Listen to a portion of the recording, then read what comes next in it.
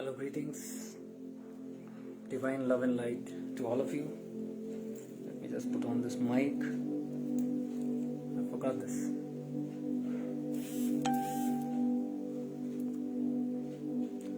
Warm welcome to all of you. I got to plug this, I forgot. Okay. Yeah, I'm done.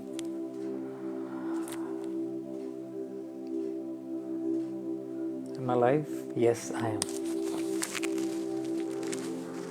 Okay, so today I came in without notice because I was not sure if I'll do. By the time I saw it was close to 12 o'clock, so I said, let me directly come. Greetings to all of you. Much divine love and light to all of you. Just give me a moment till I share this to my other profiles.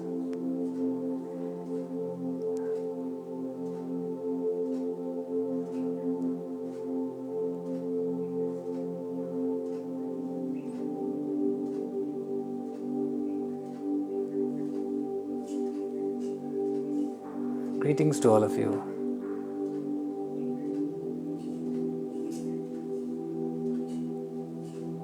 Just one moment, I'm just sharing it to one place.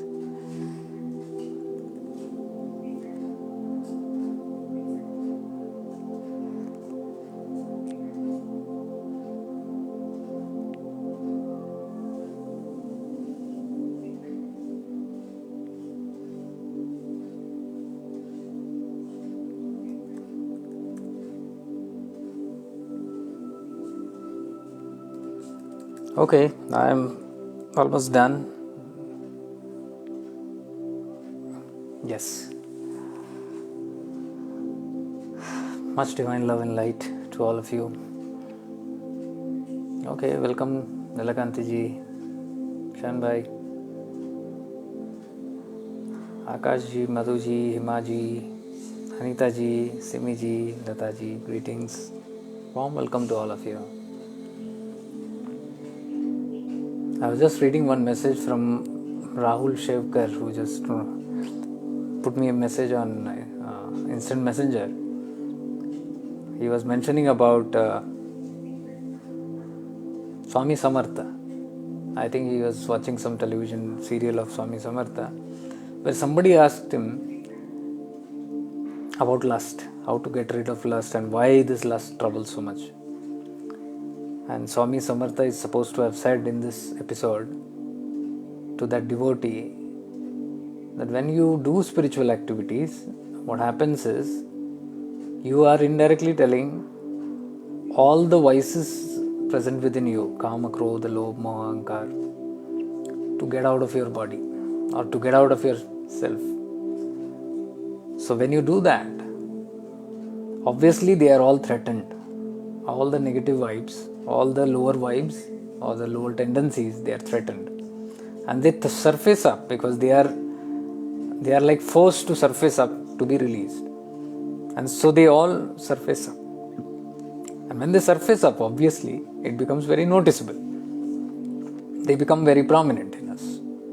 Kama, Krodha, Lobha, Moha, all the attachments, all the desires, the lust, anger, greed,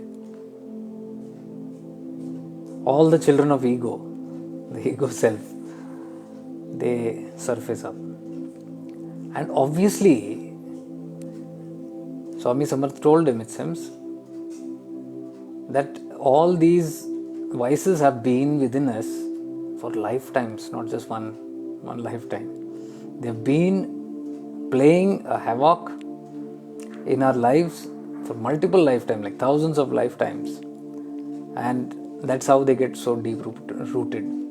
They become a part of you. They are a part of the false I, which we carry around from lifetime to lifetime. The false I, the shadow self, the unconscious self.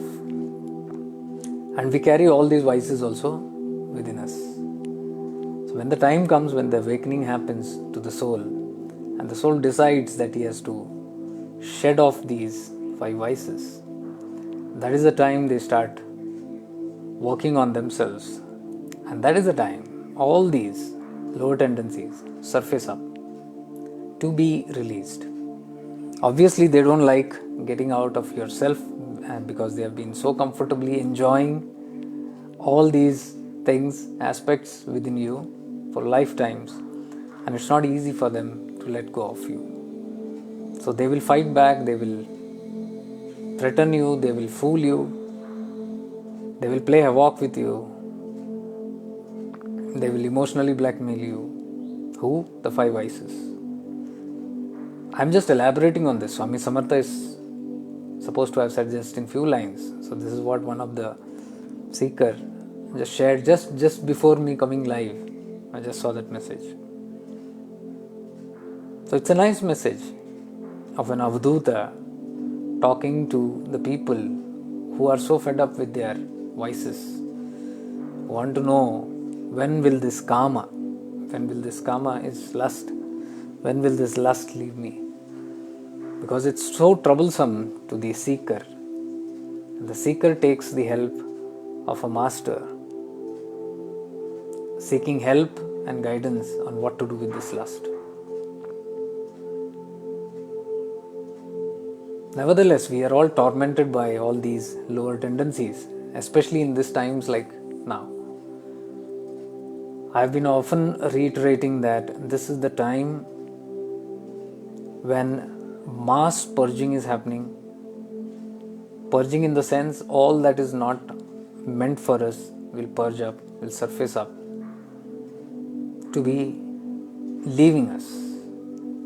And that is the time they are going to be more challenging. Why challenging? Because all this time they have been hiding in our unconscious and acting from our subconscious and our unconscious. So they have been playing it very safe, all these lower vices. They have been literally attacking from their hideouts. It's very difficult to trace them out, catch hold of them. If you try to hunt where is anger within you, it's impossible. If you try to hunt where is lust within you or attachment within you, you know there is an aspect, but you don't know where it is rooted.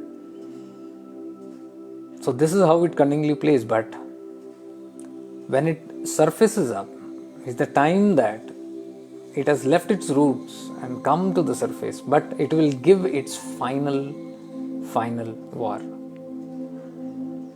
Because nothing wants to die. It is the very nature of all entities, all aspects, that it doesn't want to die. No entities also want to die. These aspects also are entities. They become entities. It's my personal observance also. When these subtle aspects within us live for a long time and they are repeated and we hold on to them very strongly or we use them multiple times, they begin taking a form like an entity. And they then thrive and start living within ourselves like an entity. Not just these five vices, even our thought patterns. What we repeatedly think, even the negative patterns, what we call as entities or possessions and all that, it's more internal than external. We create entities. It's my personal experience also. When you repeatedly think something negative, or you have a certain aspect or a certain tendency which you have been very strongly following for lifetimes, or now consciously you know this lifetime. So if you have been following that or using that pattern or tendency continuously, it begins taking a form, an energetic form, like an entity. An entity like it has got its own life and its own intelligence. It operates as an individual entity within ourselves, within our minds, within our bodies, subtle bodies. And then they become our obstructions. They have a different life within us. They have a different voice within us. In the conscious space light group, There are so many people. Is there clarity problem?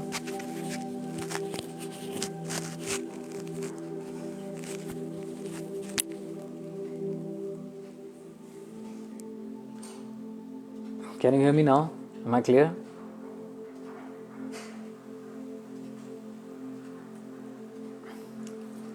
Am I clear now?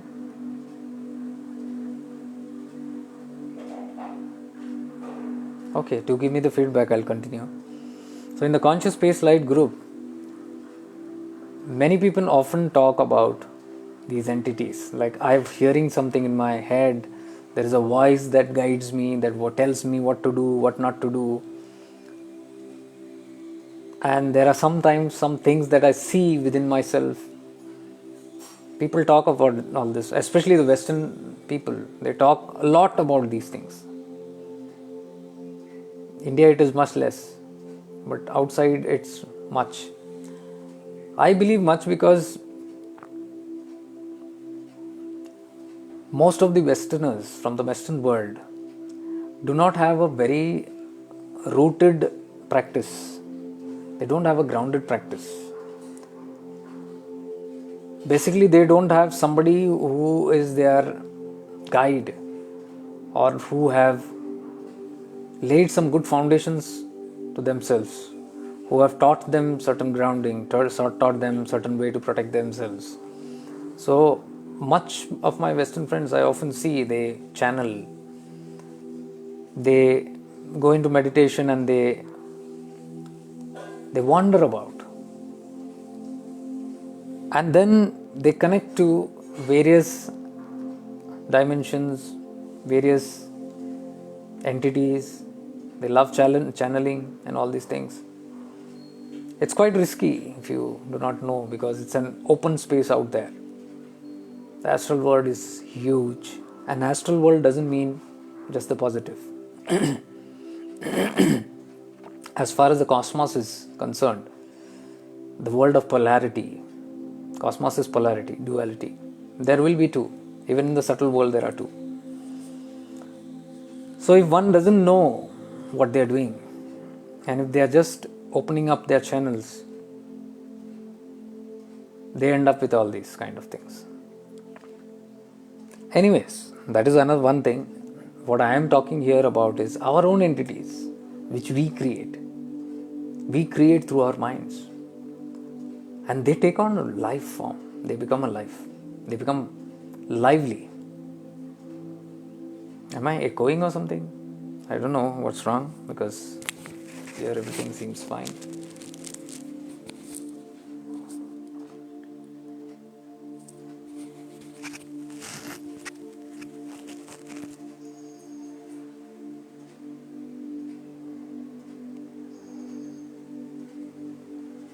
I have seen how these thought forms, negative thought forms especially, take their forms in our minds.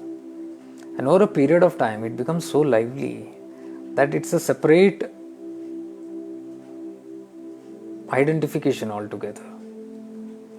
And since it's a negative aspect, it will be in polarity towards your positivity. The good self, the real self, will be in opposition to this. Two different dualities. So then it will become very much obvious. If you are in a state of awareness, you become aware of these shadows. These are called shadows. The shadow part of you, the false self. I've seen multiple of my own shadows, which look like me but they're not. Which represent me but they're not. Oftentimes, taking such appearances in such strong forms that you begin to identify with them and you feel they are the real ones, because they represent themselves so beautifully, so strongly, to make it known that they are the real ones. And that is when they talk, our own thoughts. When they talk, you feel like an entity is talking. So people say there's a voice in my head that says, it's your own voice. It's your own consciousness that has taken that form. We are creators. We can create in the material world as well as in the subtle world. You must have heard of Manasputra. Manasputra is something, a child, an adopted child, adopted by the mind, created by the mind. If the mind is very focused, and if especially the higher ones, the great ones, the noble souls, who have established themselves, their willpower to such an extent that what they think about instantly manifests. Such beings have the power to create anything even in the astral world. That is how the great rishis are said to have created even universes. Forget one or two beings, universes. In the universes there are, how many innumerable kinds of species and beings. So this is the possibility that the highest forms of humans have. And since we are in the part of evolution, we also do have these kind of powers, but they are not in their full view yet. They are still in the state of infancy, but they do have the power to create at least little small ones, if not such mighty things, smaller things. And that is how we end up creating entities in our minds.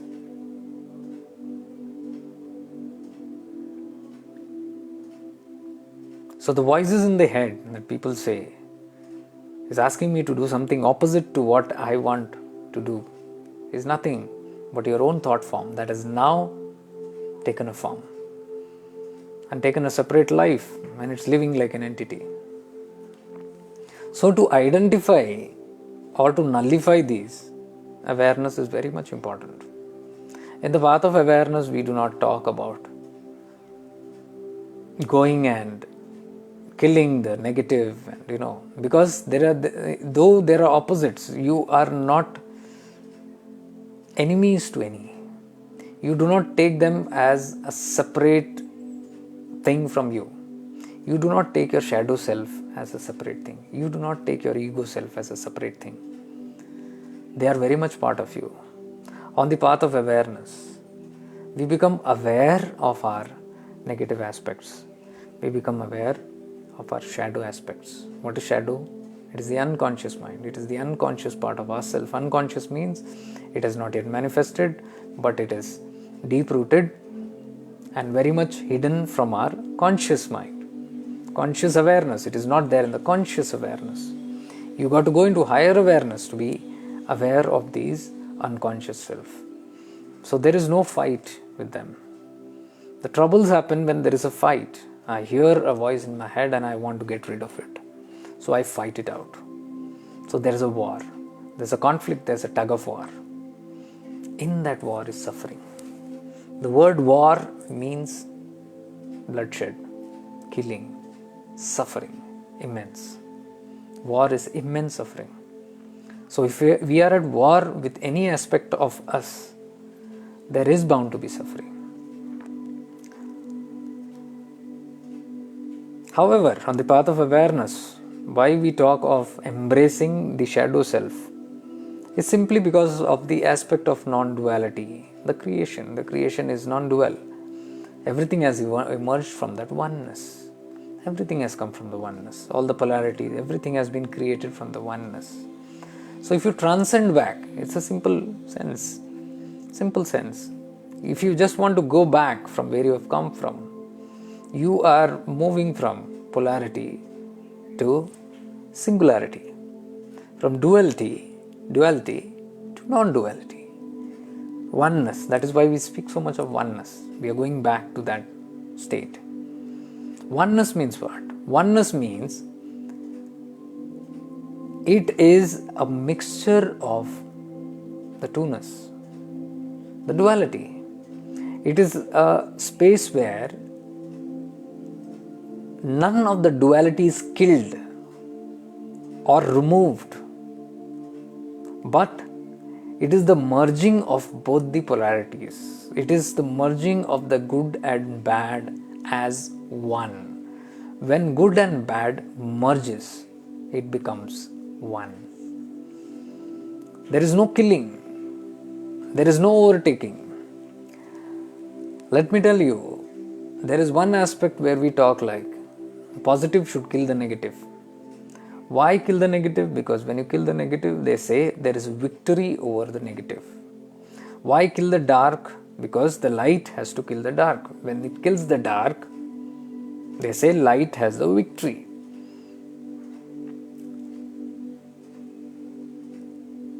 If you merely closely observe, what is light?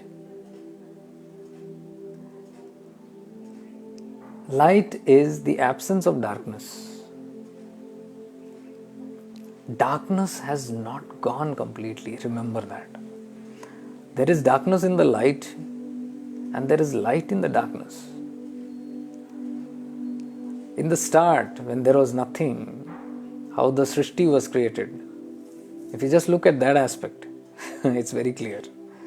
Out of nothingness, it says, first there was light. The Bible says, the Quran says, all the Vedas, all the aspects of the Vedas, Upanishad, they talk about this, how the cosmos was created. But the light was the first being that came forth. So light came out of nothingness. See, nothing means what? Nothing means there should be nothing. Then if there is nothing, how did light come out of nothing? Isn't that amazing?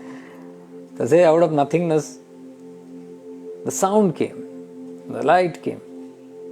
That means in that nothing was hidden the sound, the light. And so was hidden the darkness also. Because where did the darkness come? Where did evil come from? We call the good and the evil, the gods and the devils. And then we say God created everything. If God created everything, the evil is a part of everything. That means God created evil too. It makes proper sense because out of non-duality emerged duality. Duality means polarity, opposites. There has to be opposites in duality. So, if there is a good that has emerged out of that nothingness, obviously there has to be the polarity to it, that is the bad or the evil. So now what is there to kill each other? There is nothing called killing each other because it has all come out of the same source. So we don't fight about it. We are just looking at both these aspects as a child of the same source, of the same parents. And when you know, they say then, the darkness is playing havoc.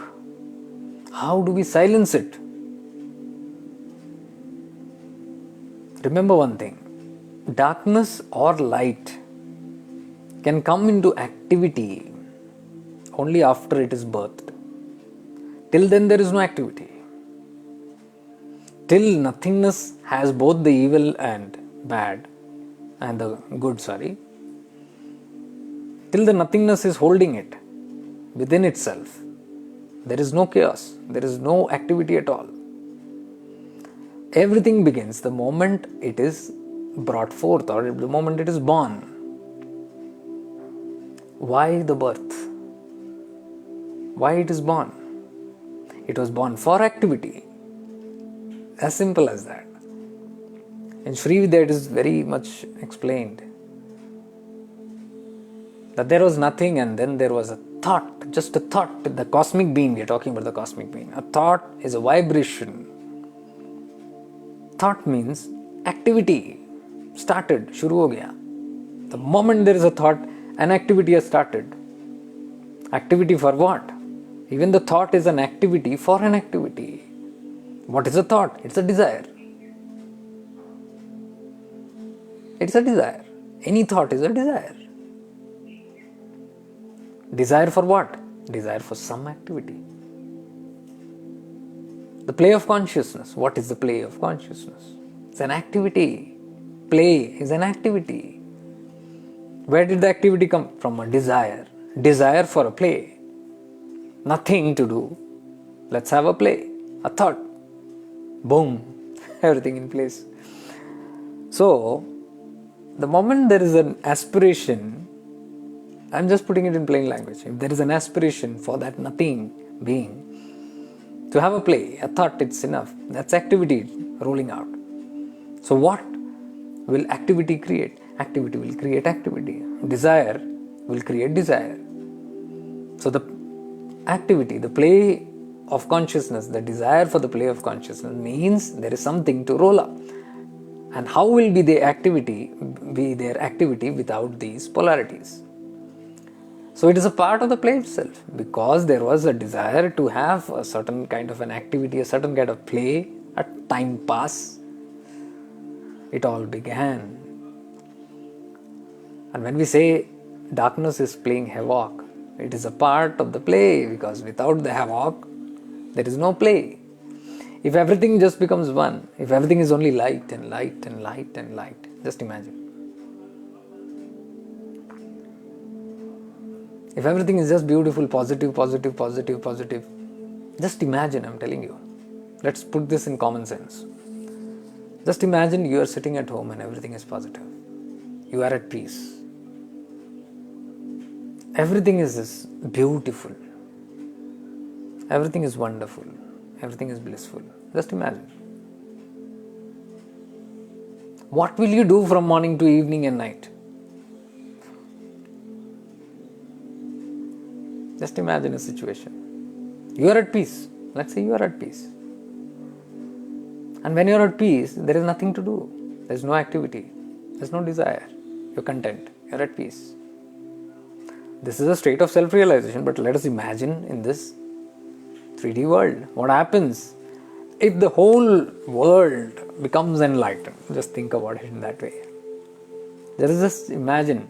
Because here we are thinking about curbing the negativity, the darker everything, and only light, let only light prevail.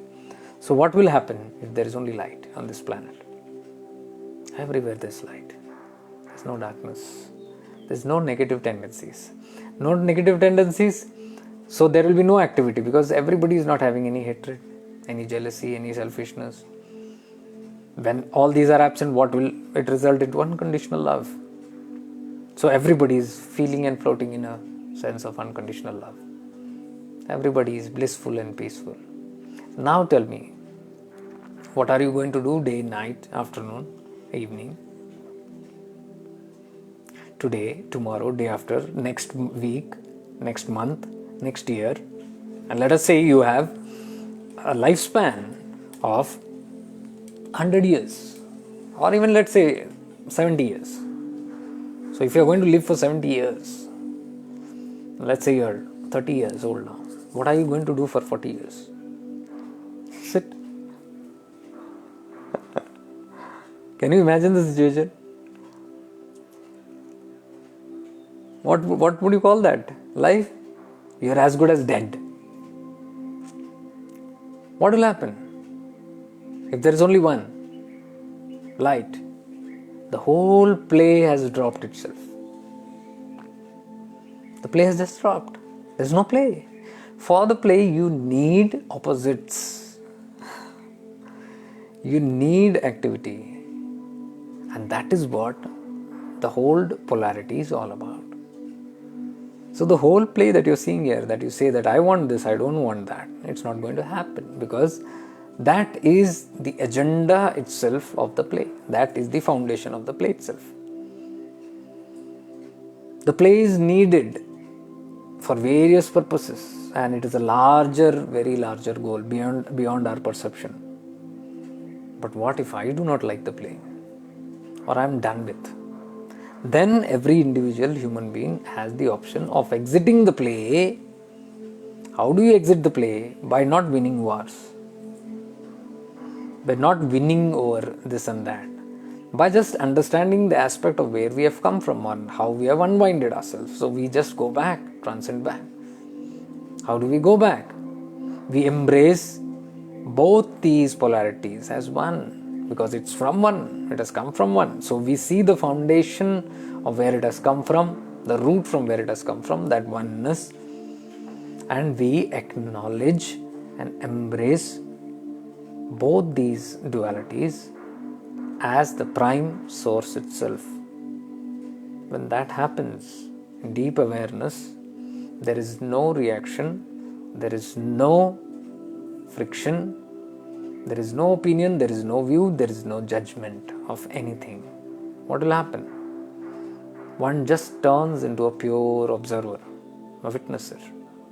You observe both these aspects, but they are not troubling you anymore because you refuse to be troubled by them, because you have now made peace with them. How?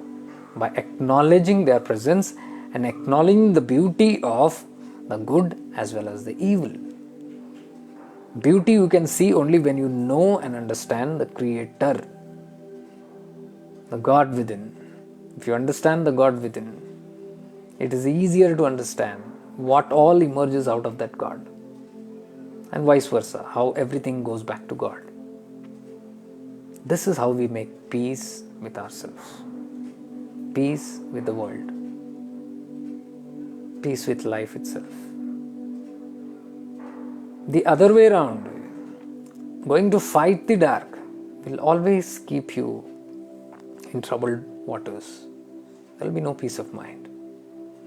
There will be absolutely no peace of mind. The other day I was seeing a verse, I don't remember exactly, it was from the Upanishad, which quoted saying that unless you see the oneness in the diversities of this world, which includes the religions, unless you see the oneness and realize the oneness that is there in this two-ness, in this dualities, the Upanishad says you will never have peace of mind. Means, if you do not realize this and if you say I have to empower or overpower, that is not the highest form, that is not the God self. The Supreme Source doesn't destroy its own part. If we have Brahma, we have Vishnu, we have the Rudra or Shiva. Brahma creates, Vishnu sustains, Rudra destroys. Now that destroys, that destruction which is there, it's an annihilation of finishing the whole game itself. Do you see how the destruction happened? The word is called destruction. I don't believe in destruction. Shiva doesn't destroy. God doesn't create to destroy. God withdraws. If He has put forth a play, the Creator has put forth a play. If He is done with the play, He will just wind it up. There's no need for destruction. I think that's a wrong term that's been used. If you have settled down with your friend to play a game of cards, let's say cards, you're playing cards, and you play for 1 hour, 2 hours, 3 hours, and once you're done with it, finished with it, and bored with it, you feel the need to now withdraw from that play. And when you stop the game, what do? Do you destroy the cards? You just pull back all the cards that you played out. It's as simple as that. You create, you bring the cards, you sit with your friend, you play the cards, you begin, creation begins. You have begun birthing, you have birthed the game, you have begun the game. Then for 2 to 3 hours, you sustain the game by playing the game. How do you sustain it? By playing it, by maintaining the game. In whatever ways, multiple ways, you keep on playing and playing and playing in different forms. Every game is different. Every time you lay the cards, it's different. But you enjoy. Why are you playing the game? Because you're enjoying it. Why can you keep sustained for 2 to 3 years? Because you're enjoying the game. Till there is enjoyment, you will play the game. Once the enjoyment ceases and once there is a satisfaction and contentment with the game, a saturation point reaches, then you start getting fed up. Then slowly you see you beginning losing interest in the game itself. that is when you decide to finish the game. And how do you finish the game? As gently as you begin the game. Simple as that. Because it's a game. The game is done with. The purpose is served. You now pull back your cards, tuck it into your pocket and leave. Now in the cards, there are all kind of cards. There is a joker, there is an ace, there is a queen, there is a king. All kind. All values are there, 1 to 10. You utilized all of these characters to play the game and you enjoyed with it. But when you're finishing the game, do you destroy the joker? Or does the king become superior? Do you take only the king card and leave everything and leave? No, you take everything together with it. Even the joker comes, even the ace comes, even the number 10 comes. You fold it up, tuck it into your pocket and leave. At peace. That's how the whole game also is about. There is no war actually. The war that we always say that destruction, why do you use the word destruction? Shiva destroys. It is a reflection of our own mind, the human mind, the egoic mind, which has all the tendencies of destructions. A human mind of ego can only think of destruction. So the language also will be in that manner. So we imagine that God also to be a destroyer. That's how we form all these terms. So the game is as simple as that.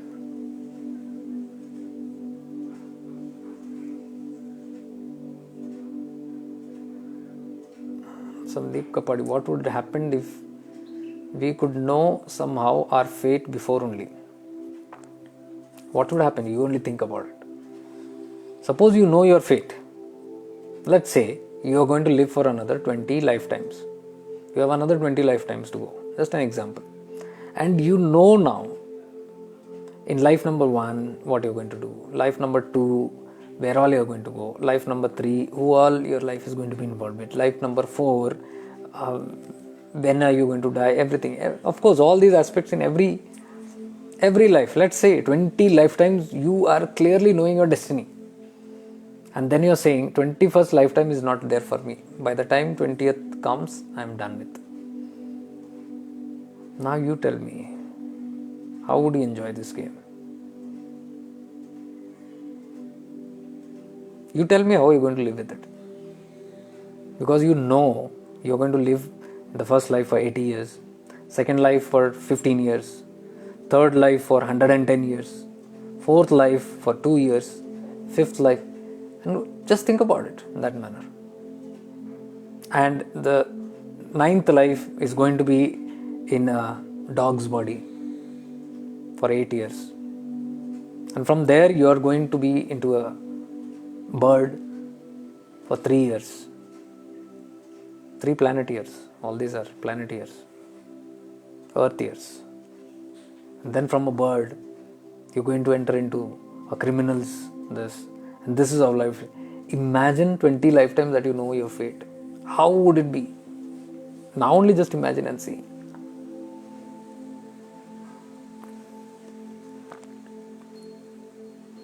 So robotic. It would be so robotic.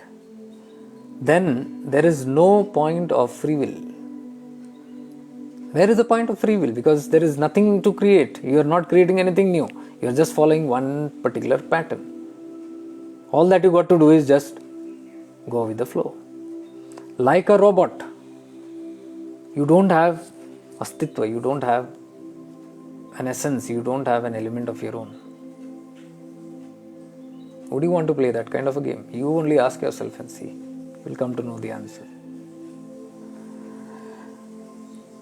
That's the fun in the game. When we call the play of consciousness, nobody knows what happens next. When you're playing the cards, you don't know what's next. You don't know who's going to win for sure.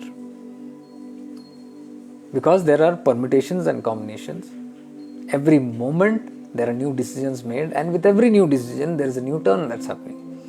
The whole cosmos, if you see right now, is not predestined. There's nothing called predestined. It all happens moment by moment in the now. In the now.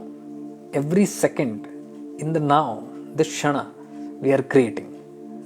I as a creator, you as a creator, we as a creator, we are all creating. I create for myself, you create for yourself, and we create for ourselves collectively. Who is going to do what? Nobody knows. Collectively, what is going to happen? Nobody knows. Even if anybody knows, it will be only for the moment. Let's say I am an Antaryami and I know everything according to the present state. Where are we heading? Yes, we can know. Right now, if this is my life,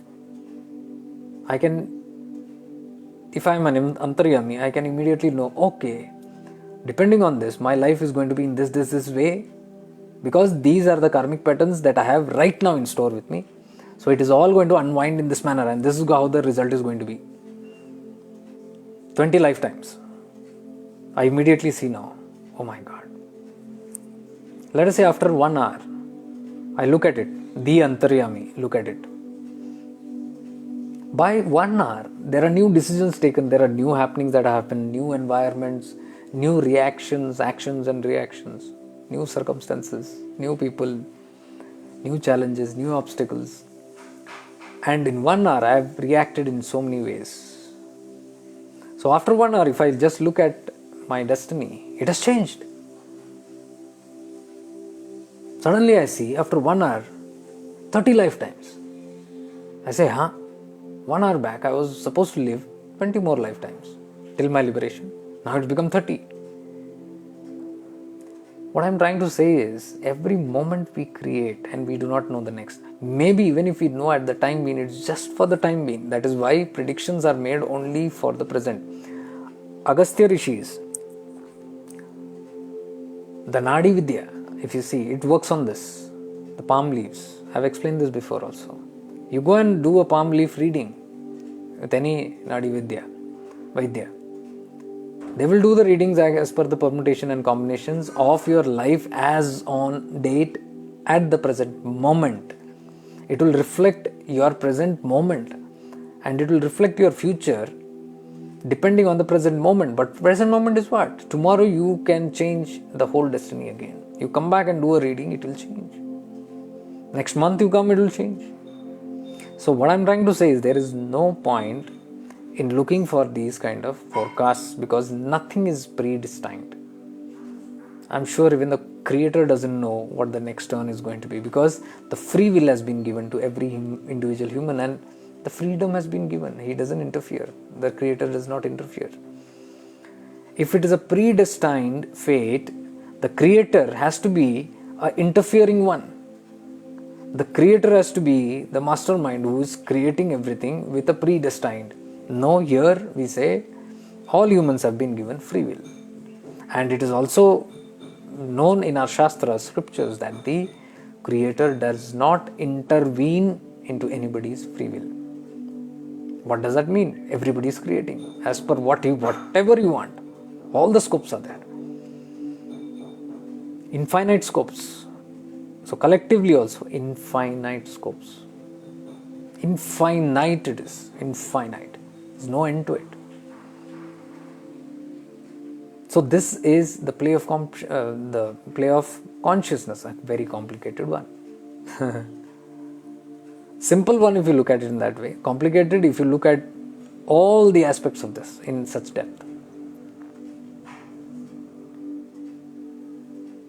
That is why you don't even have a memory. See, I'm sure this is deliberate. The creator's creation is very deliberate. If there is so minute perfection in everything that has been created, why could there have not been memory given very commonly to everybody? That you remember all your past, like you just now asked here. What would have happened if you would have known our fate before only?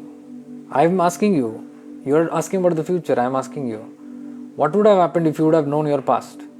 All your past. Everybody knew our past, where we are coming from. It will be such a complicated mess. Right now, just imagine, you remember suddenly everything. There are about 150 people in this lifetime with you whom you know and are associated with, and you remember all your associations with all these 150 people in all your previous janmas. Let's say you have had 500 janmas with all these 150 people, and every lifetime a different complication, a different role. You see the hodgepodge. If you ever know your past and your relation with people and things in your past, you can never live your future. You can never live your present. Just imagine if you knew that your son was your murderer and an enemy in your last life. Your daughter was your mother in your last life. Your servant was your father in 10 lives before. So many complications, you just see. What would have happened? How would your emotions be towards all these beings in your life, 150 people, in the present moment once you come to know about it? You will never live naturally with them. You can no more be spontaneous. Because we are all crowded by our vasanas and tendencies. The vasanas and tendencies will come into force, make judgments with all the revelations that you have for 150 lifetimes before, or 150 people in this lifetime, 500 lives before, and you are in a mess. Life cannot function even a second with this kind of a structure. That is why deliberately the memory has been erased. The memory is erased with every lifetime. So also is your intuition toned down. Because both these possibilities are not absent, they are possible. You can have deep memories of all your past, and you can have visions and forevisions of your future, but it is not an open game to everybody. It is given only for a few who can transcend first their lower tendencies, who can transcend all the lower aspects of themselves. Because if you carry your lower aspects and then the future and the past is revealed to you, you will create havoc to you, not only your life but to others also. So this is not given to a normal human being. It is only possible for a supernatural human being who has transcended all these lower. Because when a person reaches that state, where one is very much purified, and at that moment when they see their past and future, they will still remain immune to it. They will have no reactions. I've explained this in Mahalaleshwari's many stories. How Mahalaleshwari knew all her past lives. And she knew even her future lives. But what made her move with ease in this life was the purity that she had. She had mastery over all her lower tendencies. So they could have never come and caused a hurdle to her. However, we see of one aspect where she had the biggest hurdle, that she could not accept her husband as her husband. And this, she openly, honestly reveals that she has not yet had full mastery over this aspect. Because now in her memory she can see that her husband of this lifetime was her son in the previous lifetime. This picture is very clear. The moment the husband walks in front of her, all that she can see is the husband as well as her son. So she's not yet perfected this one aspect, and she is troubled See, troubled. Troubled why? Because now she has to fulfill the duty of the husband. And when she wants to fulfill the duty of the husband, she sees a son in her. See the complication. This is what I'm trying to tell you. Imagine all your relationships are just opened, stripped in your mind very openly. And everything is revealed who is who to you. You'll never be able to live with them. And that is what happened to Malaleshwari. She left the house because she said, I was so troubled with this aspect that I couldn't know whom should I cater to, as a husband or as a son, as a mother. So I chose to leave the house and abandon this aspect altogether. See, there also she is honestly saying, because that aspect had no full mastery. If there was complete mastery, maybe she would have done some other. But she had to leave. So a person of that stature had the tendency to run away. At that stature, you can see what havoc it can cause to us who are so impure. There's so many impurities to deal with. You can imagine the plight. So I hope this answers your question, Sandeep ji.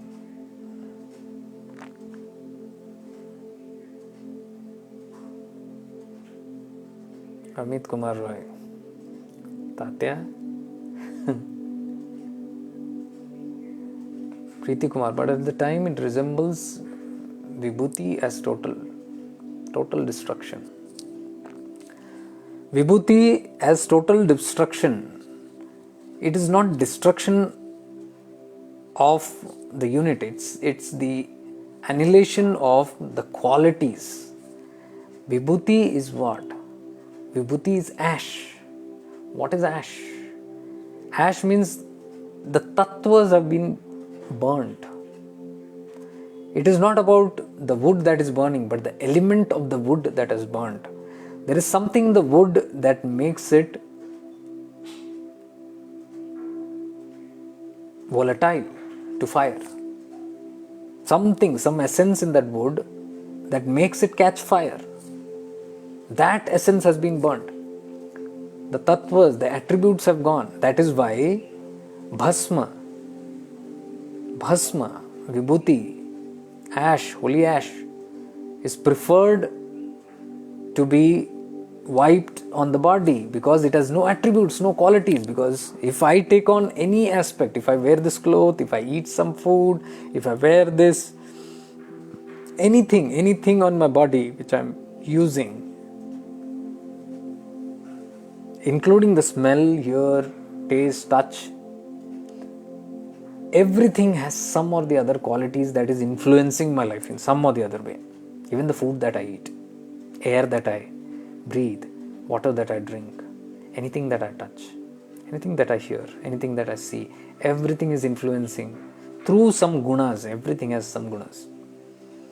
Depending on that gunas, it affects my life also. If I eat some food, you can imagine the quality of that food.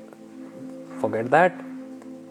It's so deep and subtle that even the person who has cooked the food, the thoughts, the qualities and attributes of that person who is cooking the food transfers into that food, and that food, when it transfers into your body, you tend to catch on the attributes of that person who has cooked it. Far apart is non-vegetarian, where the animals you eat have all kind of emotions and tendencies, all kind of abstract emotions. That becomes a part of the food that you consume, and that quality becomes a part of you. That quality of fear, of anger, of vengeance, of violence that is there in the animal becomes you. It influences non-vegetarian food, influences your life very badly. So also the cooked food. If you eat from outside, you are actually eating somebody else's quality. This is how We are influenced in this planet that we live on. Every way, everything has got a guna. So we talk about ash, holy ash, bhasma, vibhuti, which is burned down to such an extent that all the elements, the attributes are destroyed. There are no attributes. Now ash can be anything. It can be a wood that is burned down turns into ash. A cloth that is burned down turns into ash. Anything that you burn down, paper turns into ash. Anything that you burn down turns into ash. So it's not what is destroyed. The element of that which catches fire is destroyed in it. And that is why, interestingly, vibhuti is given with sankalpa. Sankalpa is volition. The will that somebody gives. When a saint gives vibhuti, it's with a different meaning. That is why sacred ash is given with certain sankalpas. You go to a yogi with some boon, with asking for some boon or some favors. What he'll do is he'll take the sacred ash or the vibhuti and mutter something and give it to you. Why? Because the ash has no attributes at all, and it is just a material which is pure, attributeless, guna, no gunas. So now in this pure element,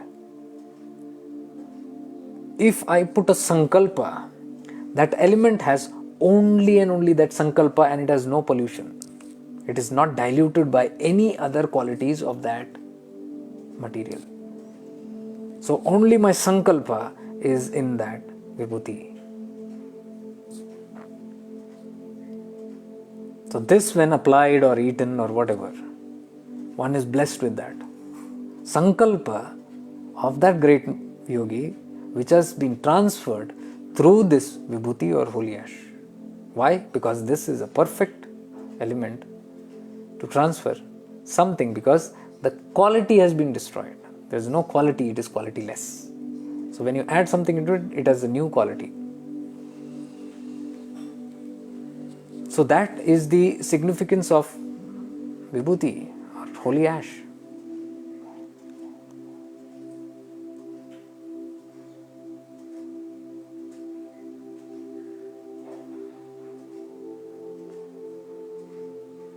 Binduji, pranam bhaiya. Why is human ash used for bhasma arati at Ujjain temple? Ujjain temple is that. It is an aspect of Shiva where everything is annihilated. Shiva is nirguna. Nirguna is what? No gunas. Gunatit, beyond the three gunas, satoguna, rajoguna and tamas. Sattva, rajas and tamas. Three gunas. It is over. All these have been annihilated. And now it has become gunatit. No guna. Nirguna. No guna is nirguna.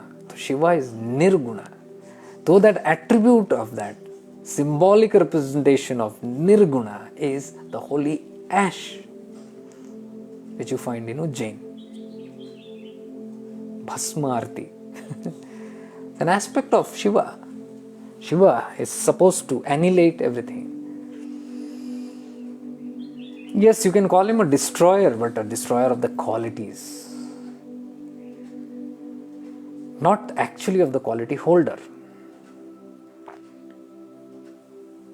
Because quality holder means human, destroying humans or destroying the creation. It is just a process of pulling back everything that has been created. Like I said, you lay the cards to play and then you pull back the cards.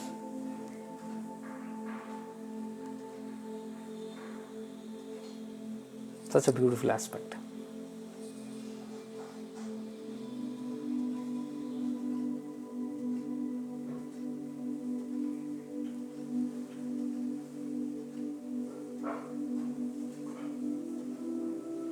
Yes, so I was telling, If you have any questions or anything that you want to just share, you can please share. Today I am sitting with no agendas. I didn't know even what I'm going to speak while owning this. So all that I saw was that message of the Avadhoota. It said about Kam, Krodha, Lobh, Moha. When is this going to get off? Somebody asked Swami Samartha, and Swami Samartha said, these are going to cause challenges to you because they surface up to be released. Why they are releasing? Because you are doing spiritual activities. And when they are going to be released, they are going to have a fight with you because they don't want to die, because nothing wants to die. Nothing wants to die. Not even dark wants to die. The last thing that has a terrible problem dying is the ego. That's the last thing that is going to die within us. And it will give up a fight. Mark my words. It's not going to spare so easily and give up so easily. See, there are so many aspects. It's very beautiful. I have observed this in my life. Whenever I am supposed to do a spiritual activity, or whenever there is a good intention to do something, and this I will tell you, you can notice this in your life also. Notice this in your life.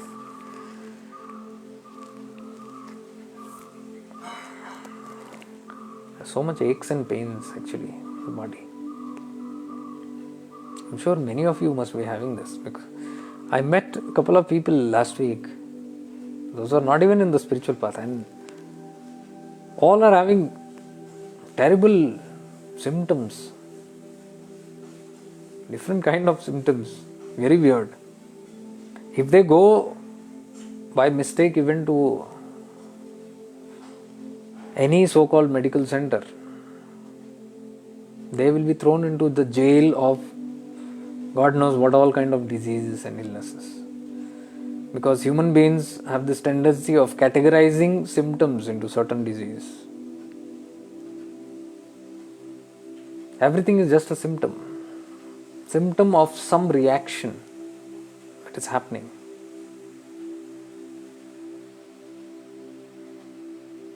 You see the variety of symptoms that can happen.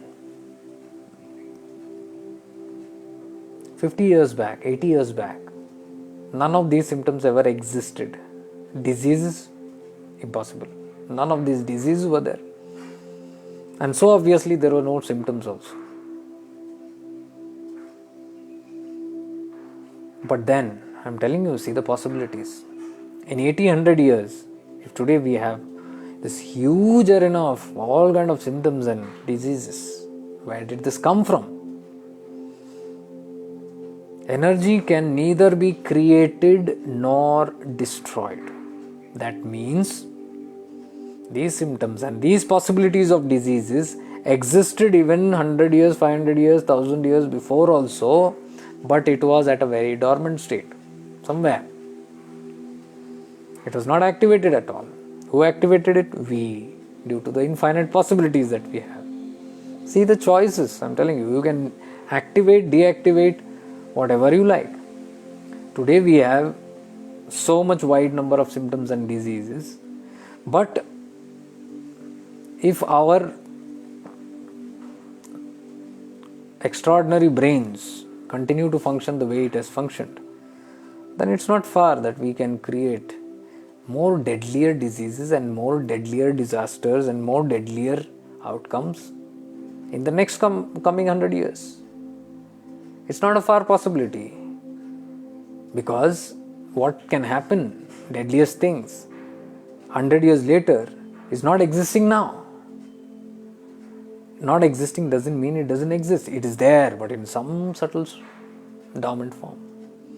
So if we keep on pecking on it, and if we keep on activating it in some way, we have the infinite possibility of bringing forth into life newer things. This is how we create. So I was looking into many people this past week who have so many kind of symptoms and problems and weird. The medical industry is completely confused now. because new creations are coming in. Their limited education of 10 years, 20 years in this medical field is unable to handle this new thing. Because what they learned 20 years back in their medical science, this was not covered. Something new that has come up. So you can see how limited even our studies are. What we are studying, spending 10 years, 20 years in specializing, by the time we specialize, something new has come. And that just means the medical experts who are working in this world right now are working with medical knowledge that is outdated decades back. They are using the medical knowledge of decades back to practice in a world today where all those things do not exist anymore or have randomly been outshadowed. Most of the things don't exist. All new things have come. And by the time the new investigation is done and the new studies are done, new researches are done, new syllabuses come in place, and new education systems come in place, by the time they devour this education and call themselves expert, they will have a new set of challenges to handle. You can see the absurdity in all this.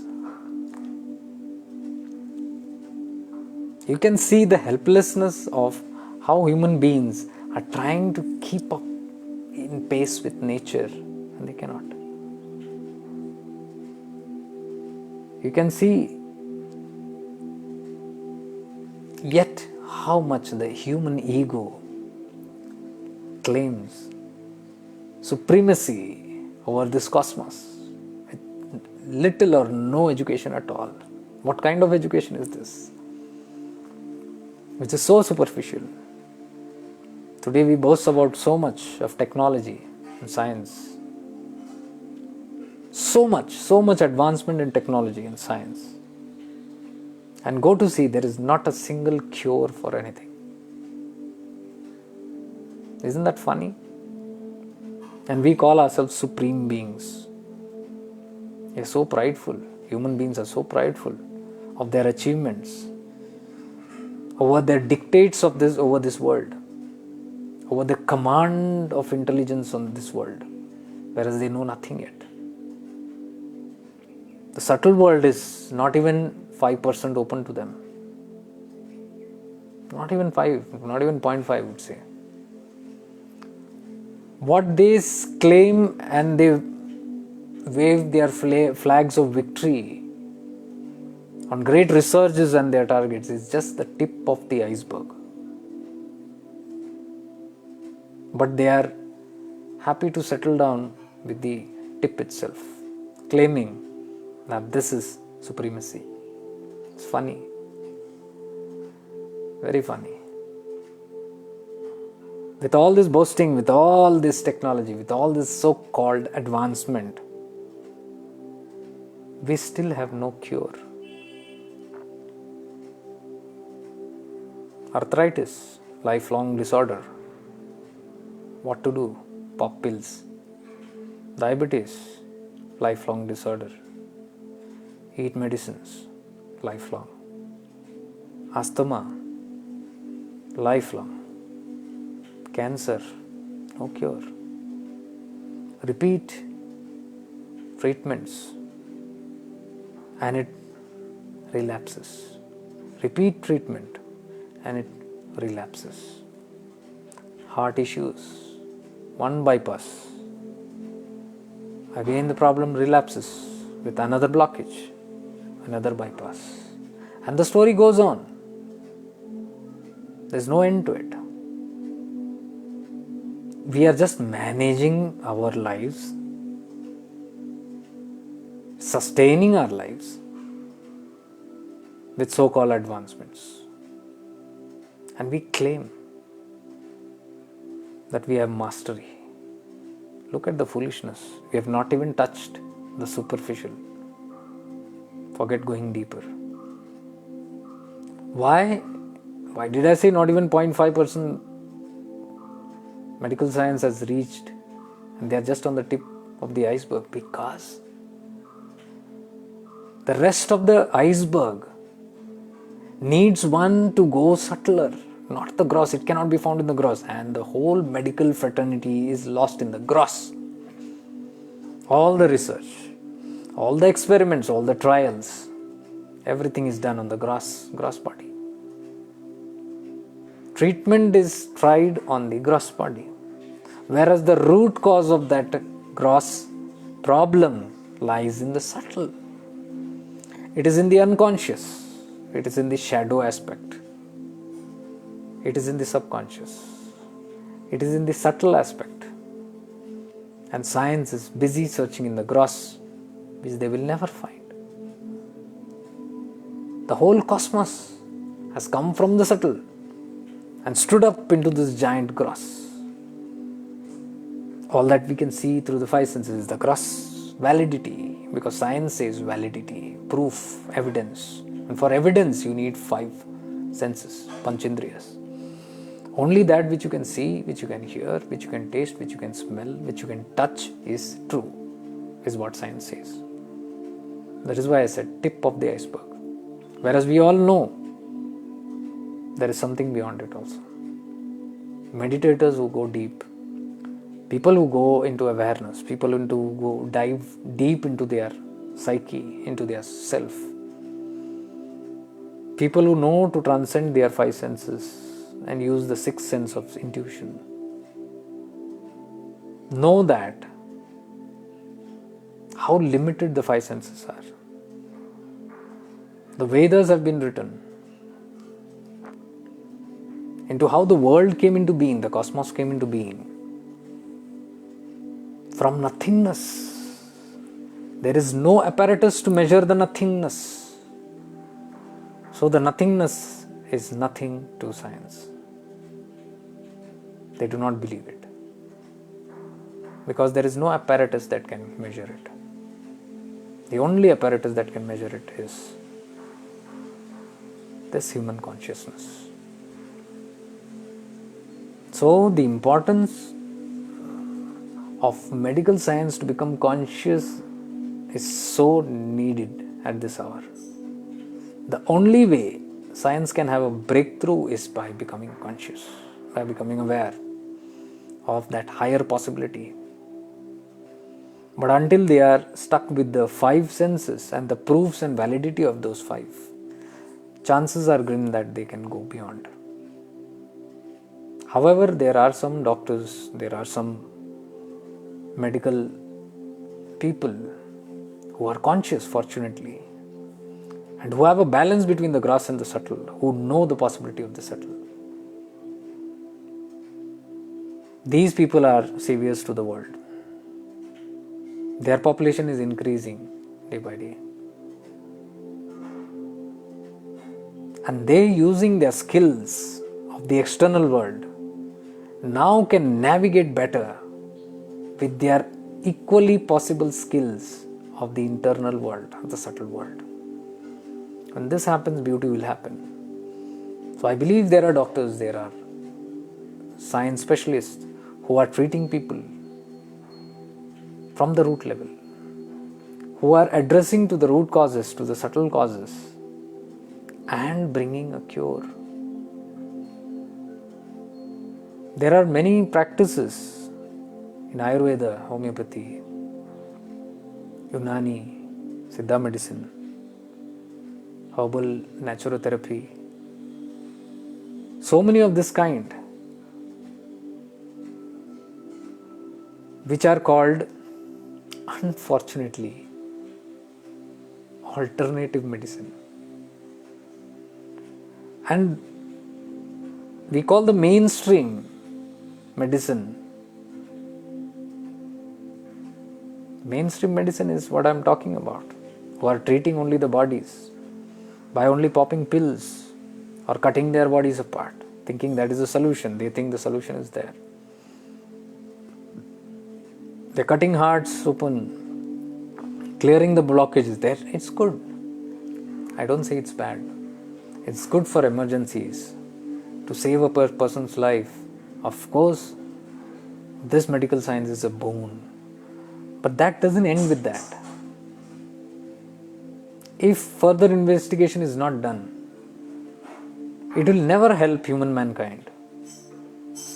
It will only help build up businesses. It will only build up greed, lust for money, and thus be deviated from the main practice of helping the other souls. So that becomes a big, big limitation in this modern world. So it is a boon to have conscious medical professionals who can look into both the aspects, balance it well, use their profession to use the tools on the gross. There are surgeons who do surgery, but they do it only when it is necessary. I know of people, surgeons, who first try to treat the symptoms, go deep into their psyche, try to heal it from there, so that they eradicate the possibility of surgery. This is a conscious surgeon. Very hard to find. Because normally surgeons means they have to cut open. Because that is how the world is looking into. That is how we have been trained. Cure or not cure.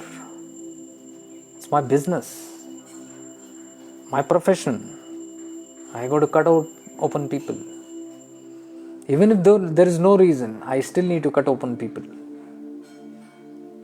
Why? It brings me money. Why? Because my intention of coming into this medical fraternity was not to serve, but to earn money. So when the intention is that way, obviously my act is going to be that way. Fortunate are those beings who enter into this line with the intention of serving and helping mankind. Anyways, I was just talking about this medical symptoms that people are having. It's so troubled. Today's mankind is so troubled. There is no one to tell them and guide them. It feels like everybody is being so misguided, misled by this technology, by the so-called saviors, because everybody goes to them as saviors. All the people, after they know God, the next God that they know is the doctors, upon whom they live their whole life, their whole energies, their whole earnings. They surrender their life to them because they look upon them as the next gods.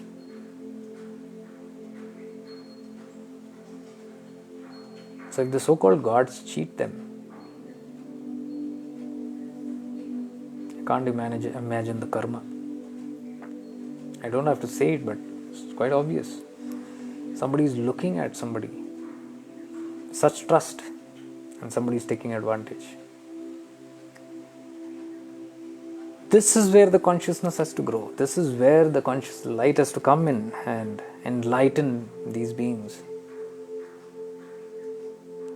I hope that's happening. I think that's happening. But to a large extent, when I look at people and when they look confused. Yesterday I met a lady whom I met after 20 years. And I was at her home.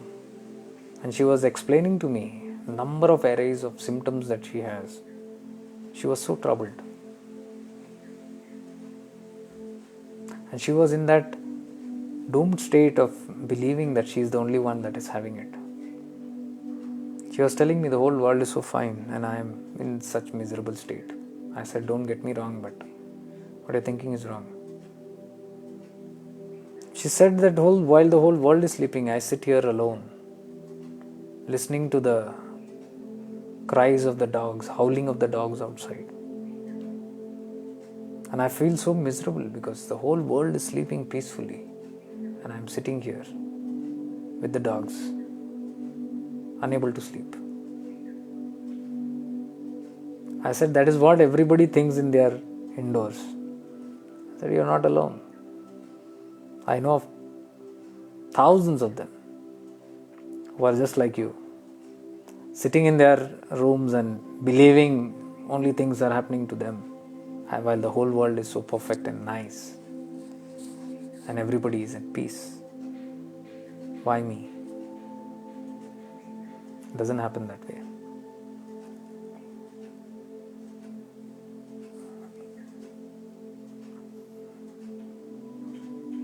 Bindu Dineshan would like to know more about 95-year-old Buddhist monk Tich, who left the body recently.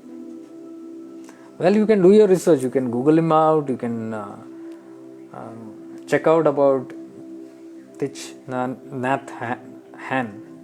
That's how he's pronounced. He's a great master of awareness. He was a Buddhist monk. I believe he was the only monk right now who was teaching Buddhism at its purest level. And his intention was to bring out the purest of teachings of Lord Buddha to the world. And he was completely a man of awareness, teaching mindfulness, awareness, which is the basic of Buddhism. Buddhism doesn't believe in any God or creator or whatever. It just believes in the goodness of it.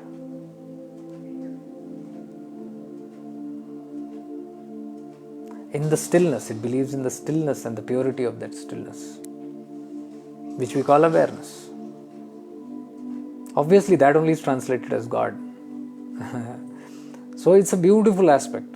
Because I've heard many of these great monks' messages, and I found it very useful in my life also. Especially because I am a practitioner of awareness myself, and I share awareness. Talks about awareness. So he has been a unprecedented and unmatchable kind of a monk of this modern time. So the gross world has lost a gross body. That's all. He is eternal, but we have lost a great master, a great teacher. He was also more focused on bringing out the noble truths of Buddhism and sharing the pure essence of Buddhism, and he strived to make the world a better place through his community. His aim was that Buddhism is all about compassion. It's all about compassion. Compassion and kindness, loving kindness.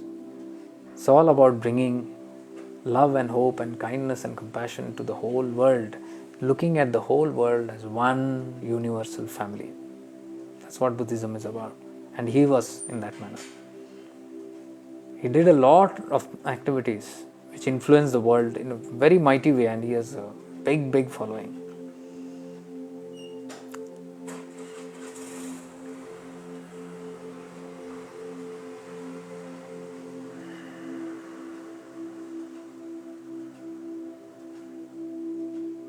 In present case, big infrastructure to sustain hospital is become a business. Yeah, it's a business.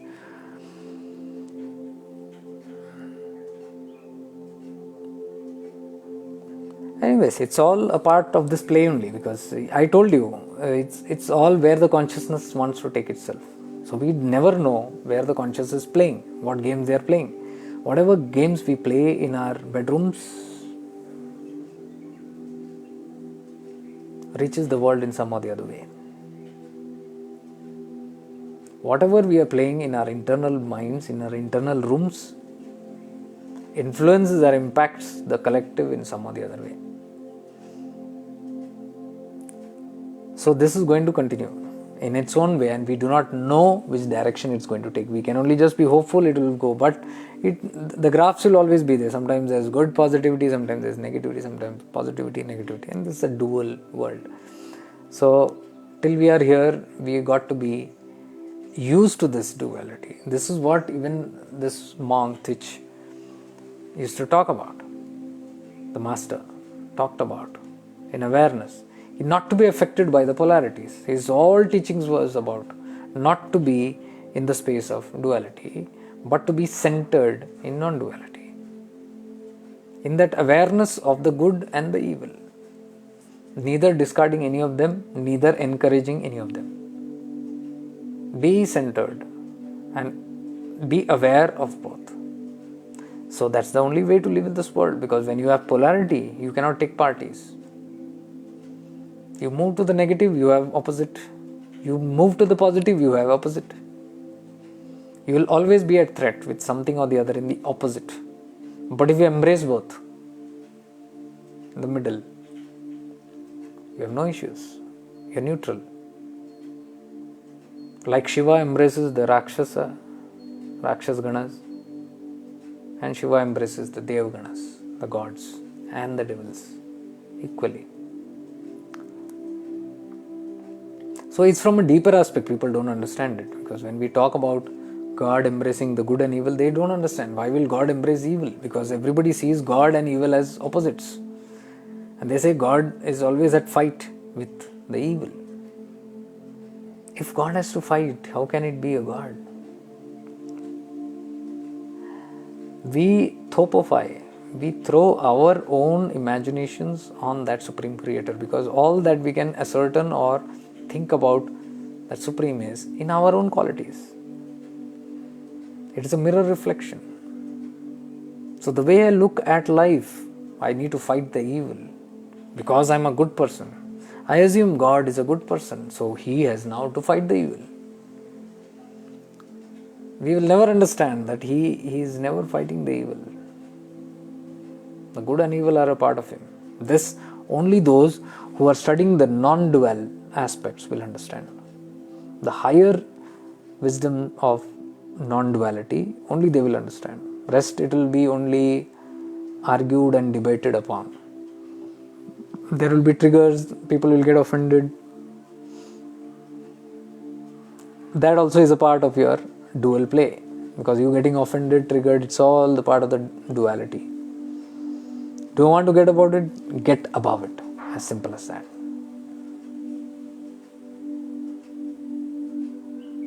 Nirlakanti ji, Bhaiya, from the last 1 year I am feeling lot of subtle energies, but it's more than that.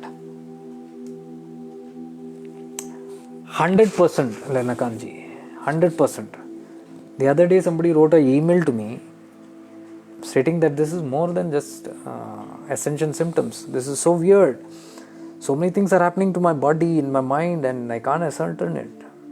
It's so painful, it's so horrible, it's so confusing, it's so distressing. Never before I have felt like this, and it feels horrible. I don't think it's just ascension, he says. It could be, he says, the pollution, the nuclear pollution, the toxins, the radiation pollutions of 5G. There are so many things happening here. So he asks whether it is the cell towers that are coming up, mobile cell towers, that have this high radiations that is causing all this. He believes it is that. Whatever you do, whatever you take, however you take, it's upon you. But the fact is that we still got to live. Whether we have mobile towers, whether we have radiations, whether we have poison in our food, in our water, poisoned air, everything is challenging right now, but we still got to live. How do we live in this? By raising the vibrations. That's the only way out, because when you raise your vibrations, your consciousness, these lower things do not affect it. Like the pandemic and all that stuff, the viruses and all what we talk about. Why it is said it affects only the low immune people? Who are the low immune? Check it out. If it has to affect, it has to affect everybody, but then selectively it affects somebody who has low immune system. And immune system is threatened by what? By lower tendencies like anger, fear, the flight and fight response, the triggers, the reactive nature. the insecurities, the restless mind, all these are challenged with a challenged immune system.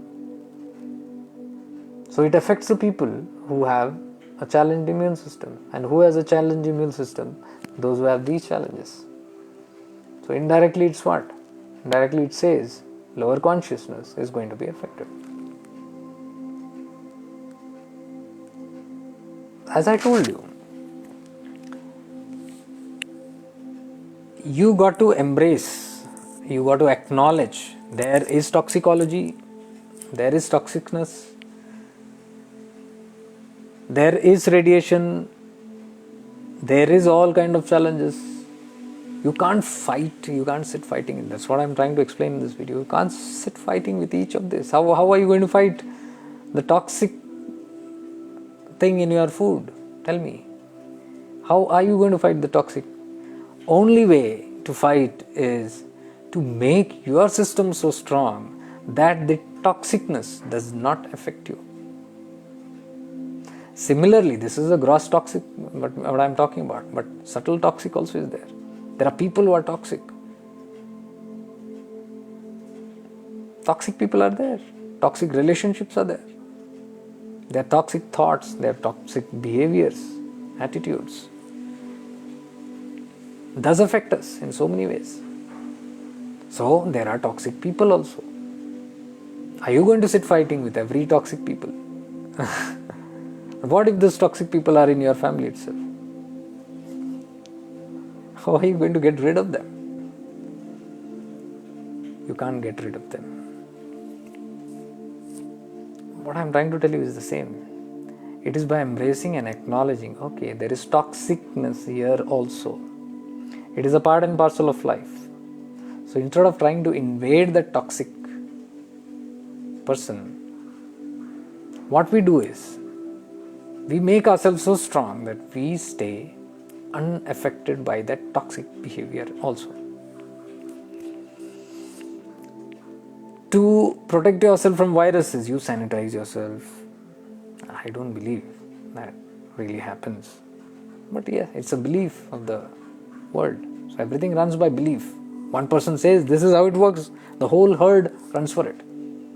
Without actually even thinking, is it really true? Why? Because fear-based. I'm scared. Somebody out there is telling me, oh, you do this to protect yourself, save yourself from death. I just blindly follow it. I don't know whether it's making sense.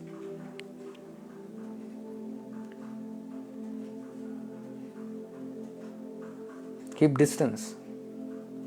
It's in our belief system. Distance is creating safety. And lack of distance, closeness is creating threats. It's our belief.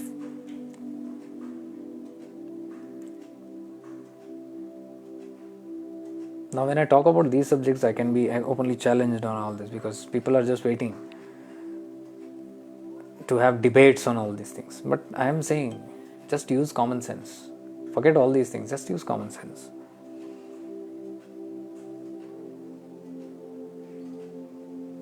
I have seen something like people maintaining distance outside a railway station for buying tickets. And when you enter the train, there is no place to keep foot. Common sense, I'm saying. Let's use common sense. It's just a blind belief. Some blind belief, because what I'm trying to tell you is, we are treating an open challenge without knowing also what it is. Irony. We are giving medicines to a disease which we know nothing about. We do not know what we are treating, yet there are medicines. Can you see how funny it is?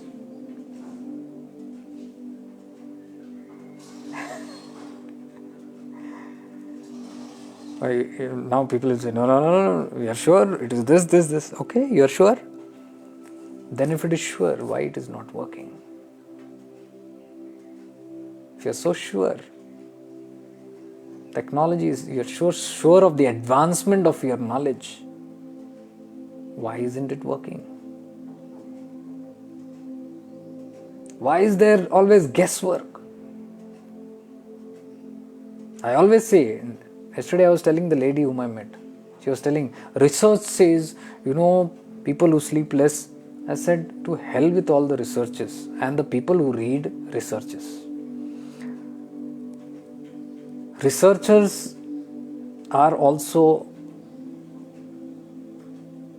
firing bullets in the air. You read all the research material. You just read. All the research studies will show one word very common. May, M-A-Y. Drinking too much coffee may lead to. Sleeping less may lead to. Drinking 8 liters of water may help in such way. Eating an apple a day may. Advancement of medicine is such that you work on surety, you work on evidence. Evidence means proof. It is evident, and if it is evident, it has to be sure shot. If it is sure shot, why the word may? Why? We are not sure of things, and when we are not sure, why highlight it in such a way that the may is appearing so fine? The rest of the people are so foolish, they read the rest of the thing, they don't see the may. They will read all the decorations about that research and they will conclude this is true. Why? Because somebody has published it.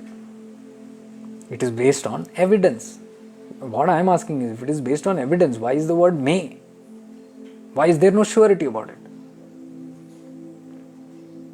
And if it is evidence-based researches that we are doing for all the viruses, why is then there not a sure shot cure for it? There is no cure, sure shot for it, because we do not know what we are treating. We do not know, because that thing which we are trying to treat is out of our range. It is out of our grossness. We are gross beings. We are searching for everything in the gross. We believe in the gross, and here is something that has come subtle. And still our egos cannot take it, that it is so subtle, and it is giving a beat. We do not want to trust the subtle. Oh, there is nothing. Beyond evidence, there is nothing. Now what is this? Without evidence, without grossness, there is something in the invisible that is firing you so much, firing the whole humanity so badly. It is like Mr. India, who has won the invisible watch and is walking around troubling people. So there is something invisible that is troubling the people right now. And how are we equipped to handle the invisible challenge? With gross remedies. That's what I'm saying. Use common sense. Don't go for what people say. Use your own awareness. See through things. You don't have to check in the mass. Oh, what have you decided? Are you going for it? Are you not going for it? Are you following this? Are you not following this? Where is our awareness gone? Because when you look at somebody else, every blind person is leading another blind. There's no surety of anything. And we are so sure of the blind because we are blinded to our own possibilities. When we are blinded to our own possibilities, we turn on to the blind. Why? Fear in us. Deep-rooted fear. Survival. For survival, I'll do anything. I'll listen to the blind also. That is how we have this mass running behind everything. Nobody thinks. It must be true, they say. So many people are doing it. It must be true. But so many people are doing it, must be true because they are also thinking. All the so many that you call, all the lakhs of people who say it must be true, they are also saying somebody has done it, it must be true. So it's a chain reaction that's happening, but nobody knows what they're doing. I'm mincing no words. Nobody knows what they're doing, including the ones who are guiding and leading, and including the ones who are following. Nobody has clue what they're doing. And what the world has ended up today in? Utter confusion. What has happened to the system? Just look around. Have we arrived to a conclusion after 2 years of this challenge? There's no conclusion. We thought we were battling something for 2 years. We thought. Because as I told you, like medical science, after every 20 years, the whole syllabus changes, the whole environment changes, and what was 20 years back given to you is of no use today, or is of little use today. Same way, this subtle challenge that we have right now, I'm not taking any names here, I don't want to, because there are scanners even in these messages and videos. There are people who review and they want to catch hold of these terminology. So I'm not using terminology, I'm using some intelligent wise words. You are also intelligent beings, you can understand what I'm trying to say without using the words, actual words. So 2 years we have been battling with something, thinking till now we are battling very successfully. Only at the end of every episode to find out that this has fooled us. What is the result? What can be the result? Chaos, because we have convinced the masses so strongly that this is it. And everybody got convinced. Why? Fear. Nobody wants to die. And when fear of survival comes in, forget the intuitions, even the 5 senses don't work. You are just in a flight or fight mode. Animalistic behavior. Just want to survive. Just look at the mentality of the consciousness, because a lockdown was supposed to have been declared. Here, they have taken off everything now, but just 2 weeks back, there was a possibility of a lockdown. And all I see is all the shops are being crowded by people, buying and storing. Panic. Everything has gone into panic because nobody knows what. Nobody is aware. Nobody is even knowing what they are doing. What is coming, nobody knows. What one is supposed to do, nobody knows. What is it all about, nobody knows. Yet, there is activity, hyperactivity. What is this activity? Fight or flight mode. Animalistic tendency of survival of the fittest. Everybody wants to survive. And when such consciousness happens for survival, man turns beastly.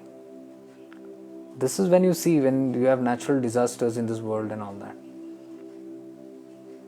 In those scenes of disaster, there will be barbaric acts.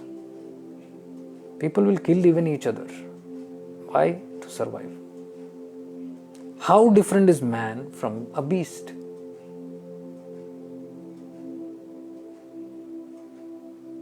These are some things that we have to question ourselves. The human consciousness has to question itself. We call ourselves human. What human are we? We are supposed to be the wisest, most intelligent and most compassionate, most intelligent creature on this planet. And this is what we do when it comes to survival. Why? Complete lack of awareness of who am I, what am I here doing, what am I going to do after this, where I go after this. After this means after my death. If one has this much awareness of who am I, from where have I come from, and where am I going, if these 3 questions are very crystal clear to us, the whole play of consciousness will come into being. It will be exposed to you. It will be exposed. The play will be exposed to you. Your awareness will see through the whole game. And then you will not be interested in the game. The survival of the fittest is one of the drama. Mindless living.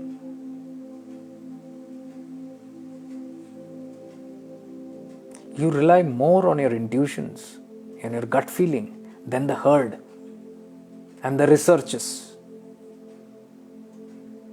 When your inner faculty dies, you have to depend on researches that are nothing but hoax. It's hoax because it's no validity.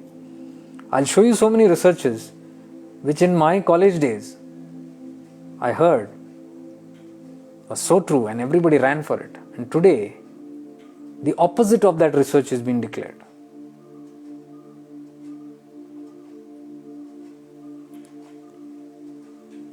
So the lady yesterday was talking to me and saying, research says that, so much number of sleep hours, sleep you must have, 8 hours of sleep, 10 hours of sleep, 7 hours of sleep. Who has told that? And what is the guarantee that when the research was done, what time was it? Which duration was it? What kind of environment was it at that time? And does it still apply to the current living? Nobody says that. Or 10-year-old research, 20-year-old research, 30-year-old research. Yes, but then and now the situations are different. We have created a different world now. New manifestations have come into place. The world is not like before. 50 years back, what the world is, today it's not that. The laws have changed. The laws previously was that you have such and such birth. And this is your life expectancy. You're going to live so much and you're going to die. This is what yesteryears used to speak. This was the truth because people died.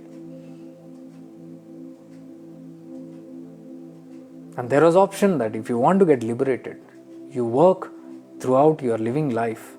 By the end of your life, you get liberated so that there is salvation for you. There was also belief that after your life is over, you can get salvation still if you work for it during your living life. Today, everything has changed. The rules have changed. Today, the evolution is such that the possibility is that you can extend your life expectancy double or even more, which was not a possibility before. Just 50 years, 100 years back, it was not a possibility. Today, the possibility is that you can attain salvation by extending your lifestyle. By extending your life. Today, everything is very open that you can become an immortal also if you work towards it in that manner. Immortal means no death. Very rare beings have even proved it with their physical bodies also. So with the physical body, ascension happening, this has never happened in the history of mankind. Never. Where it was declared that you can have ascension with your physical body. It was a taboo. It was never before in human evolution before. So what I'm trying to say is we have changed the rules of the game through our own evolution and through cosmic interference, through divine interventions. There are a lot of changes that have happened all these decades. So how can we sit with something that is so old and put it into our today's living and say that we are going by research? Do your own research, my dear ones. The world is not like before. Everything has changed. Internally it is changing. The planet is changing. I was talking to one of my friends whom I met after a very long time, school friend. And he was pointing to me again and again my childhood memories and this and that. And he was disappointed because I was not amused like I used to be before with my friends. Once upon a time I was a fun frolic and I had a different personality. And they loved that personality. So the problem is they were in love with that personality, that old personality, which was me 20 years back. So today, whenever they look at this gross frame, this outside frame, this body of mine, their memory reminds them of the old memories, whereas the internal software has completely changed. The hardware is the same. Internal software has completely changed. Today, that same personality which was there 30 years before does not exist. 20 years before does not exist today. It's a completely different being from within. But those guys are getting disappointed and suffering because they are applying their 20-year-old logics and 20-year-old expectation in this modern era where the evolution is taking place every moment.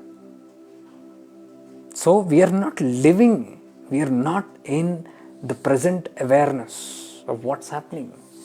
If we are in awareness, we can know. If we are in ignorance, we will be living in the past. We will be carrying everything forth from the past to the present.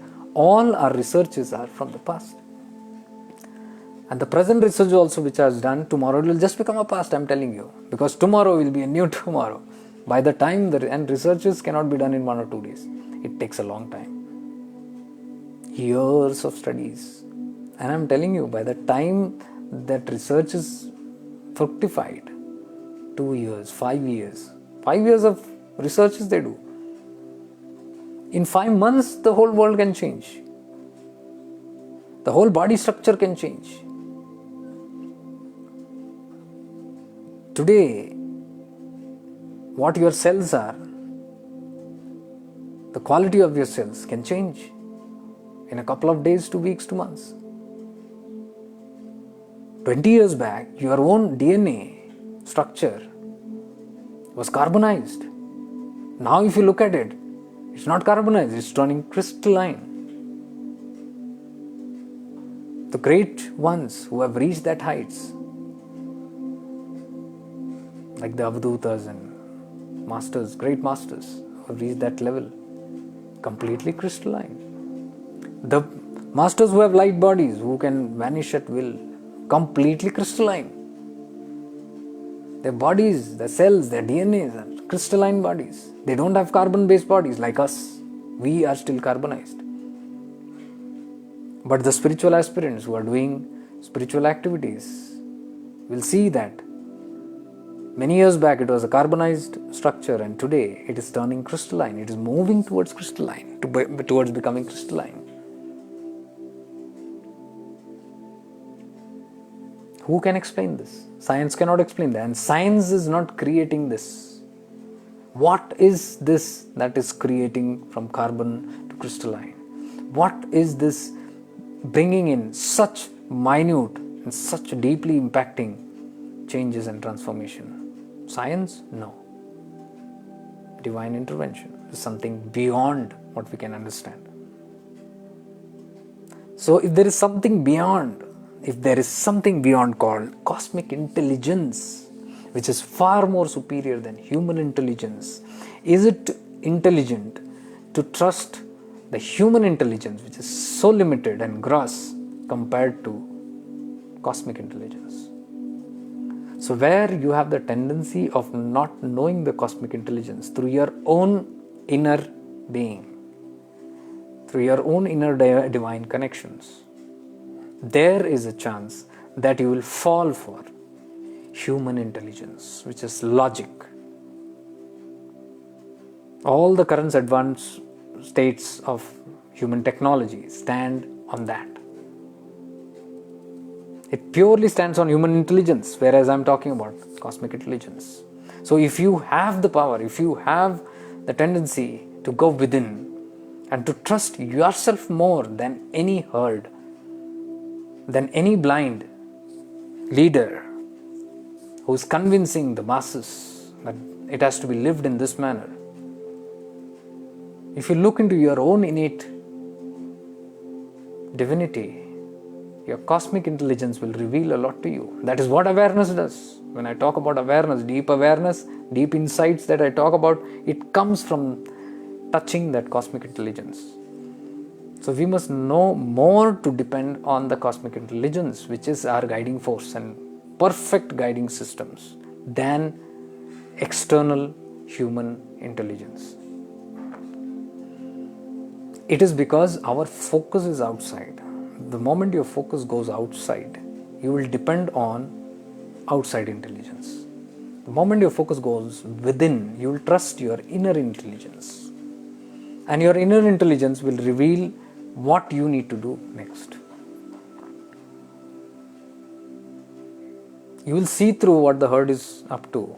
You will see through the panic systems. You will see through the meaningless approaches that is happening. Nobody there to address the root, subtle aspects. So many people are troubled by these symptoms. They do not know what's happening. The lady yesterday was telling me the same. So many things happening in me. I said, you're not alone. First become calm by knowing that you're not alone. I often talk this in my videos, saying that you're not alone. Because when we feel that something is happening to me, we go into panic. We get very frantic. But we know that, when we know that, oh, there are a lot of other beings like me who are having these kind of things happening in their lives. First thing is, I will relax. The human collective is currently undergoing the dark night of the soul, what is known as the dark night of the soul. Collectively. So collectively everybody is facing through all these symptoms. So understanding, when you look within and understand, this is coming from something else and a space where no science can reach. So it is of no use to actually look for or seek for answers in the limited intelligence outside, but rather to go deep within, contemplate and seek answers within. It will be revealed to you. Or at least we will learn how these things open up. So depending on the internal technology is what I'm saying, than the external technology, which is very limited and without a conclusion. Today, that's what I give you the examples. If you look around, it is only panic and confusion. There's no clarity. Clarity can only come from within. What I talk here is in clarity. It's not vague what I'm talking. Like what the vague, we have conclusions outside. This is it. And you come to know after a certain time, after you have been involved in that this is it program, after some time you come to know, oh, this was not it.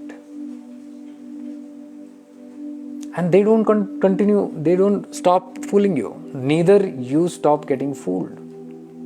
They will say, oh, this is not it. They will never say this is not it. They will come with an upgrade plan of this is the new it. And then they will present that to the world. And they will not talk about this is it, which was a past. And people will soon forget that this is it. And they will grab the this is the new it. Because it's highlighted and presented in such a very beautiful manner. Thanks to all the support systems of the medias that reaches us, that ensures that they poke the ingredient of fear and panic lying deep within the human beings. And they activate that to prove it to us.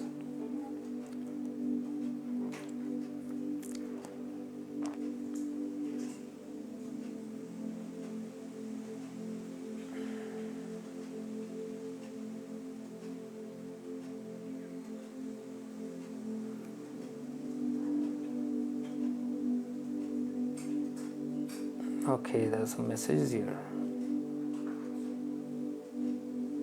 Anita Goyalji, and we are giving antibiotics for a viral infection.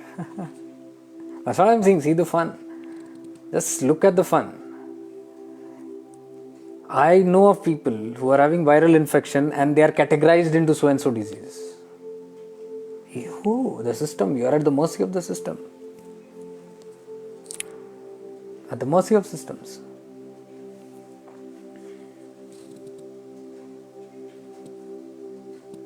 Actual knowledge of nutrition is not known to most of the medical fraternity. Absolutely, it's not known. We were not focused on increasing our immunity, definitely. Immunity also, what science knows is again gross. The gross way of improving immunity, that is through foods and exercise. Both are gross. That's all that they know. Take this food, take that food, take this vitamin, take this supplement, drink water, exercise, all gross. What about the subtle? What about the state of consciousness? If your state of consciousness is not well, your state of mind is not well. If your state of mind is not well, it affects the gross also. That's what I'm talking about, the cause and effect. The cause is somewhere else. And they are assuming it's in the grass.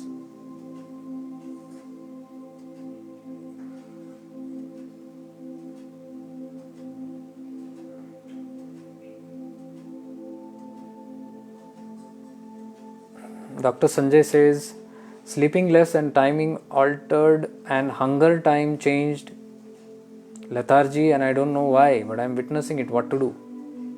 I'm saying you are not alone. There's a large percent of population whose sleep patterns have been changed, whose hunger and appetite has been changed. The choices that they have of food has changed. The requirements for food, what the medical fraternity says, this is the requirement for a person to be healthy, doesn't match anymore. This is the number of hours that you need sleep according to so and so research, doesn't work anymore. This is the quantity of water you need to drink, 8 liters of water, to keep yourself hydrated. Why? Because they say if you don't keep yourself hydrated, your organs will shrink. First thing that will be affected is your kidneys without water. Logic research. Maybe yes, it works. Grossly, yes, it's a good research. But what I'm trying to tell you is the human systems are much more capable of beyond what is expected. I know of people who don't even drink a drop of water for weeks together.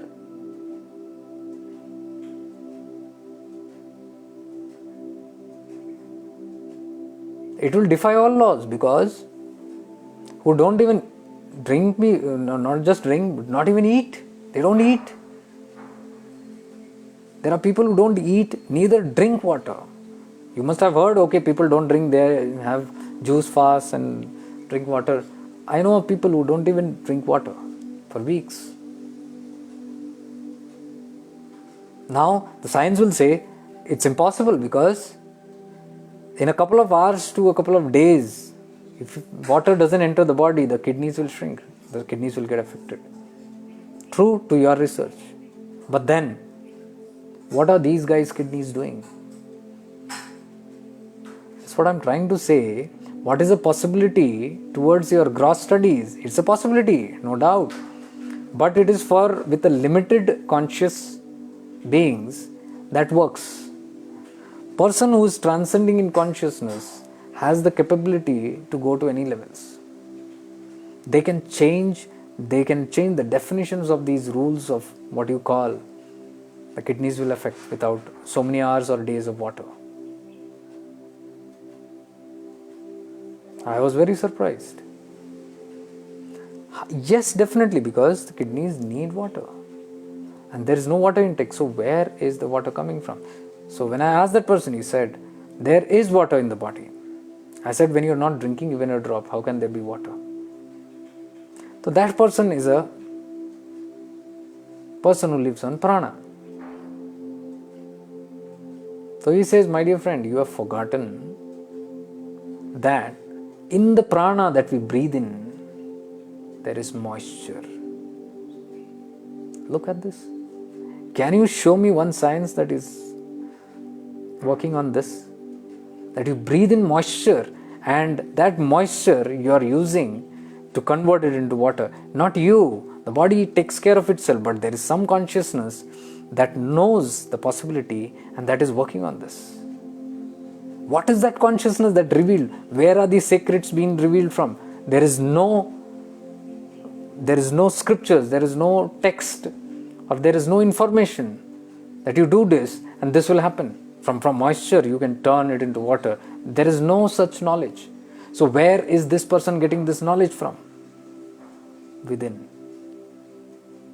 Cosmic intelligence. Cosmic intelligence is more intelligent than our human bodies, human intelligence. So cosmic intelligence takes care of certain things, provided the belief is strong on that. Provided the consciousness has risen to such a state that it can adhere to it in that manner. Then consciousness begins working in that manner on the body too. So he says, from the prana that I take in, the moisture is converted into water and the kidney is still hydrated.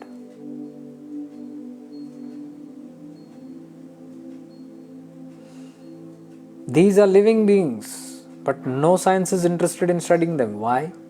Because the whole medical system will collapse.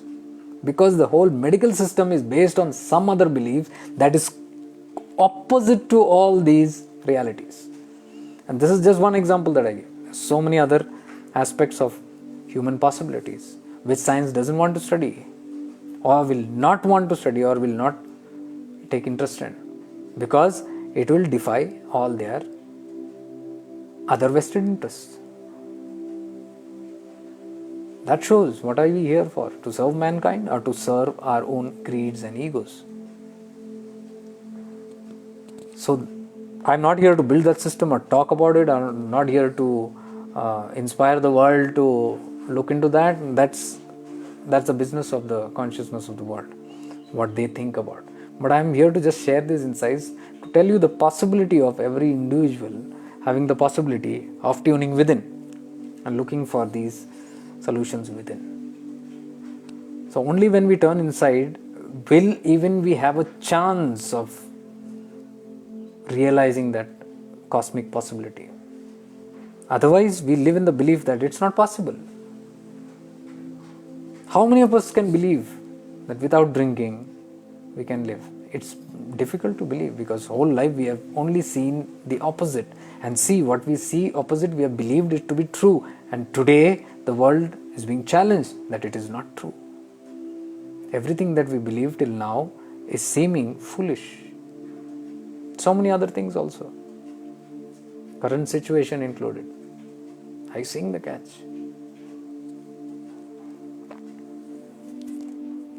So many number of hours. There are so many people. You'll ask yogis, they sleep for hardly 2 to 3 hours a day, and they are very active.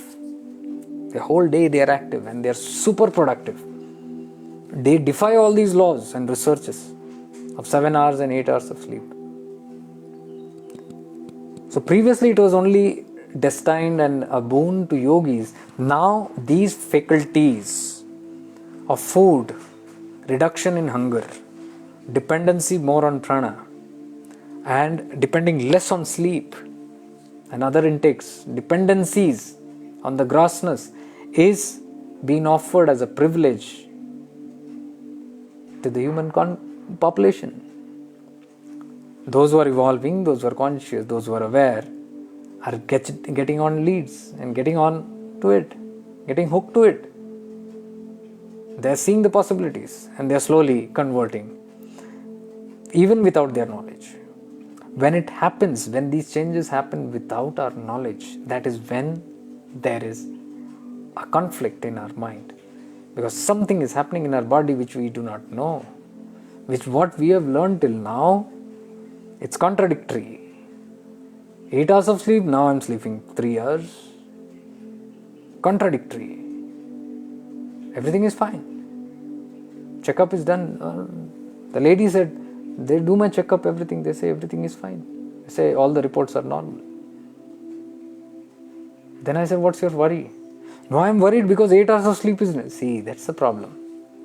You are not attuning to your cosmic intelligence, what is needed for you. You are going by those standards. And even after having the gross evidence of all reports normal, you are still not wanting to believe, because that is the belief system that is so strong, it can get rooted in our systems. To uproot it is very difficult. These are the same belief systems which are played upon by all the politicians and all the people who love to control. It's all been done by that. Control comes from there.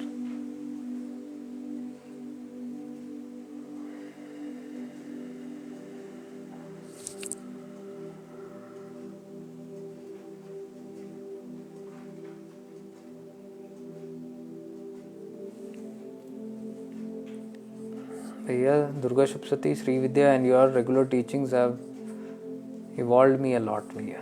Okay, good enough.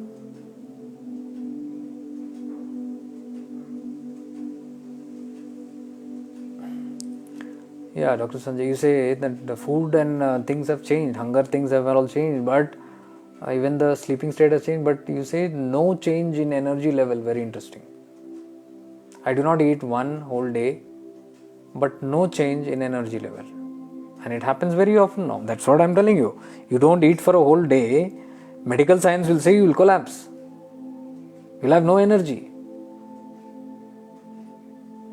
Go to the doctor and say, I have not eaten for the whole day. They will give you some pills or vitamin supplies. Or they'll ask you to immediately eat something. This is what the problem is. Diabetes. Now everybody knows it's a hoax. It can be controlled and cured also just by lifestyle and diet, because it's a lifestyle disorder. It's not a disease that is coming from some other planet. It has been created by man itself due to lifestyle disorder. So when science accepts it, that it's a lifestyle disorder, why does not science try to even mend or change or guide the person in the lifestyle changes? Tell me, science has labeled it as a lifestyle disorder, but in the cure there is no activity of lifestyle changes being recommended to the patients. You have diabetes, take these pills. And those pills, go on working for many months to years, and we will make sure you get on insulin. Why? Because it's a industry. Why are medicines made? To supply, to inject into people.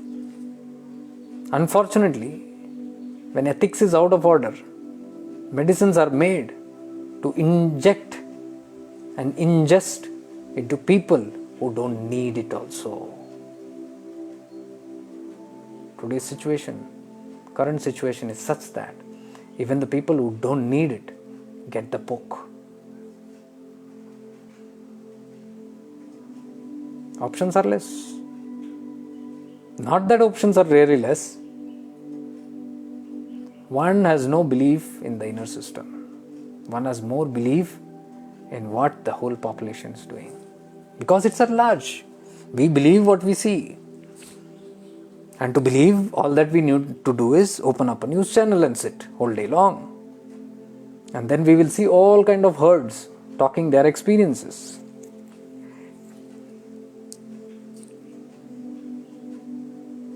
And that's all that they need.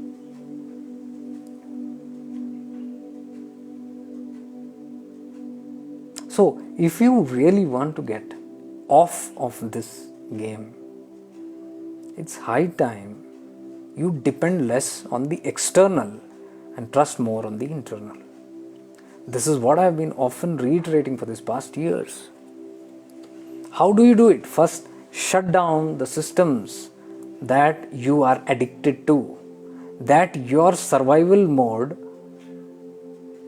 thrives on, your survival mode puts you and connects you to something, to become dependent on something, like the television news.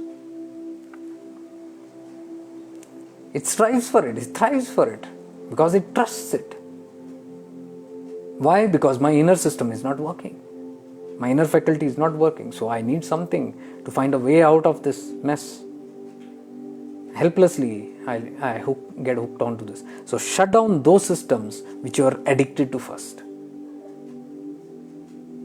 And I've given you enough examples in this session, of course not directly but indirectly in many ways, that what you see is not what is truth. What you see is not the truth.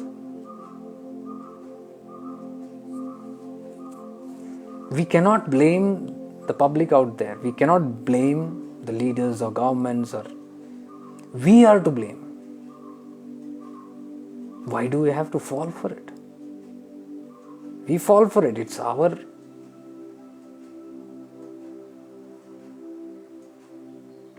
slip.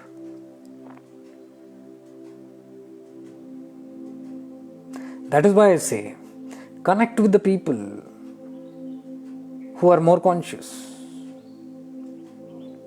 Get on with the people and communities and global gatherings and the collectives that are more attuned to their inner selves. Watch it, watch them. This is why I started the Conscious Space Light, the Conscious Space, 2 pages, which speak completely on the collective. I am not speaking anything there. I don't post anything in the Conscious Space page. Nothing of my own. Everything is sharing of what the collective is thinking. Why I have done that? There are 17,000 members in that who are seeing that and interacting with it, that page. Why? Because that is a place where I am bringing what is happening in the collective. Because when one person speaks, you might not trust it. But when you share continuously the ideas and thought forms and the real happenings and the sharings and insights from the collective, people who are conscious beings, who are awakened beings, you will understand the possibilities, the infinite possibilities. You will be motivated, okay, this is a possibility. Much, much, much, much better than the gross world fake news, which makes you depend externally on others, which makes you handicapped of your own innate capabilities.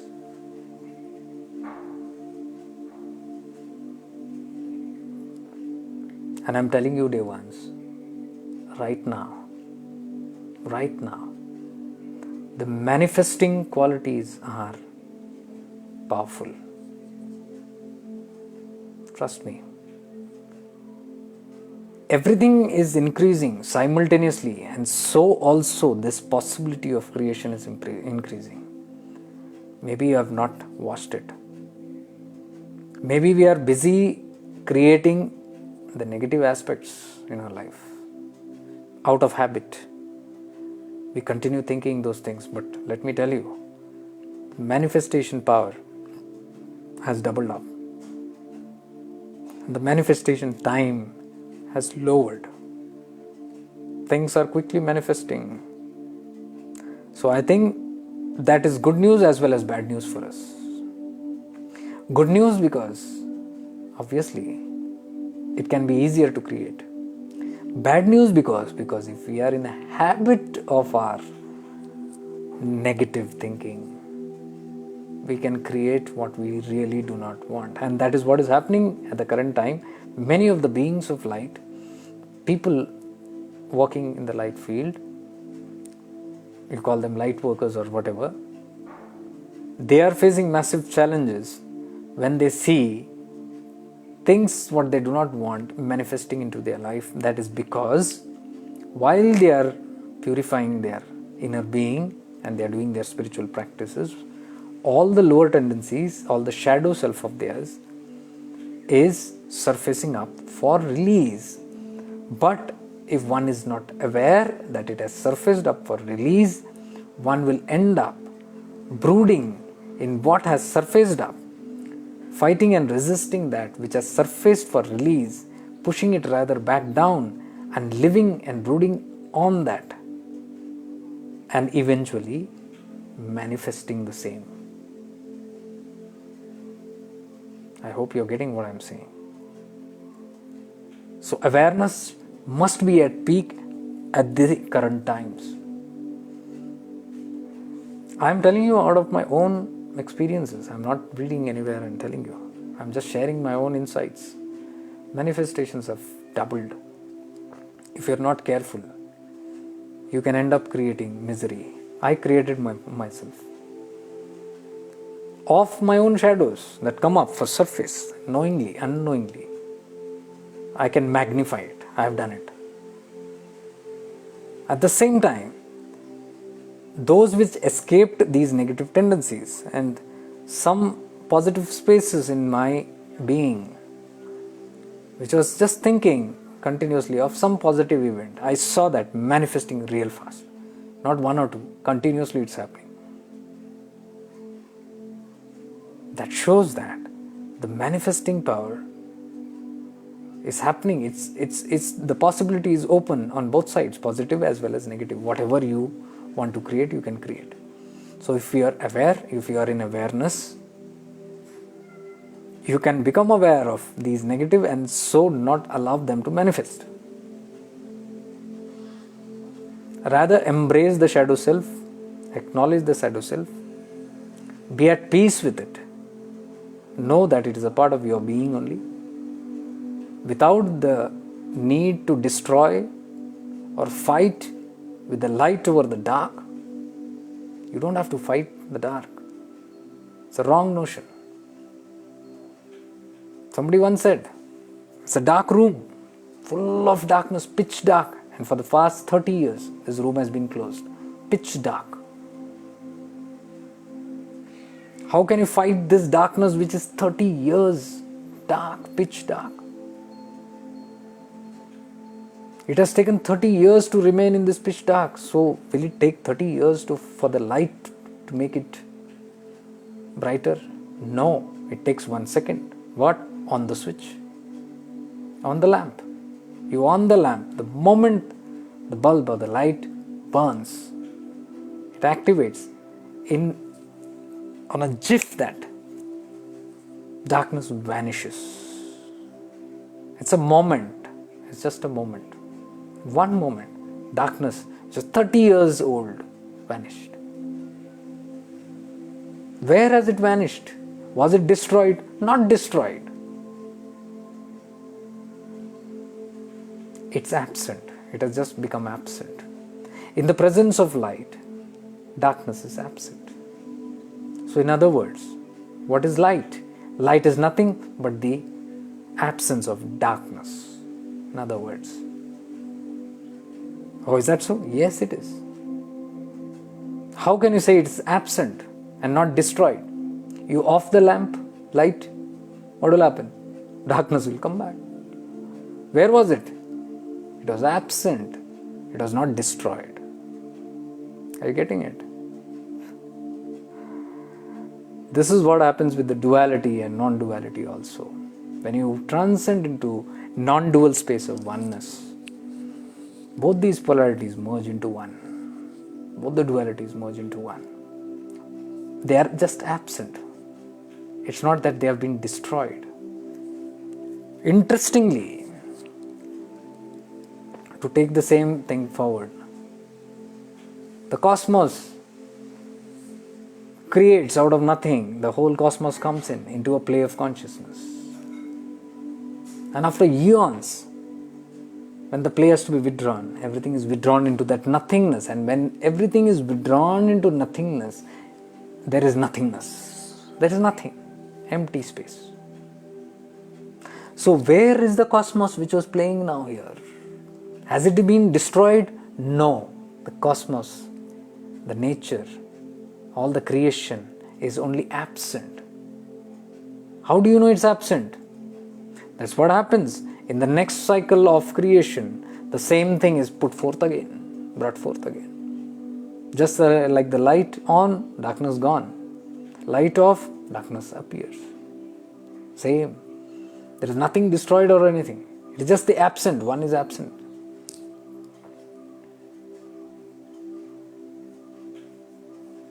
Sherry, your voice is so soothing. Thank you, Devan. Shubhangi, yes, I could completely relate to the point of magnifying the shadow self. It's happening with me since last year. Yes.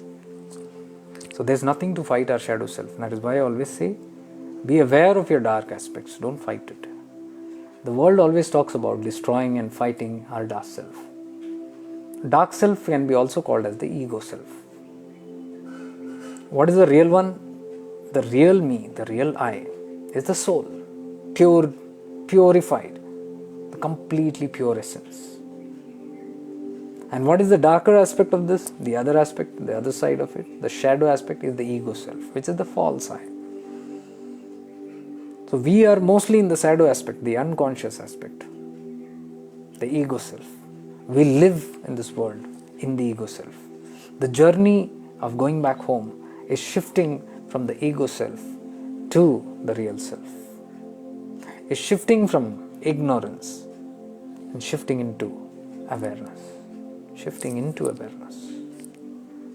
That's the whole process that's all about.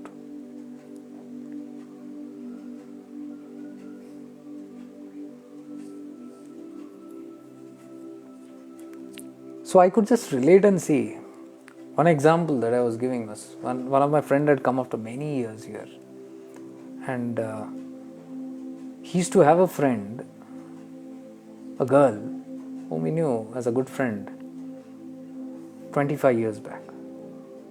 And I had met this girl, he had introduced me once. 25 years back I had met this girl, just once, for a brief period.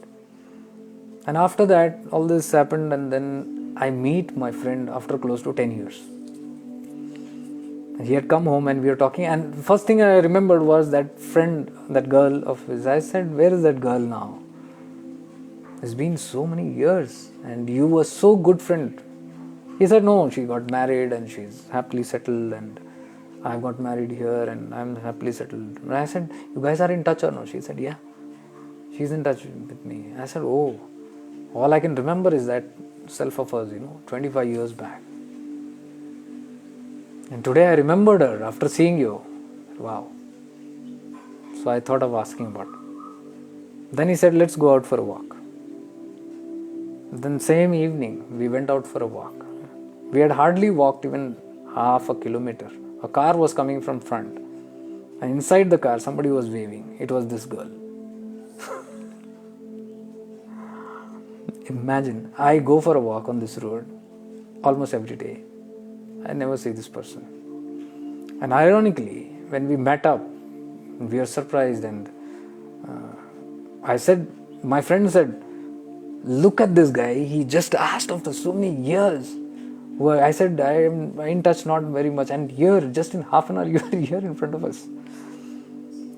I said, I never see you here. She said, yeah, I never come this side, but that village that is there a few kilometers from here, we had a function and we were invited, we had come for that function. We are going back home. And see the coincidence, we had to meet on that. Such many things happened continuously in this past 2-3 months, which made me ascertain that, yes, this is happening. And this is my collective feedback also that I am getting from other beings who talk about the same. I was in need of a monitor, PC monitor, computer monitor, because I have one and I had disposed it off without thinking, and now I'm in need and I don't need a new one because I'm hardly going to use it for 1 hour or 2 hours a week. So I don't need a new one. I didn't want to invest for a new one. So I put a message on my WhatsApp status saying that anybody local guys here, if you know of any used one or anything, I just want to buy that. I told my mom also, I'm looking to buy. And day first day I just said this, and we went to the Sai temple. One of my friend came and said, let's go to Sai temple, it's been long. So we went, we freaked out, we ate something outside and all that, we had a good time. And after, we were supposed to go to Sai temple, but we were freaking out. After 1 hour, after eating and drinking and making merry, we went to Sai temple. So when we go to the Sai Baba's temple, I never go and touch feet and come back. I always say, if you want to take me there, I will be minimum at least half an hour in that space. Then only let's go. If it is just for ringing the bell and taking prasad and coming, you go and come. So he knew that we got to spend there. So depending on that, we had gone and we went. We had some prayer time there, and we were sitting under the vriksha tree, and we were having just in silence. I was in just deep awareness. I was teaching him to be aware, how to be aware in such spaces so that things happen, powerful places. And things were happening to him and he was enjoying it. And while I was in this awareness, I saw this lady whom I am talking about, who was from my ex-occupation. We were both managers. She was the operation manager and I was the client manager. So we were on the same floor and we were in the management. And this is about 15 to 18 years back. I've never seen her after that. 15 to 18 years back. Suddenly I see this lady in this Sai Baba temple. And I recognize it's her. I'm so happy to see her. I call out to her and she's shocked and she said, "Where are you?" and all that. She comes and sits. And we start talking. My friend is also sitting. In the first couple of sentences she asks about how, and then asks about this person, that person. And then she says, "Hey, I want to dispose my PC monitor."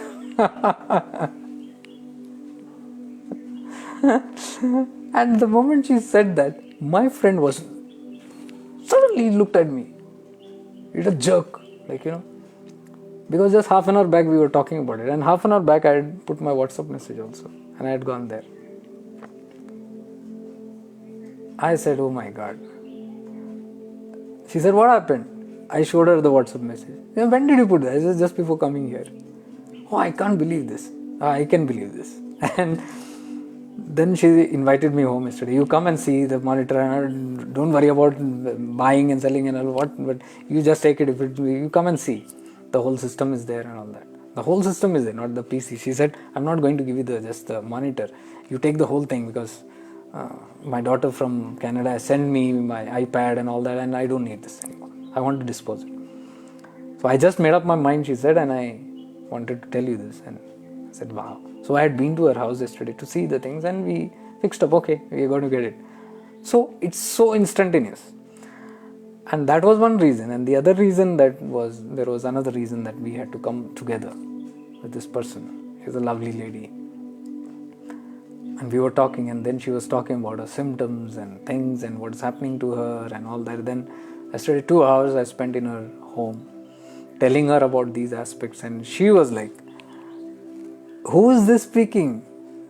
All I know about you is a confused, cranky person, irritated person." All those years that we had. I said, "Yes, you are also looking at this carcass, this is gross. You don't know the software has changed inside." And this is how the evolution happens. The software changes inside and we look at the grossness outside and we expect the person in that house to be the same occupant. So we had some wonderful times, and I was telling her about manifestations and all those things. And this was one of the examples. So simultaneously there have been many things that I'm seeing. These are the positive aspects.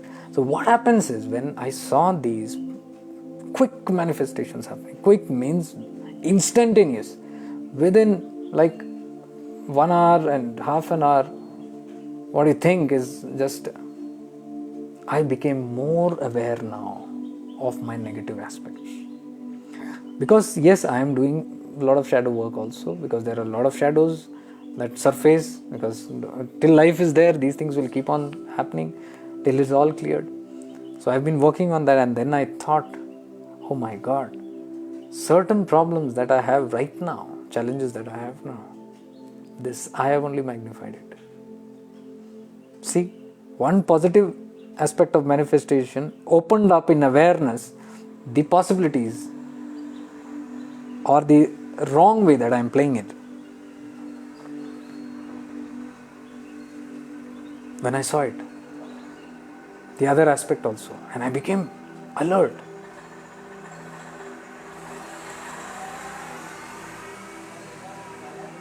And that is why I thought, let me share this and alert you also. Maybe we are having a lot of magnification of our problems and issues. Many people write to me, though this is multiplying, it's being horrible, it's been horrible. What I'm trying to tell you is just seep into awareness, sink into awareness and see, are you creating that same loop for yourself? Because right now the manifestation is on the threshold. Maybe we are not aware of this. So maybe if we become aware of this, we will stop creating that which we do not want and utilize the same faculty now to create what we want.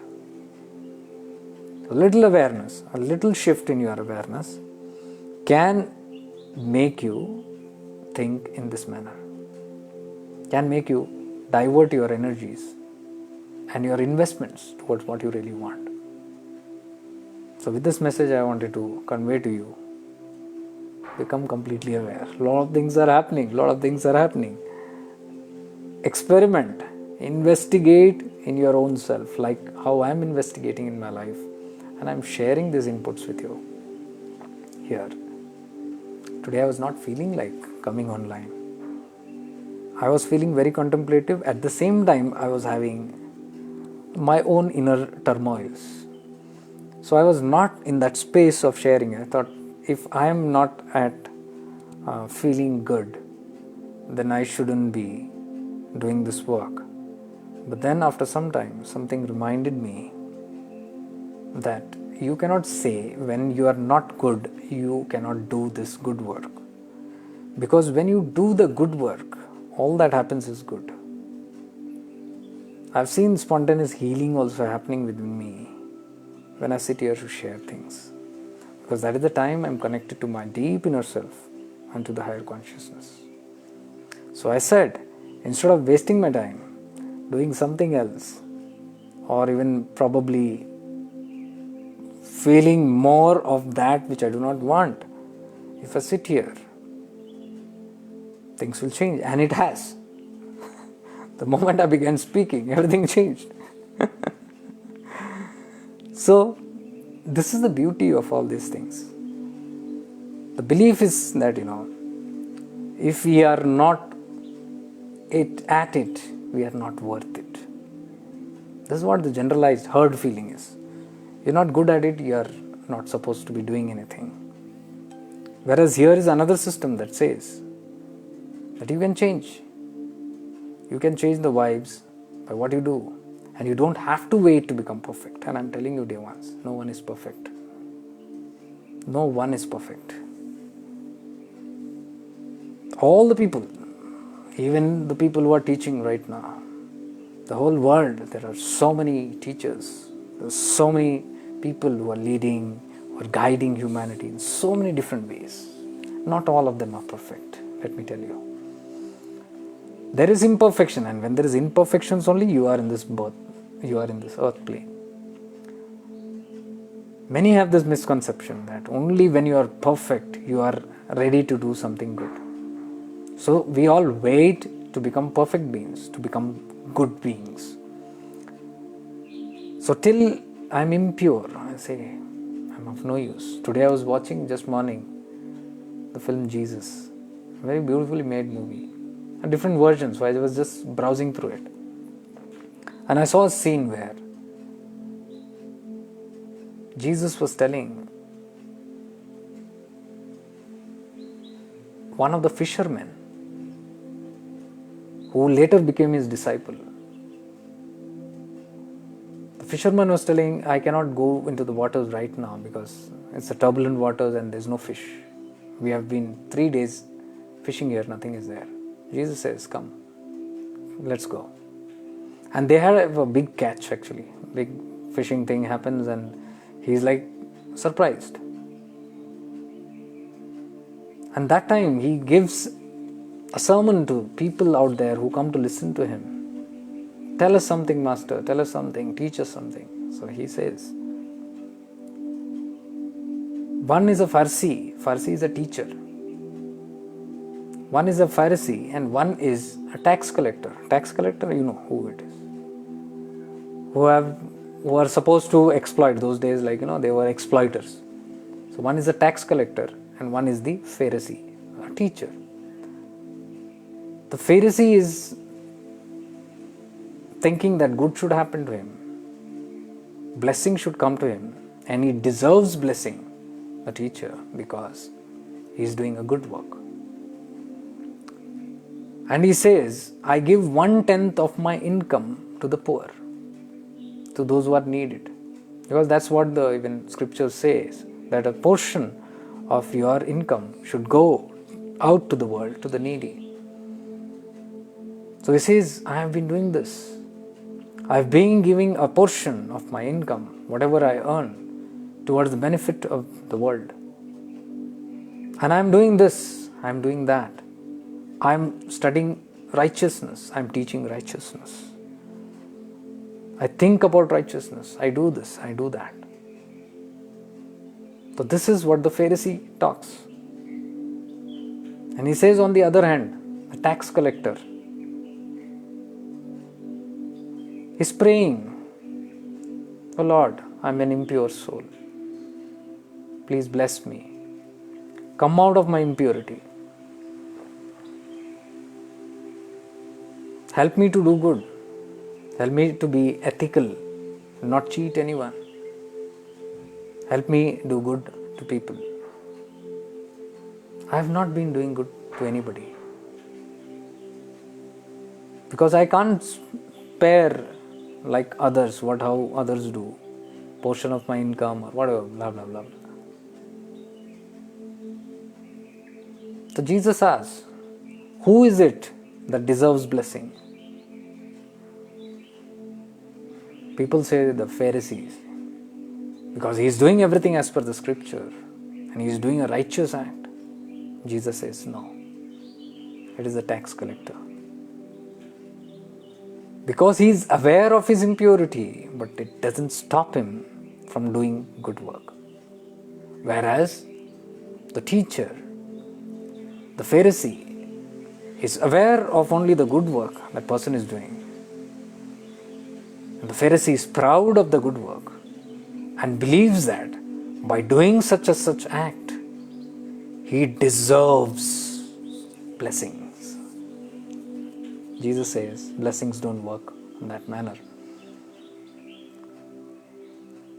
And then this fisherman who takes Jesus is so convinced of the beauty of this master that he is only thinking of this master, of how this master can influence his life. And Jesus says, come become my disciple. He's shocked. He says, oh master, I'm so impure. I'm very much impure. I'm not even worthy to be near you. Jesus says, that is your worthiness. And he takes him as his disciple. So if you see, all the 12 disciples of Jesus are not big shots. Some is a cobbler, one is a carpenter, 2 are fishermen. All these normal, simple going people whom he picked up from the crowd, looking at their state of consciousness. So this is today morning's what I saw. A beautiful message that there is no one perfect. There is absolutely no one perfect. Perfect believes that they are perfect. And believing that they are perfect doesn't make them perfect. So, dear ones, to do any good work, to be a part of the good work, you need not worry too much about your worthiness. Look more into your intention, like what the fisherman was, what the tax collector was. The intention to purify. They were knowing that they are impure. They were aware of their dark self, their dark shadows, their shadow self. They were aware of their ego self. But they were more keen to shelve it off. They needed support, they needed help, because they wanted to get over it. That intention is more powerful than the feeling of perfectness. By the way, the feeling of perfectness is ego itself. If I say I'm perfect, I'm saying I have no ego. Many say also, I have no ego, thus I am perfect. Or I am perfect because I have no ego. The ego itself does all these things. So it's a catch. Don't fall for these things. What I'm trying to say is, worthy or unworthy, let us extend our hands and our souls to be of whatever help we can, in whatever way we can. Because by nurturing others, by nourishing others, by helping others, even by your goodwill, you end up helping yourself. And this is my own story that I'm telling you. Today's example that I'm giving you. So one thought that came in was, if I am not worthy enough or good enough to do good unto others, why should I enter this? And the other aspect said that if you are not good enough also, if you have the intention of doing good to others, good only will come to you. And that is quite visible in what happens. I told you during the corona time, 2 years back, I used to be sitting with gripping fever, shaking, and my whole body aching, sick for three days down, bedridden. But whenever Sunday used to come, I used to sit and deliver 6 to 7 hours of a session. And I used to be surprised to see, after the session or during the session, a complete healing has taken over. Healing has happened. Change has happened. So what does this mean?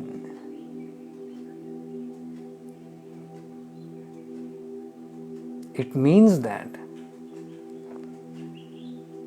we go more and more by our heart than our minds. It will only do good to everyone. Do you have anything to ask or say or share, or anything from your life? You can always share here. किसी ने हिंदी में, somebody has written in Hindi, I don't know how fast can I read this. Jacob भाई, आपके बातें direct heart को छूती है. कोटि कोटि गुरुमंडला को आपको जैसे गुरु. ओके, तारीफ पे तारीफ चल रहा है. Okay, thank you so much. लेकिन ये सब आपने इंग्लिश वर्ड लिखा है, डायरेक्ट हार्ट पे हिंदी में लिखा है उसको आपने. Okay,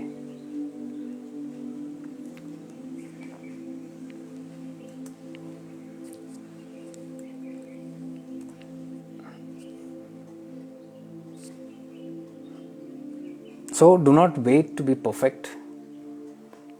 Do not put yourself down that I am imperfect or I am unworthy. Do not wait for things to become good so that you can do good. It will be too late, because I am telling you, the structures are all changing. It's not like before. Before maybe it was all different. Today it's everything. You can see the imperfect teachers out there in the world. Because when you are sharing your imperfections, you are teaching what is perfect. You are making people aware of the shadow self. Perfect being will say, I have no shadow. Let me only talk about goodness. I will not talk of any badness, because indirectly I believe that if I am a bad person, I cannot share this. If I'm sharing it because I'm a good person. And if I'm a good person, I don't have a shadow. So I cannot share it. But somehow there is a conflict that happens. Maybe when I say it, or maybe in the listener. That is why we have a lot of problems in this world. Because when you look at a perfect person, somebody who is perfect out there, the expectation is too high. Then your mind begins creating a perfect being. Whether that perfect being is there or not, that's another story. But you have created a perfect being in your mind. That means you are now not going to accept any little of that shadow self in that person. And if you see it, or if you know it, it will shatter you. Because you have imagined somebody to be very perfect from whom you are learning. I'm talking about the same lesson of Jesus. Jesus himself said, nobody is perfect. And his disciple also said, I'm not perfect enough to be, I'm not worthy enough to be your disciple. Jesus said, that is your worthiness. That is your purity. In the impurity, accept that, acknowledge it. Embrace that shadow self. One is highlighting that shadow self out of ego and saying, no, I have this flaw in me and I don't care a damn. This is how I am. This is who I am. You like me, you like me. You don't like me, don't like me. This is who I am. I'm not talking about that egoic aspect where one is boasting about somebody's imperfection. I'm talking about somebody humbly acknowledging within themselves their imperfections, knowing that it is not permanent, knowing that it has to be embraced today or tomorrow and it will be a part of myself. It will be overcome. And when you look at imperfections in that way, I'm telling you, it won't affect you. Because you have already moved into a neutral zone where you are looking at the good and bad of you. You're seeing, I have these dualities, I have the good in me, I have the bad in me, but I am neither watering this or that because I am not bothered about this. I am a central neutral person. So when you stay centered, you are not too hyper excited with your goodness that you do. You don't say that I am sharing 1/10 of my income for the betterment of the world, like the Pharisee said in the Bible. Highlight is not on that, the good. Nor am I highlighting my negativity and saying that I have got this bad quality. Now I am doomed. Or this is what I am, I don't care. Neither nurturing that nor this. I am staying centered and watching this and that. Watching in amusement because these are those selves that cannot participate in my game until I give them the permission. My permission is when I fuel them. When I enter into the drama of the good and bad. When I don't enter into that drama of the good and bad, I'm neither good, I'm neither bad.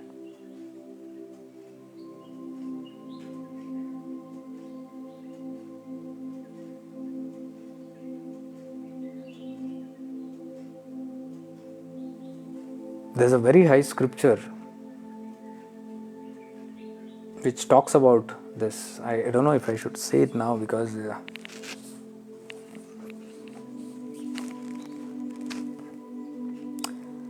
okay, it is called RIBHU Gita. RIBHU Gita will not be understood by everybody. Very difficult to understand.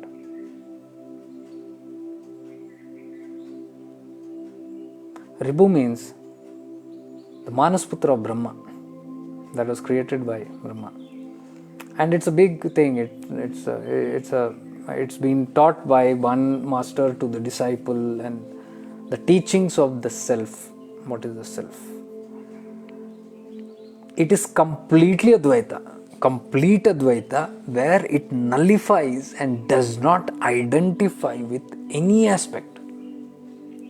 I've been speaking about all these higher Gitas like Chidakasha Gita, Bhagavad Gita. Even higher than Bhagavad Gita is the Chidakasha Gita. And higher than that is the Ashtavakra Gita, if you see. Higher than Ashtavakra Gita is the non-dual. But higher than the Ashtavakra Gita is the RIBHU Gita.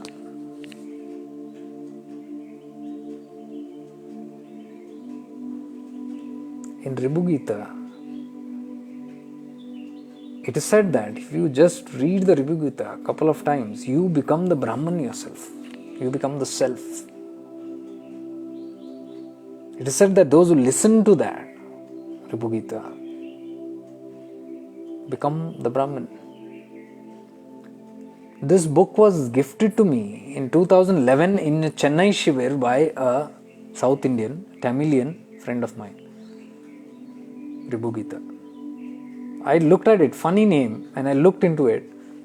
Funny scripture. I couldn't understand a thing. I kept it aside for many years. Until a year back, I saw the old book lying and I was interested. And simultaneously, while I was studying the other scriptures, I came across other preachers who are talking about RIBHU Gita and very high, but it is hardly spoken of.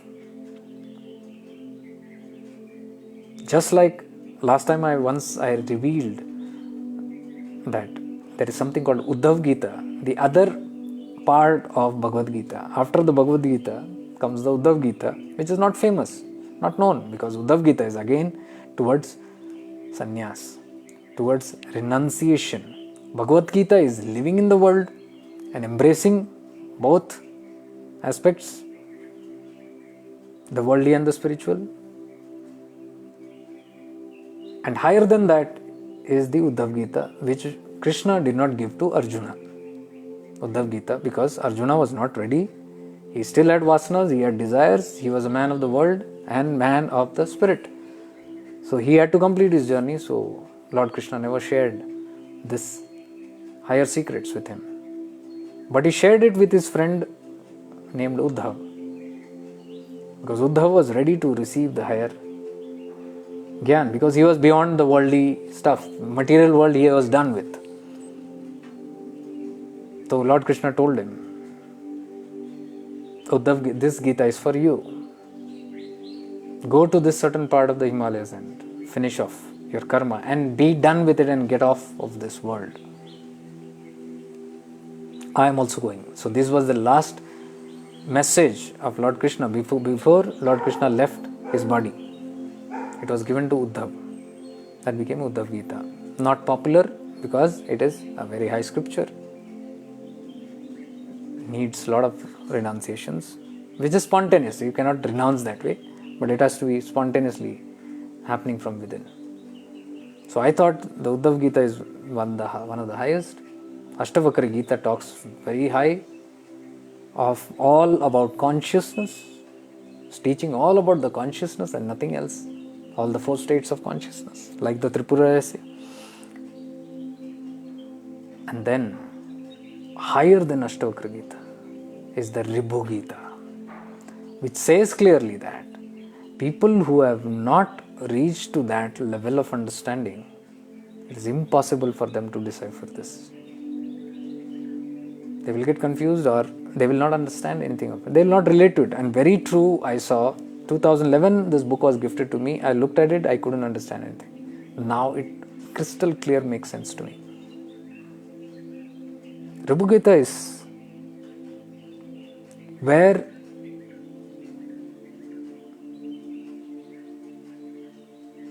it denies even the presence of Brahma, Vishnu, Shiva. It says there is nothing called this.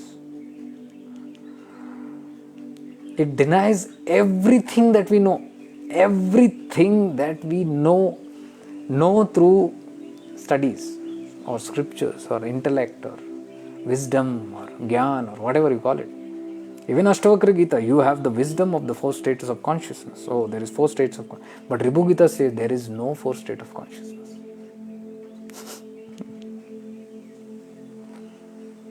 RIBHU Gita says there is no Brahma. There is no one called Brahma. There is no one called Vishnu. There is no one called Shiva. It is not an anti-scripture. Right? It is the non-dual scripture. RIBHU Gita is coming from Lord Shiva himself. And it reveals there is nothing called a guru, there is nothing called a disciple. They don't exist at all. There is nothing called a Srishti, there is nothing called Prakriti. It only talks, all that is the self. This is nothing, that is nothing, this is nothing. It's like neti. Nothing exists. It resembles closely like to Viveka Chudamani Bhatta of Adi Shankaracharya. Or Nirvana Shatakam. Nirvana Shatakam of Adi Shankaracharya talks about Nothing. This we name, that also is not there, this also is not there. It says no scriptures. Similarly, RIBHU GITA also says that. RIBHU GITA says Vedas don't exist. Upanishads don't exist. Puranas don't exist. What exists? All that exists is the pure consciousness, the Brahman, the self. Ever blissful, without any quality, without even knowing that I am blissful. That is a state of Brahman.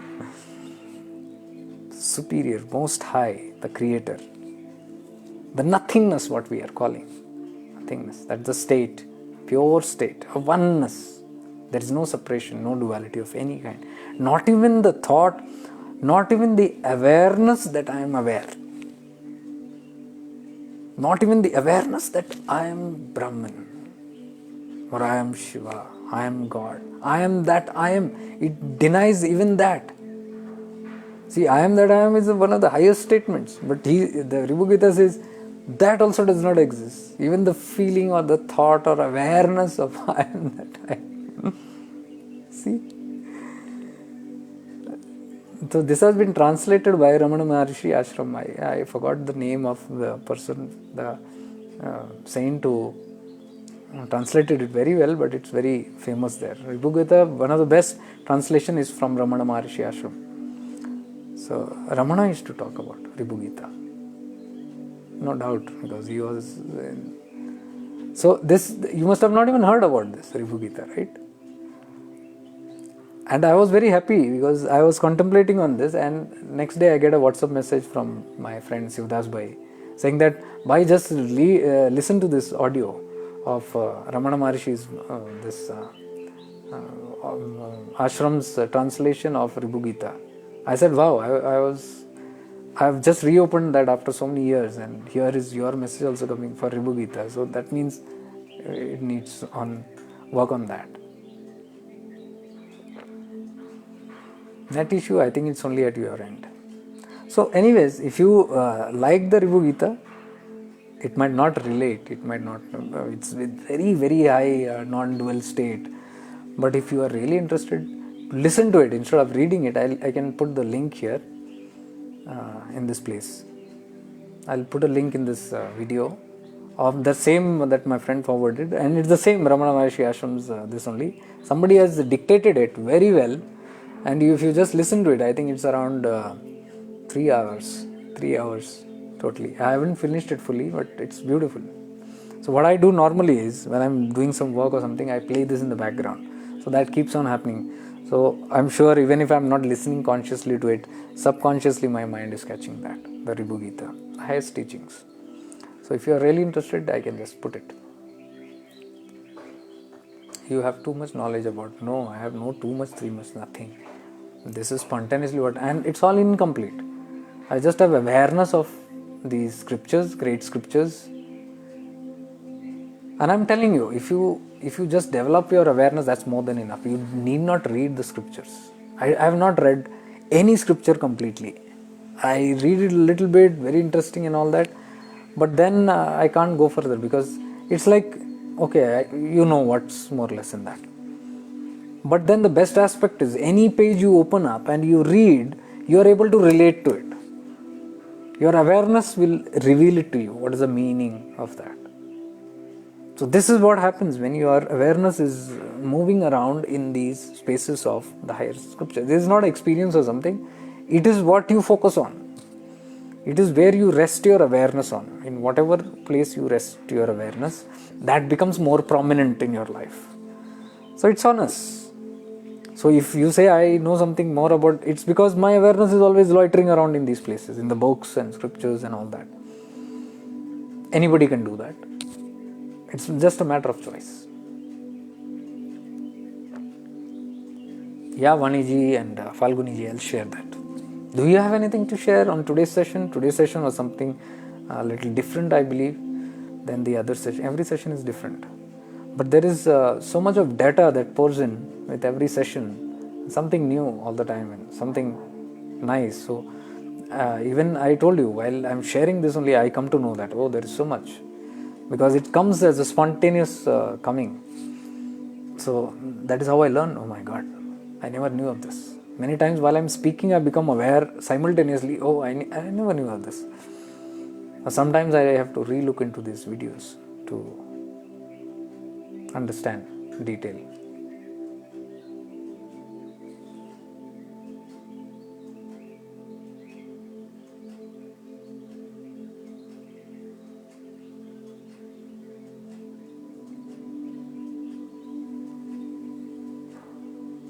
Krishna Kardas, even your Sunday sessions keep me motivated to do my daily sadhana. That's good, I'm very happy about it. Binduji, please tell me about 5D and Guru Mandala. 5D is just dimensional. Again, I told you, these are all concepts. They are very interesting concepts and they more or less should be working. Because dimensional, if you go divide time in a linear space, it has to have some boundaries.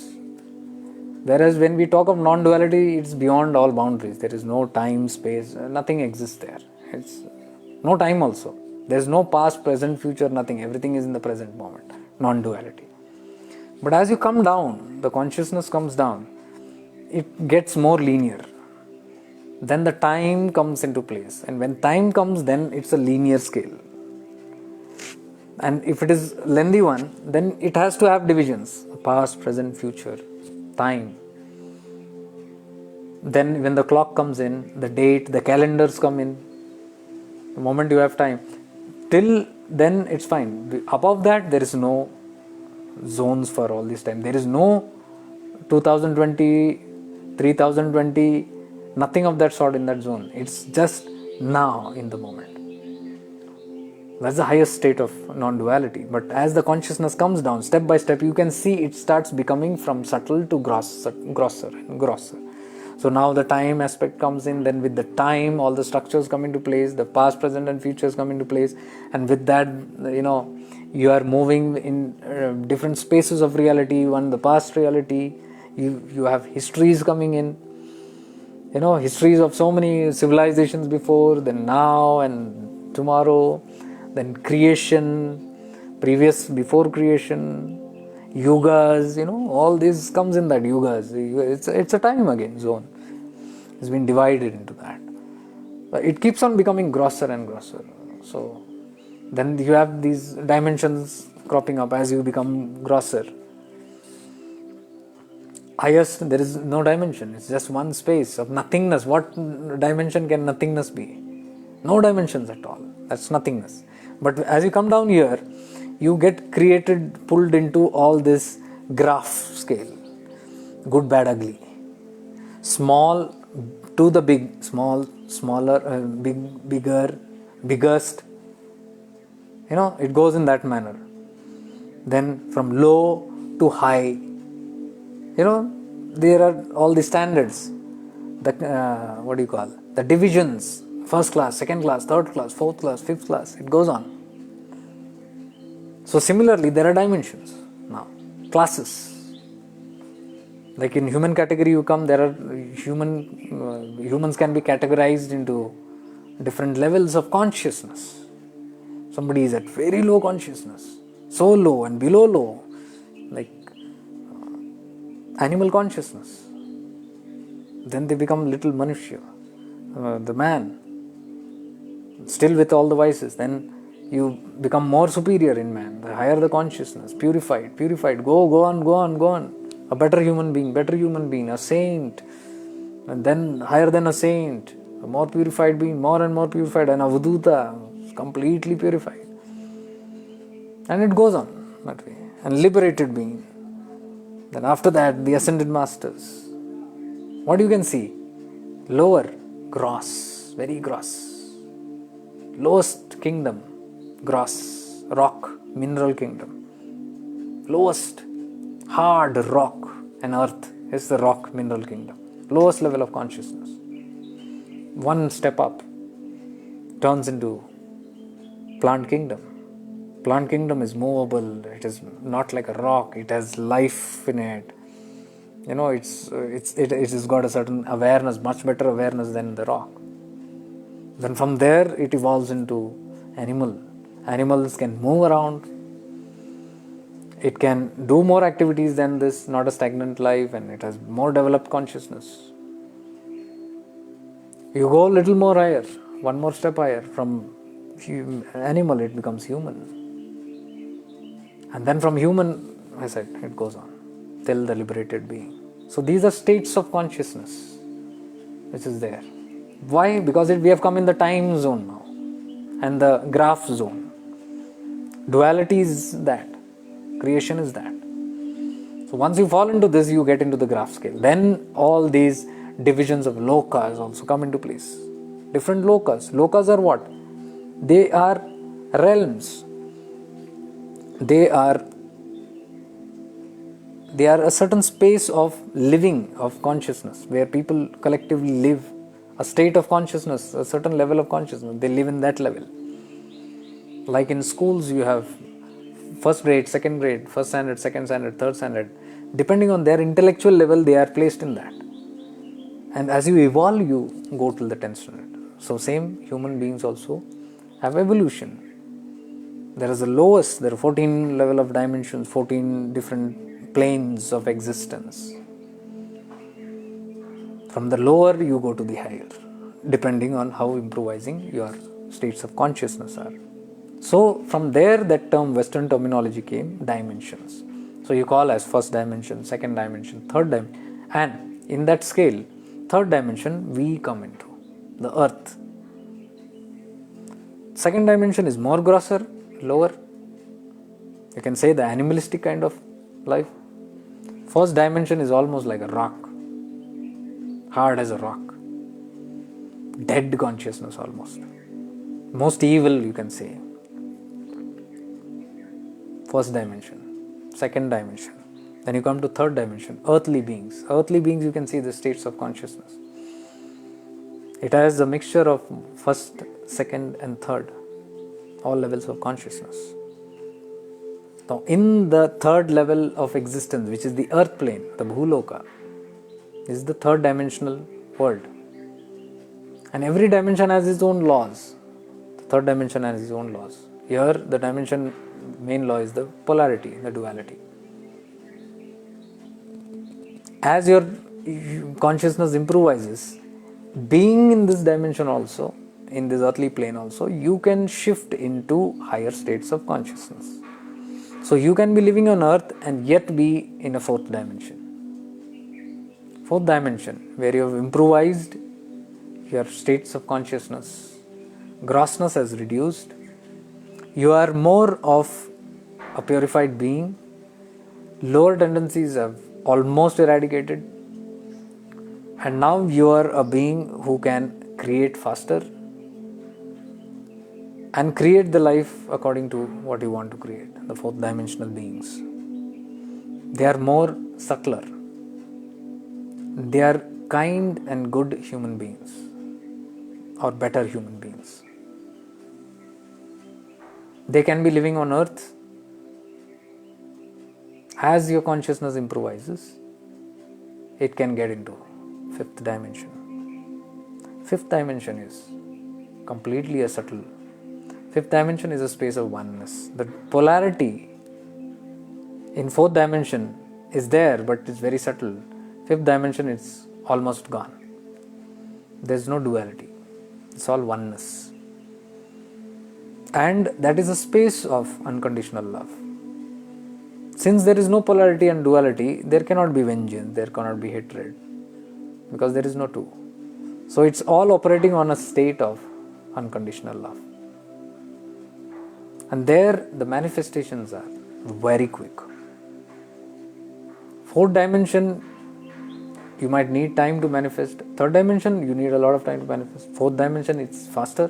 Like I told you some examples, very quick.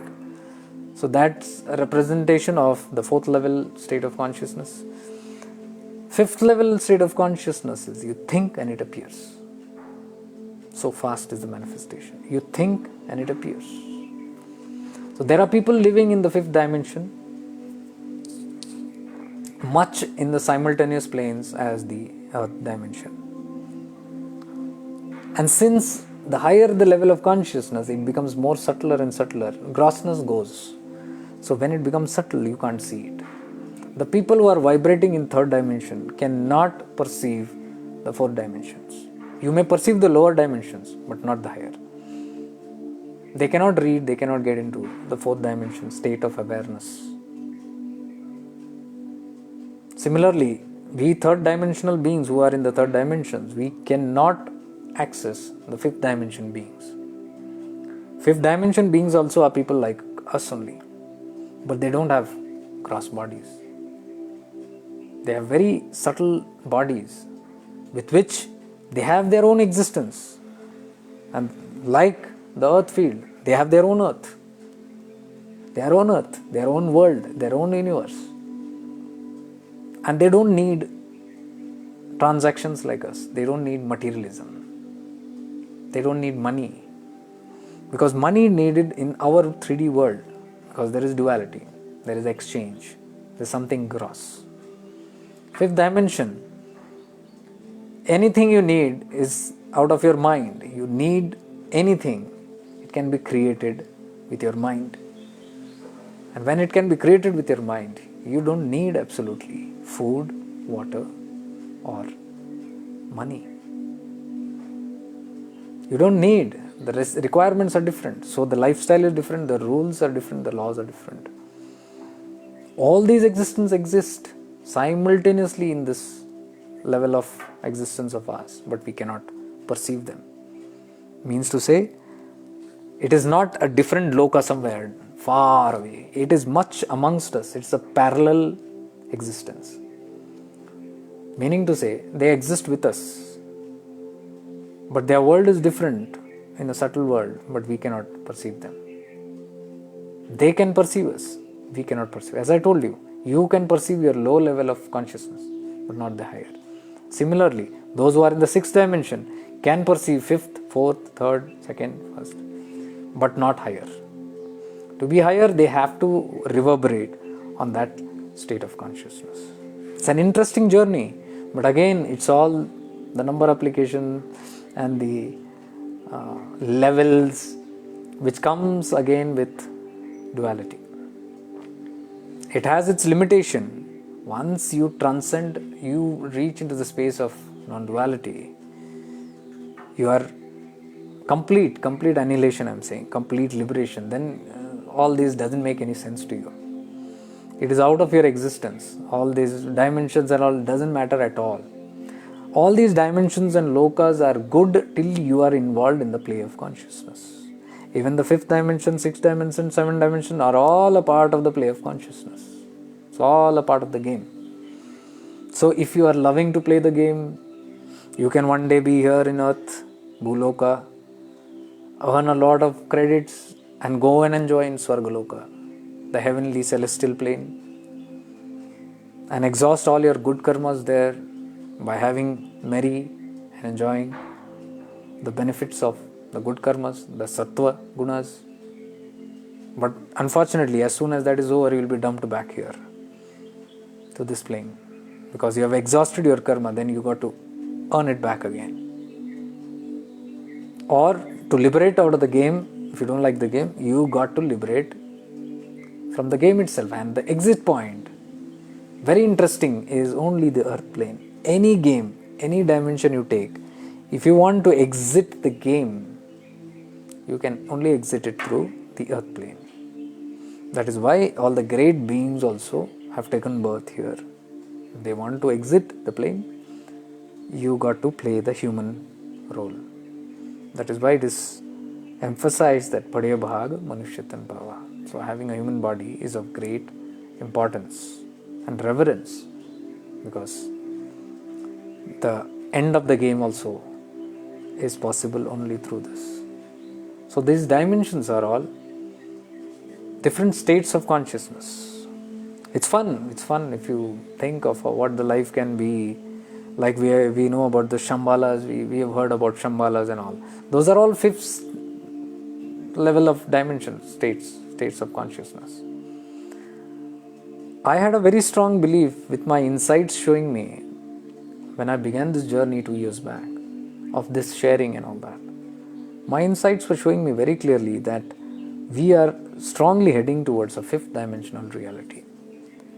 Fourth dimensional, not really, because fourth dimension is already existing on this planet Earth. But we unfortunately don't know. There are many beings, human beings amongst us, who are vibrating in the fourth dimension state of consciousness. Perhaps they are aware, perhaps people are not aware. But simultaneously, fourth level of consciousness and fifth and the third level of consciousness are existing simultaneously right now on the earth. There are many beings, many beings, right amongst us, living as humans, who are in the fourth state of consciousness. And as they transcend to higher state of consciousness, what will happen is they get moved to that realm where their vibrations match. Because once they move into the fifth dimension level of consciousness, it is in no match for this third level of consciousness. So you cannot live here with that state of consciousness. So you are automatically moved. You move directly into that realm or that plane of consciousness where there are similar beings of fifth dimensional existence. There is no talk. As I told you, no need for food, nothing. And when there is no talk, why there is no talk? Because there is no communication needed. Why there is no communication? Because you know what is happening with the others. You know what is happening in the mind of others. They can read. It's all an open game. So there is nothing much to communicate. You know what is happening with the other mind, and the other mind knows what is happening with you. So if I want to transfer any communication to some other being, all that I need to do is focus and think, and that person will receive it. You call that telepathy or whatever. So there is many terminology that has come with all these things, including the dimensions and all are terminologies created. But these are all states of existence. So I had a strong insight, even I still do have, that all our journey right now also is preparing us towards the fifth dimension. Fifth dimension of existence. And I'm very sure there have been people and there are still people right now also who are vibrating at fifth level of consciousness and are even moving in and out of this earth plane. This will not be known very publicly, or because, as I told you, the ego dies there. Fifth dimension, ego dies. And when the ego dies, there is absolutely nothing to claim, nothing to talk about. So you will have hardly anybody speaking that I am a fifth dimensional being. If somebody says I am a fifth dimensional being, then they are not really in the fifth dimensional being, because the state of ego is absent there. It is only ego that wants to talk or say or claim about something. So you will never find fifth dimensional beings coming here to prove something or talk or convey their message or something. They live an existence. It is an existence, a play of consciousness. That is the way they have chosen to live. So they live lives in those manners. And they can also help the others if they need.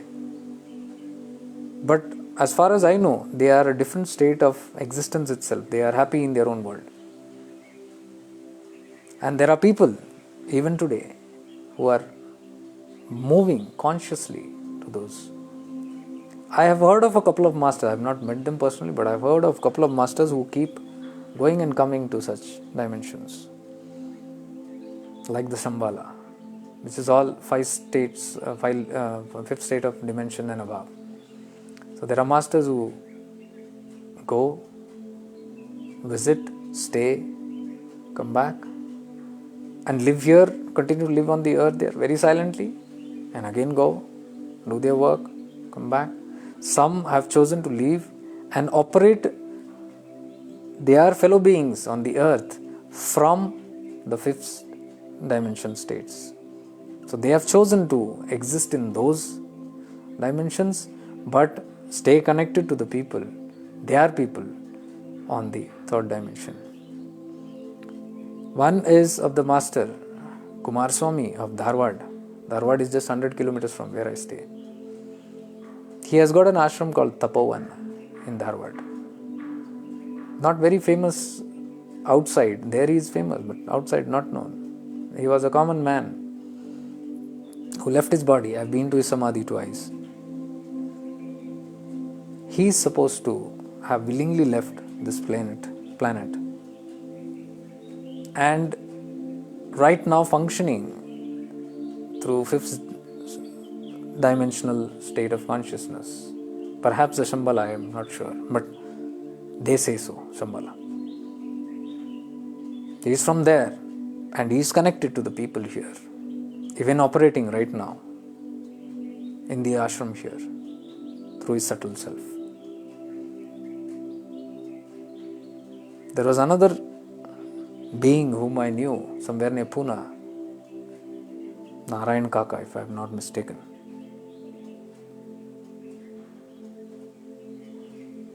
Who was known to go and come back a couple of times to Shambhala.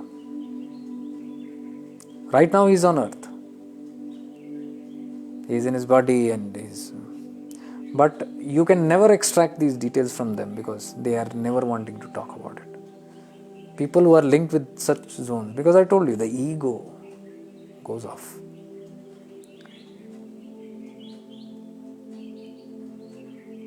And moreover, we can never access those dimensions because you cannot enter those dimensions until you are purified, until the ego is nullified. Many have searched and tried to go into such locations and visit, but they do not know that they got to become subtle to enter those planes. The people there can know your presence, but you can never know it until they want you to experience it, because for that your consciousness will have to be raised to that frequency. Then only you can experience that world of theirs.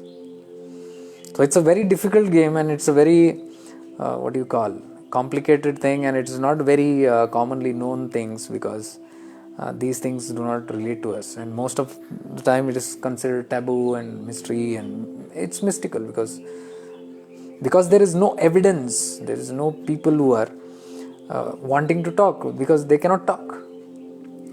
Ones who go from here to get some information, they can never reach there because they are going with the ego self. And if you are going there minus the ego, then if you don't have ego, you don't register anything, and if you register anything also, you cannot come and proclaim it here. So that's the gap that we have in the gross level of consciousness. So we cannot intellectually talk about these things. It is something that is very experiential, something that your insight and your awareness can show you and reveal to you and even give you deep details about. But then you cannot have any proof or evidence for it.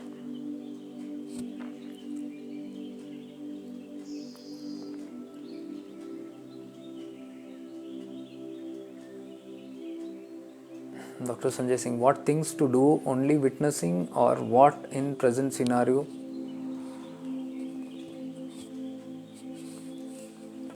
Witnessing, yes, witnessing, there are many ways that we call witnessing. Witnessing is one that we are looking at something, because when we say witnessing, it's not so easy.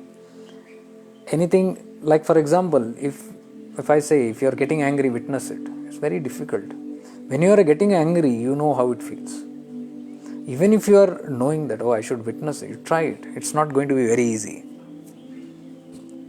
Even if you witness it, what will happen is your gross mind will calm it down. You might sit down and say, I should not get angry. And then you witness, you observe, you watch that anger, but you will see that your mind is still reacting to it. There will be questions, there will be justification. You will think about it, this way, that way. There will be reaction. You will not feel comfortable and all that. Though you are witnessing, and that is not what the real witnessing is about. You are watching it, but there is reaction. The real witness is when you witness something without reaction, without any mental thought about it, without any thought about it. Nothing. There should be no thought when you are watching something. observing something, witness something, there should be no thought. If there is a thought, then it's not witnessing. It's called still you are reacting to it. So that state I wouldn't call is very easy to tell somebody to just witness everything. Something bad is happening to your life. These symptoms are making me feel exhaustive, and I'm feeling so jittery. I'm having panic attacks. So if you tell somebody who's having panic attack, witness, they cannot. Very difficult, because the symptoms feel so real. But it is only through practice, and witnessing can only happen through awareness. Only when you shift into awareness can witness happen. Or you move into witness, you are automatically in awareness. If you are witnessing, really witnessing without mental activity, that means you are in awareness. State of that. When you are observing something and no thoughts about it, you're just there. You're just present there. You're seeing it. You're knowing it. It is there. But you have no opinions, no judgments, no thoughts about it. That means you have entered into the state of awareness. So it's the same. What I'm talking about is the same. You witness it or become aware of it is a very simple word. You live in awareness. Become aware of those things. It's not easy again, but practice will help. Even the present scenario that you asked, yes, practice by one. It cannot immediately come in, but small things you can do. When you're watching somebody, or when somebody is talking about the poke that is going on, or the uncertainty that's going on, begin from there. Observe that person without any judgment. He's talking, you're aware, he's talking this. No judgments. He's talking, hey, tomorrow the government is going to disclose this. You heard what he said. But there is no tomorrow is going to, what might the government say? Gone, you're not witnessing. You're not in awareness. Awareness is you're blind, you're just sitting there. You're just hearing everything, but there is no reaction. So how do you do it? So when somebody is talking, just witness. And whenever the thoughts are coming, become aware of that thought, that reactive thought. When you become aware of that thought, you will say, oh no, I am thinking. You will pull your thinking mind back. And you will now watch that thought. So simultaneously you keep on. It's fun. And what happens when you're doing this? You are actually listening, but you're distracted from the outcomes of it. So it's a good practice. So such small things you can practice without judgment. Or forget somebody talking. If you really want to practice, listen to the news. Listen to the news and don't react. Listen like you're okay. You have the knowledge of it. But there is no opinion. There is going to be a lockdown next week, is the announcement. Oh, you have heard, there is a lockdown. Okay, it's in your knowledge. There's a lockdown and so date. That's it. That's awareness. But if you hear there's a lockdown next week, and then you say, oh, but what will happen to my work? Gone. There is a thought following it. Or government is going to have a lockdown. Oh, these guys are again at it. Gone. You have reacted. So when that reaction is happening, watch that. Oh, what is this thought? Where is this thought come from? That is reacting on it. Watch it. Observe it. If you don't observe it, there will be a chain of thought connected to that. That is how we think all the time. All the anxiety, panic, stress, fear, all comes with chain reaction. One thought and your awareness is not there, another thought, and it goes on until it loops into a big snowball.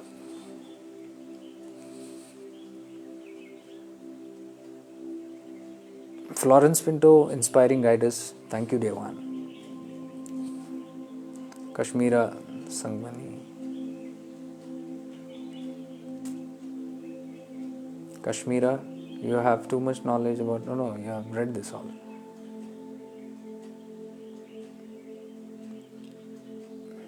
Bindu ji says, thanks Bhaiya. So are living Avadhootas on this earth in fifth dimensional or higher are very high dimensions? I can't measure their dimensions, but I can say somewhere you can say 20 above dimensions.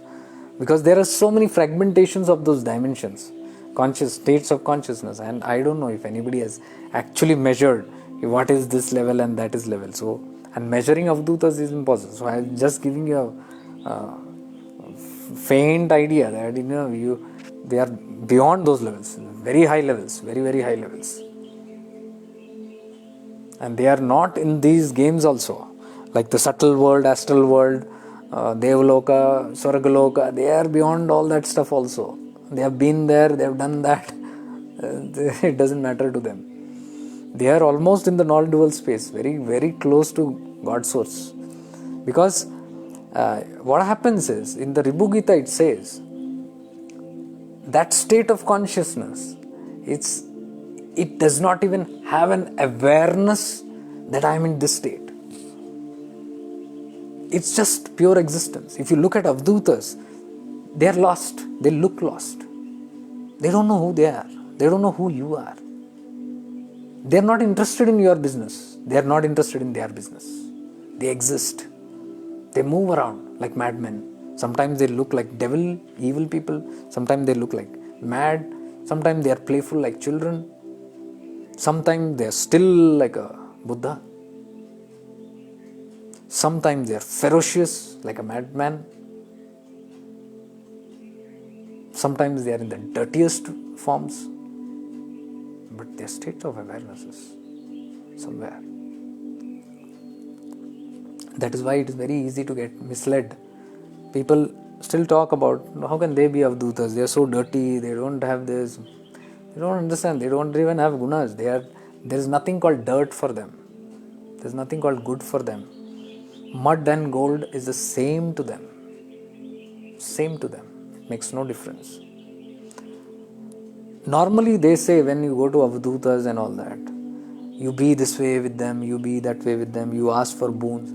They are not bothered. What I am trying to tell you is, their state of consciousness, they are not even bothered in anybody's business. Nor they have come to correct any people, nor they have come to, help someone liberate. They are not having any agendas. Zero agendas. They are just existing. So it's like that God form of energy, purified form, is flowing through them, which you can see in a gross form. Very difficult otherwise. You cannot see God. You cannot capture God, because God is omnipresent. And so subtle, you can't, it's invisible state. So if that state of consciousness is lingering in some human being whom you can see, it's a great blessing. That is why they are considered close to gods. So the RIBHU Gita says, there is no awareness of that awareness also. So they are in that state. Many times when Avadhootas look at you, you feel that, oh, they are saying something to you, they are doing something. They are not even in that mode. I have seen many Avadhootas. Prakashananda Swami Avadhuta was there in Kumbakonam. This is the best example that I have given, that I can state. Watching, seeing, even Achar Baba. This Avadhutamma, Talisheri in near Kanjangat, the Avadhutamma who is still there in her body, she is in that state. Completely devoid of anything. You be there, you don't be there, you touch her feet, you don't touch her feet, you praise them, you don't praise them. Nothing, whether there is clothes on their body, whether they are nude, nothing. The state of consciousness which is explained in the RIBHU Gita can be seen. Direct experience of RIBHU Gita. The Brahman. What is the feeling of that Brahman? You can see how it is. So these, I believe, Avadhutas are not wish-fulfilling machines. They are live examples of God. How a godly state can be, how the highest scriptures, what is defined in the scriptures. But unfortunately, even the best readers of scriptures do not associate Avadhutas. They don't know. They don't know. They can't relate with that. Unfortunate. These are practical Advaitins. Practical scriptures, walking scriptures. So I wouldn't really put them even into the 20 zone or whatever they are, but beyond. I don't know what levels are there, because some people say it's like 60 states of we don't know. It's all good for measurement, and it's not for us. It's not really for us. Our matter should be only to straight go to the point, non-duality. So it's like, okay, 1, 2, 3, 4, 5, 6, 7, 8, whatever. Till then, your consciousness should be so high and liberated that you jump from there to the non-dual states.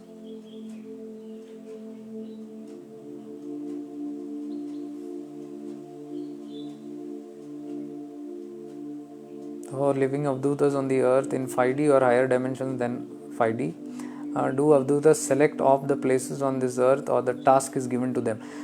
I don't really know what happens, but as far as my insights and my personal experiences with the Avadhootas and the people there, and my insights with them, I feel that there is nothing called allotment done to them. Though one of the Avadhuta's assistant who was serving him explained that they function under the Guru Mandala, could be, but I don't think they are somebody who's taking a job and doing it. They are beyond that state. They don't even know their existence. All that they experience is the blissful state of Satchidananda. They are ever lost in that blissful state. They are liberated beings already. And nothing else matters. So there are no agendas. I don't feel Avadhutas have agenda. In Avadhutas also there are many levels. So it's very difficult to explain them. Avadhutas also there are many levels. There are people who interact. There are Avadhutas I have seen who interact and who talk and who do. But nobody knows their intention. Nobody can figure out also what they do, why they do, God knows. So as a matter of being, I have seen some Avadhutas talk, but I have seen they're very spontaneous and they have nothing to do with any agendas. They're just a mere reflection of what you are. What comes into their space, they just reflect it.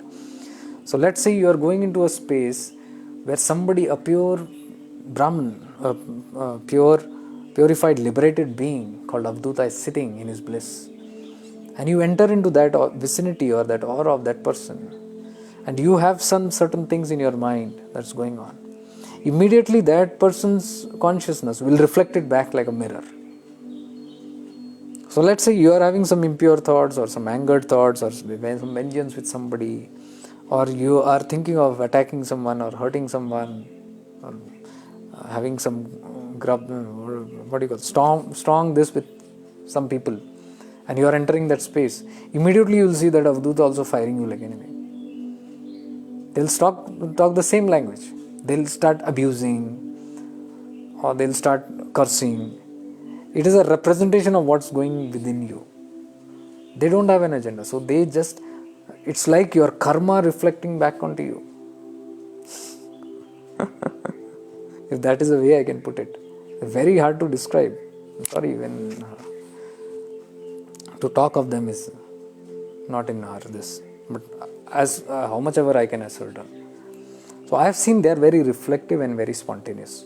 To whatever comes to them or whoever comes in front of them, they are just like that. They blurt it out. They have nothing to hide. And I'm sure they don't have an agenda to correct anyone, to do anything or anything. But maybe the Avadhutas who have a bit of consciousness, who are, a little conscious and aware of this existence also, may be doing it. That's what I feel. Because if they are in that state of consciousness, you cannot operate, you cannot talk, you cannot discuss. But sometimes I've seen them discussing or telling them something. Like even Bhagavan Nityananda hardly used to speak, but sometimes he used to speak with people. Like ordinary men. That means they have lowered down their consciousness to do that particular act. And then they return to their state.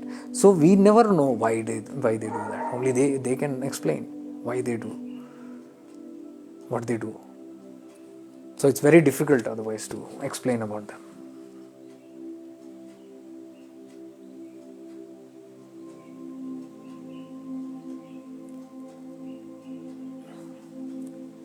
Vani Jain, you cannot imagine how helpful is this guidance to me in my present situation. I love you. Universe is all knowing. Definitely, we are all reflections of each other, so it has to help in some way. Rahul Shevkar, Navanath, I think they can travel in all dimensions as per Navanath Poti. Very, very powerful. See, as I told you, traveling is not very difficult for these beings. Travel can be done by anybody who are beyond a certain level of consciousness. So you'll normally see even people who are living on earth of high consciousness. They also do these astral travels. They go to different dimensions. They visit and they come back and all that. They do, but most of them do it out of curiosity, or most of them do it out of some enjoyment, or they are just playing the game. They are part. They are the whole game is a part of their. They are a part of this whole game. So they love enjoying visiting some dimensions, going there and having fun, or from some information for sources. But all these are very gross. These are limited to your desires, lower desires, and whatever. Even higher desires, they still are desires. So they are very binding, and they have a purpose. There is some intention behind those travels. But the Avadhootas and all that, what I'm saying is, they are beyond all that. You cannot find their intentions that way. Navanaths are certain masters who had absolute great mastery over their physical, mental and emotional bodies. Generally, great mastery over their life. They had great mastery over death. They had conquered death. This is also a stage again. Avadhootas are even higher than that. But these are again stages where you can attain mastery. And then with that mastery, again that mastery is attained for a certain intention. It might be for personal benefit, it might be for the human benefit. So Navanaths are somebody who do it for the human benefit, larger cause. So they are people who attain this mastery and then they do all kind of feats. You look at the Navanaths, they have always been great masters in miracles and mystical things they can do, perform. They can perform certain things, which is very visible to the world. Maybe to convince the gross people that there are higher powers within you. So maybe they are doing it with that intention, we'd never know. And all the Naths, including the great master Gorakshnathji and Matsyendranathji, if you see, their work has been very massive and they are beyond one particular birth. They repeatedly keep coming into the human world again and again. If you see, there are countless samadhis of Gorakshnathji and Matsyendranathji. Previously I had heard it was 9, then I heard it's 11, then I understand there are even more. So samadhis means they have left their bodies on earth. So they have died, literally to speak, they have died 11 times on this earth. So for them it's a play. You die, you are born again, or they die, shed off the body and they enter through a process called Parakaya Pravesh. Parakaya Pravesh is when you enter another body that is dead. Dead but in good, body is in good condition and it can be revived. So these masters have this mastery over life and death and they know how to leave a certain body which has grown old, which is of no more use to them, and so they shelve that because the purpose cannot be served in this body. So they go and enter into that dead body which is obviously going to be discarded. So they say, now let me use it, and they are mostly young bodies. And if there are some slight problems in it, physical problems, or they look, they inspect and they see, okay, this can be rectified.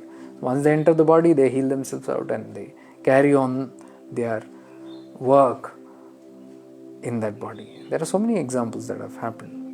So this all shows they do all this, but this is not to prove it to anybody. You will hardly see, nobody even knows. Gorakshnathji has, or Matsyendranathji has so many samadhis. Where were they? What did they do in between? Why did they leave this body? When did they take another? Nobody. It's all secret. Because they are not doing it, performing it to show off. They have a certain, because as I told you, the earthly dimension has a certain laws. In that, the law is the mortal body. Body is mortal. Whatever comes from the 5 elements has to return to the 5 elements after a certain time. So that's the rule of this earth, and they respect the rules. So what they do, they play with these rules. Okay, the life expectancy of this body can be stretched to how long? Okay, 100 years, 100, 200 years, okay, 200, 300, whatever. After that, it's not able to go, okay, fine. Let me dump this body. Dump a body, take another body. So they are following the rules of the earth, but they are playing all for a higher cause. So they come again and again to help humanity. So Navnaths are one of the best masters who have had mastery over this.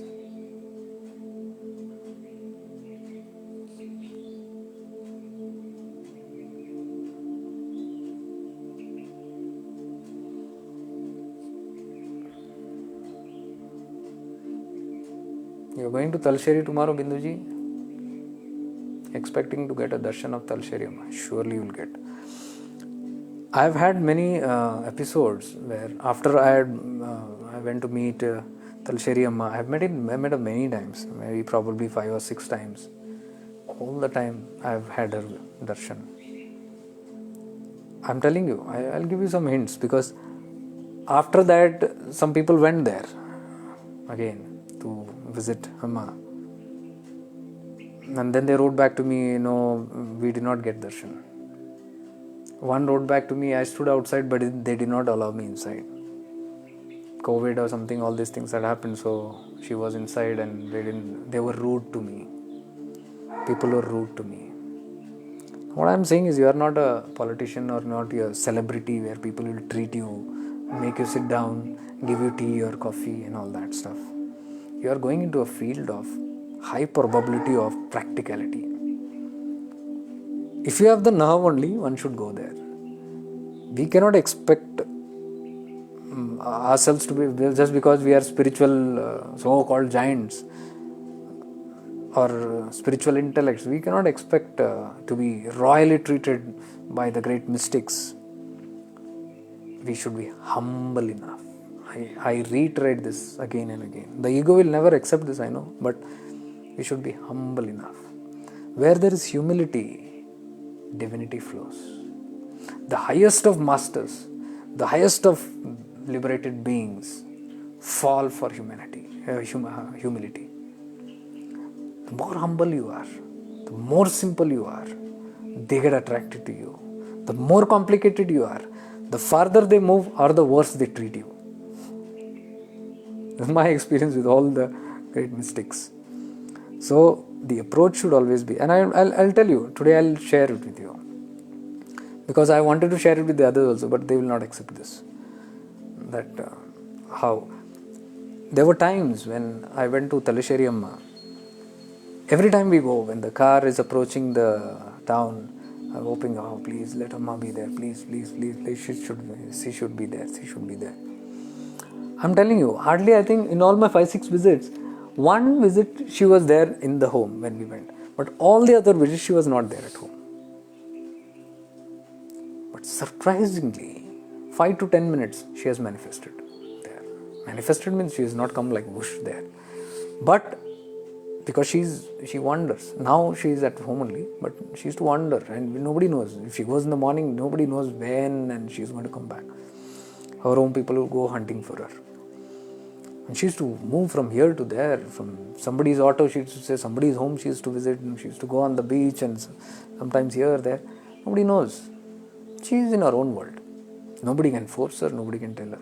She is not in a state to listen also. So I believe the first time we went, she was not in home. But I was feeling little disappointed whether we will meet or no, because I had a lot of hopes, and while we were approaching, I was only praying to her. And one of the guys who took us there said, okay, just let's wait here in the veranda. She must be somewhere here. And we started meditating. In 5 minutes, that guy who went out spotted her, standing very close.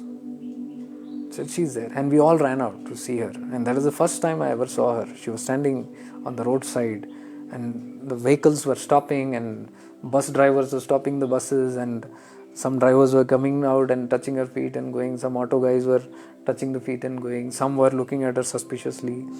Some were mocking her. All those things I was noticing.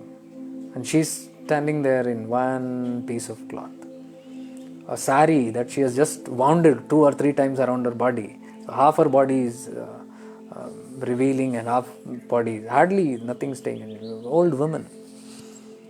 And that is the first time I fell at her feet, because everybody felt and I also felt. And she was only staring. She was staring as.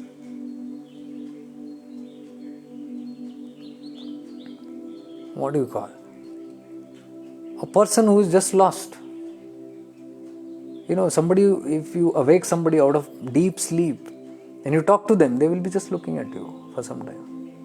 They don't know what you're talking about. It will take some time for them to come into senses what you're talking also. They can't understand. Deep sleep. That samadhi, that turiyatita avastha I'm talking about. And she is constantly in that state. So whenever I was touching into, and I didn't know at that time. So I was like touching to her, trying to talk to her and all that. And she's only having this stare at me. She's looking at me upside down, up, down, up, down. Then somebody touches and she's looking there, up, down. She's casually trying to look.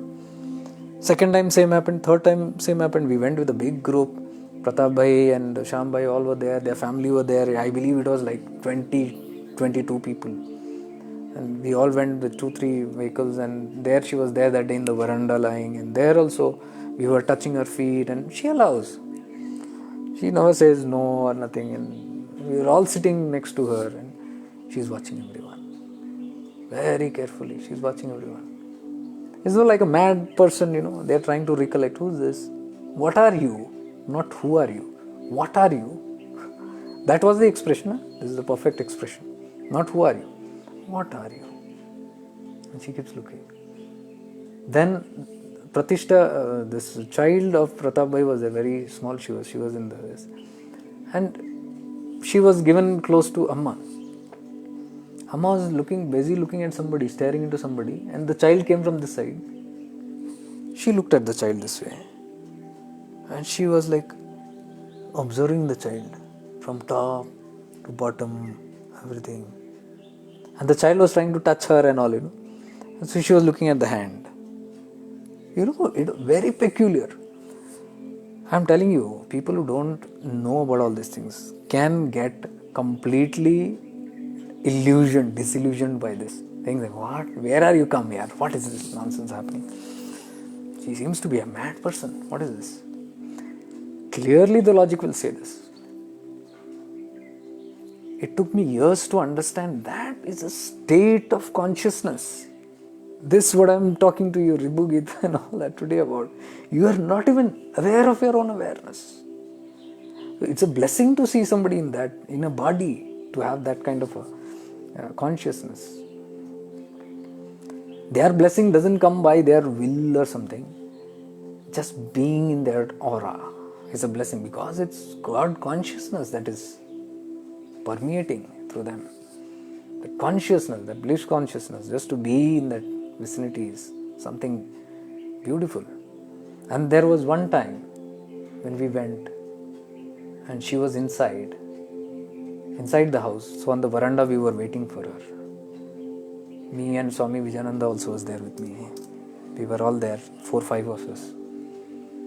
We were all in deep meditation. Suddenly some sound came. I opened my eyes. Amma had come to the veranda and she was holding the door and she was just staring like this. Suddenly I noticed like this. She is half hidden from the door and she is only looking at everybody who is sitting there. And I was like, I didn't know what to say. I can't even wake up others. I just closed my eyes. Then I looked at her. She was not there. She went out. Then what I saw was, I could see because it was grilled kind of windows. She was fast moving. She moved around the house. She took one circumambulation. And she came. And she peeped. And she laughed. Like a child. She giggled. And then she went again. This way, 2 or 3 rounds she did. One round she's doing, she's come, giggle and clap and run. Goodness.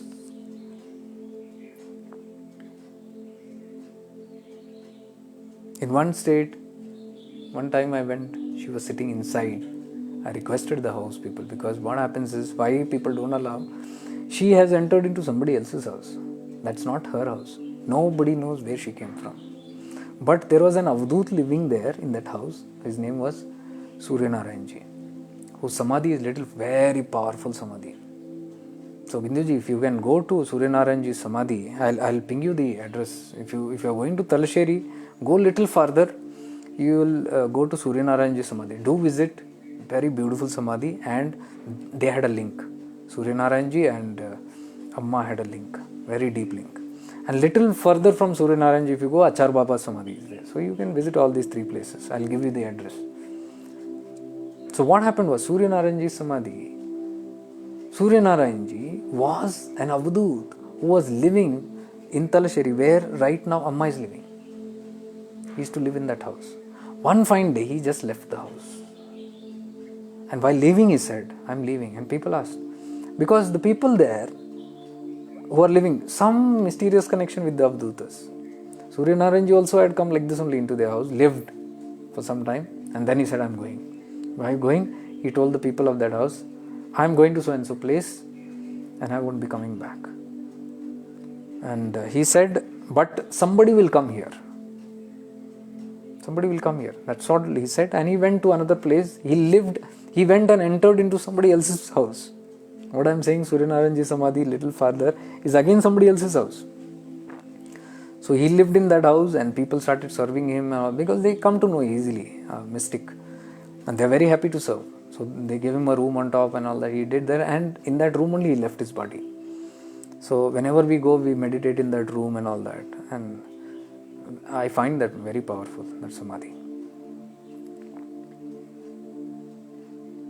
So we talk to the house people also. They are very, very kind people. Because it's their house, their personal house. You have to literally request them, can we? So they say, okay, you can go, and they allow that room. You can sit there.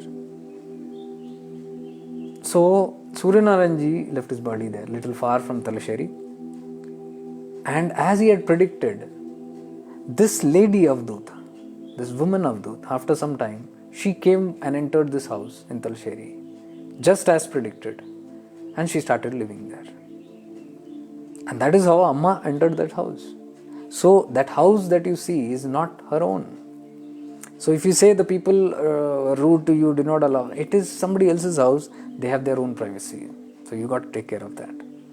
So when we go to meet Amma, we might go with sentiments or anything like, we got to meet, we have a right to meet her or she. No, she is living in somebody else's house. So when they are living, when they are taking care of Amma, they take care of her needs. Hardly she eats or anything, but still they take care of her. They are protective about her. And now because of this pandemic and things and all, they didn't want a lot of chaos to happen. So they have not left Amma out. So Amma is living in the house only. So she is no more wandering as far as I know. And they have restricted people who are obviously because of these pandemic issues. Because they don't know, people are traveling from everywhere. Even foreigners and all go there. So probably they cut down on that and they did not allow people to enter the house and all that. Which is their right. That's okay. Because the situation is that way. But I'm telling you, what I'm trying to tell you is, if our attention would not have been on what the people are saying, or if our attention would have been on that Avadhoota, on that Amma, and even standing there, if you would have meditated, I vouch she would have come out.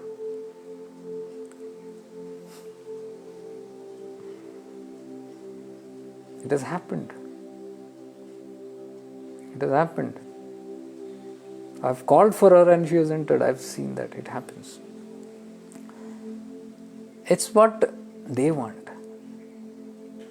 It doesn't matter whether you are allowed. Nobody can stop them from coming from there to here. Even to give you a darshan, that's more than enough. And they can do it. And not much time. She's sitting inside in some room. And she's lying down or she's in her mood. She's in samadhi there. If they want, they'll just walk a few steps and come and peep out. All these things happen, but you need to have that affinity, that love towards that being. That love should be such that you have tears in your eyes. If that is your kind of bhakti, love, I would call, more than bhakti, if that is the kind of bhakti emotions that you have towards the mystics, they do respond. I am not telling just one Avadhoota. I have met many Avadhootas who respond to tears. If your heart swells up, they don't care any damn for anything. They will just be there. I've seen this with my own master. All rules, regulations, sab gaya bhaad mein. If your heart swells up, if your eyes swells up, they are there, right there and there for you. That is what we need to build upon, the heart chakra.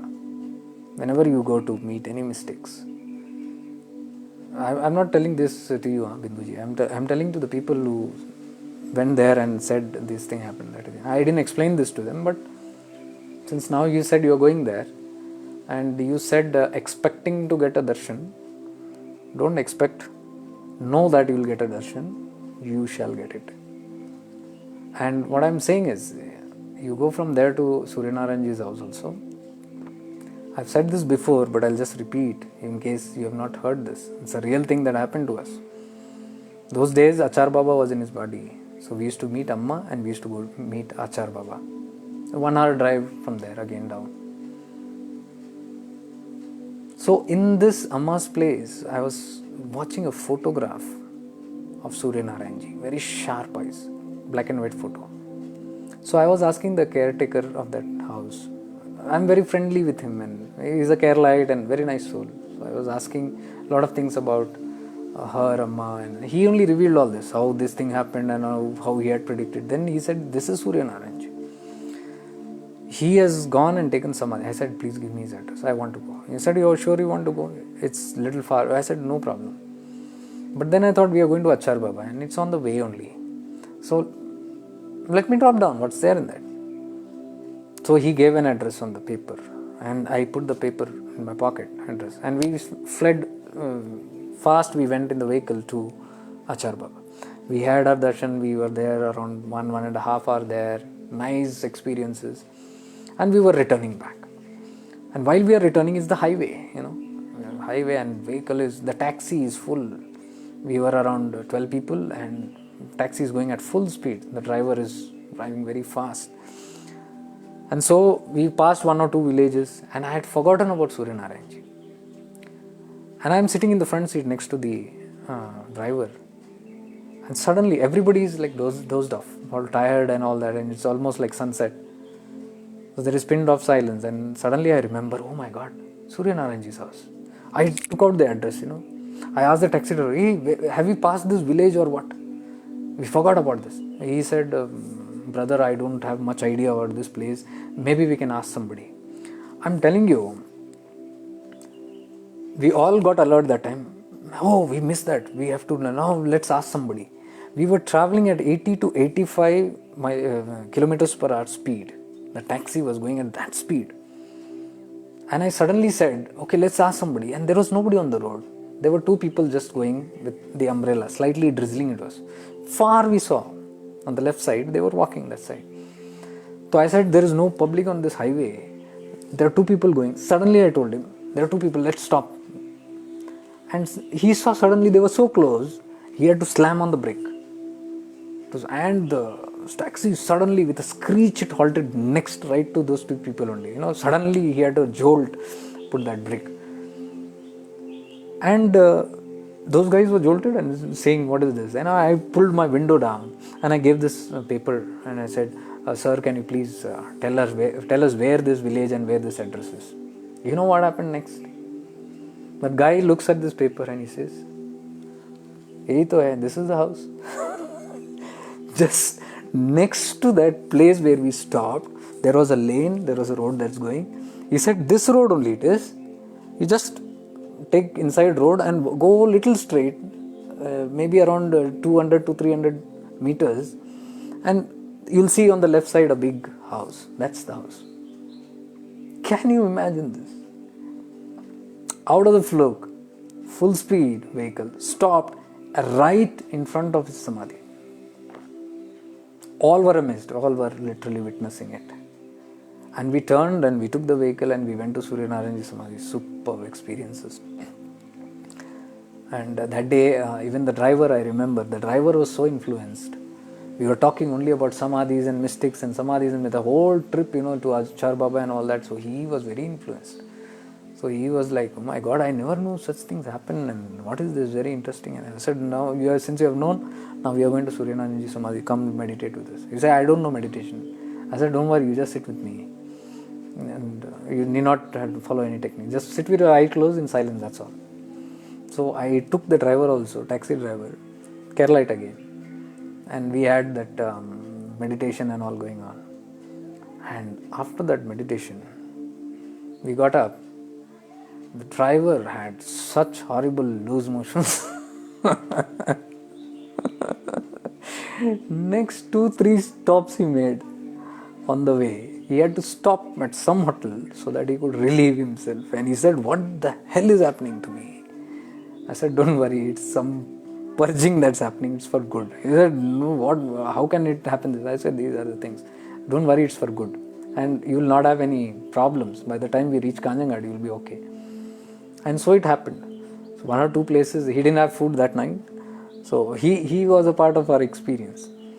So this happened with Surya Narayanji. And after that, we have been, whenever we go that side, we go to Surya Narayanji's Samadhi. So when we go there, we visit the house. Next to his Samadhi only, there is a house, the caretakers of that Samadhi.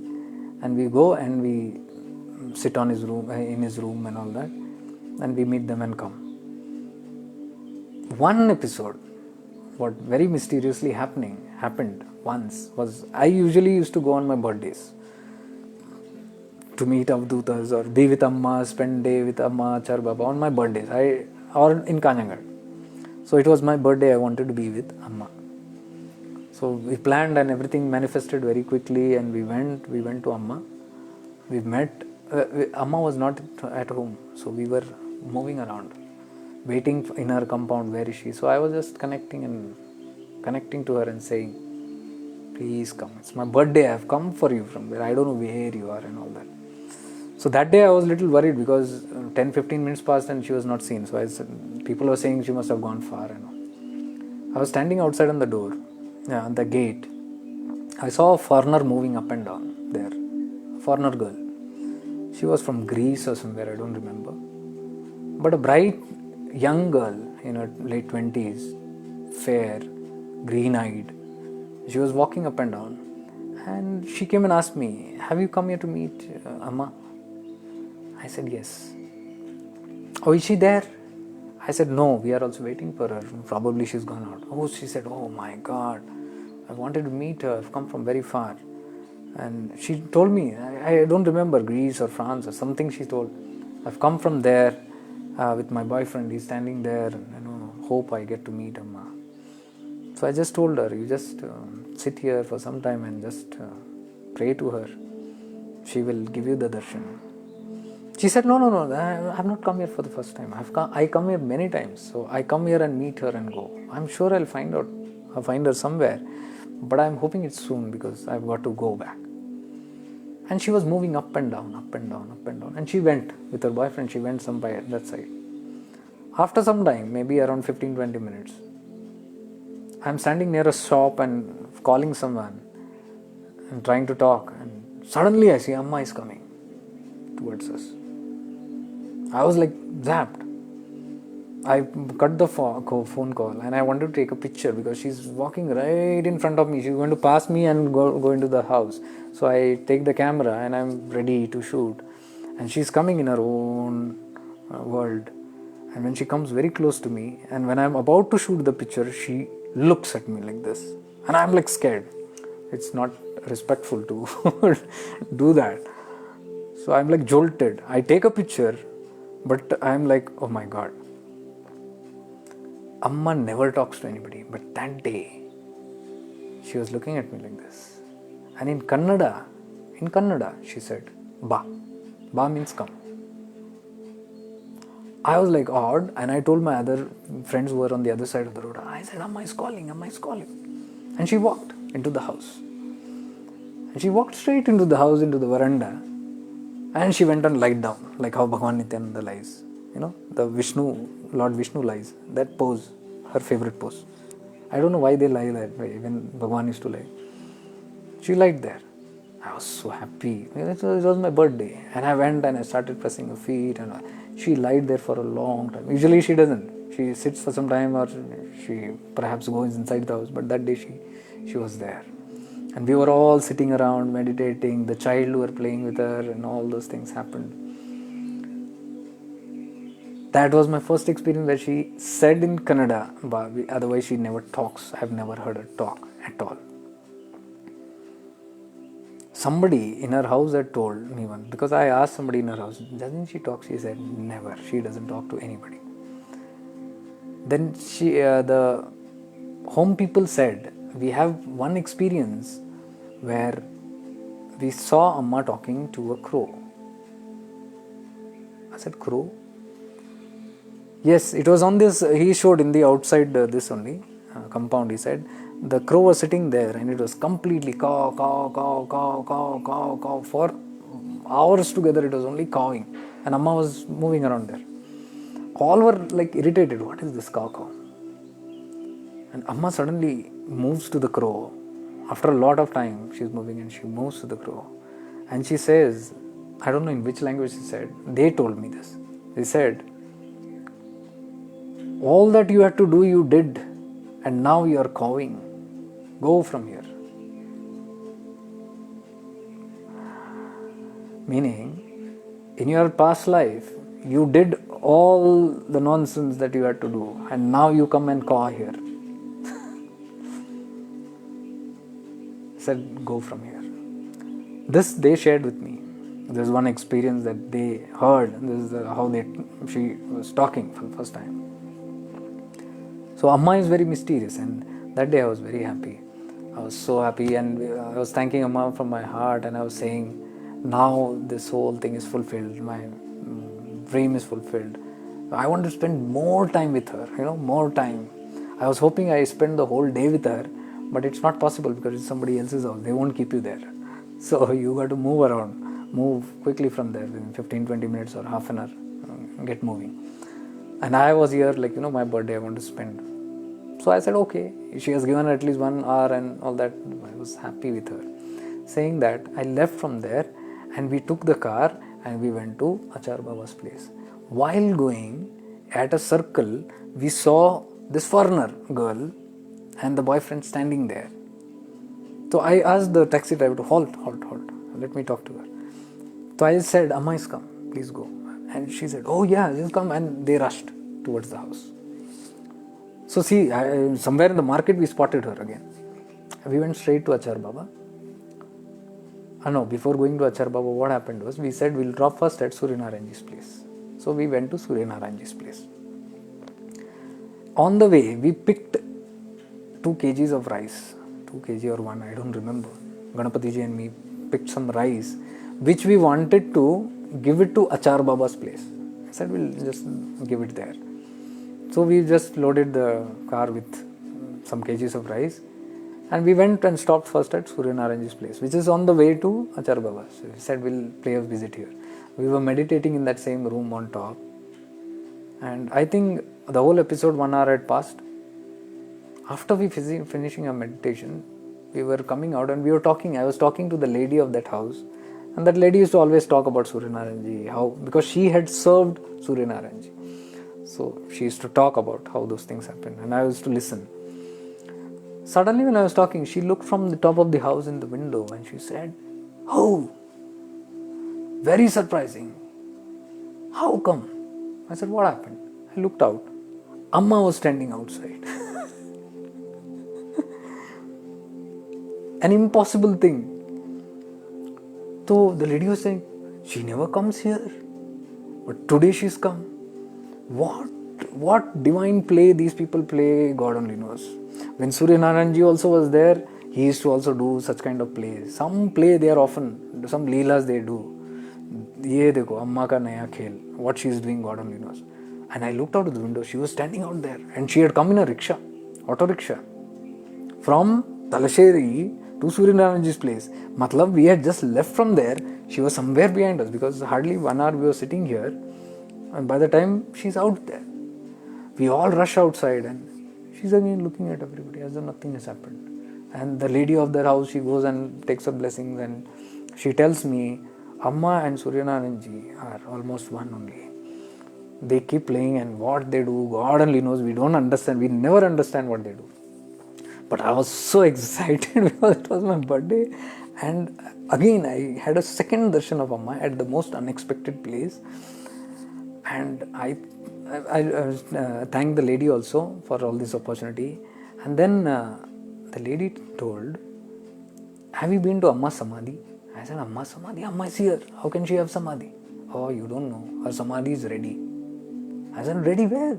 He said, on the beach side, hardly 2 kilometers from here. You go from here and ask somebody some spot, she said. Very close, the beach is. You go there and you can visit the Samadhi. Today there is some function, they give Annadhanam. So you can have food also there and go.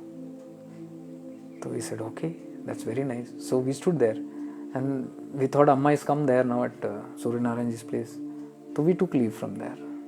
Amma is there standing and watching people and people are coming and falling at her, which is not even bothered. She is looking at the skies and trees and all that.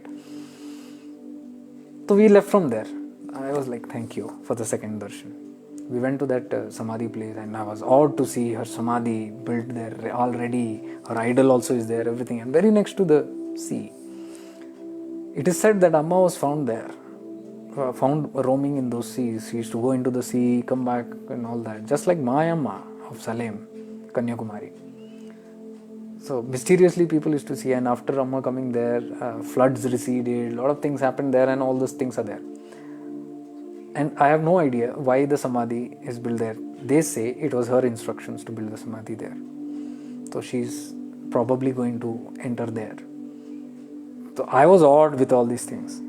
But it was beautiful and we had our meditation and all that.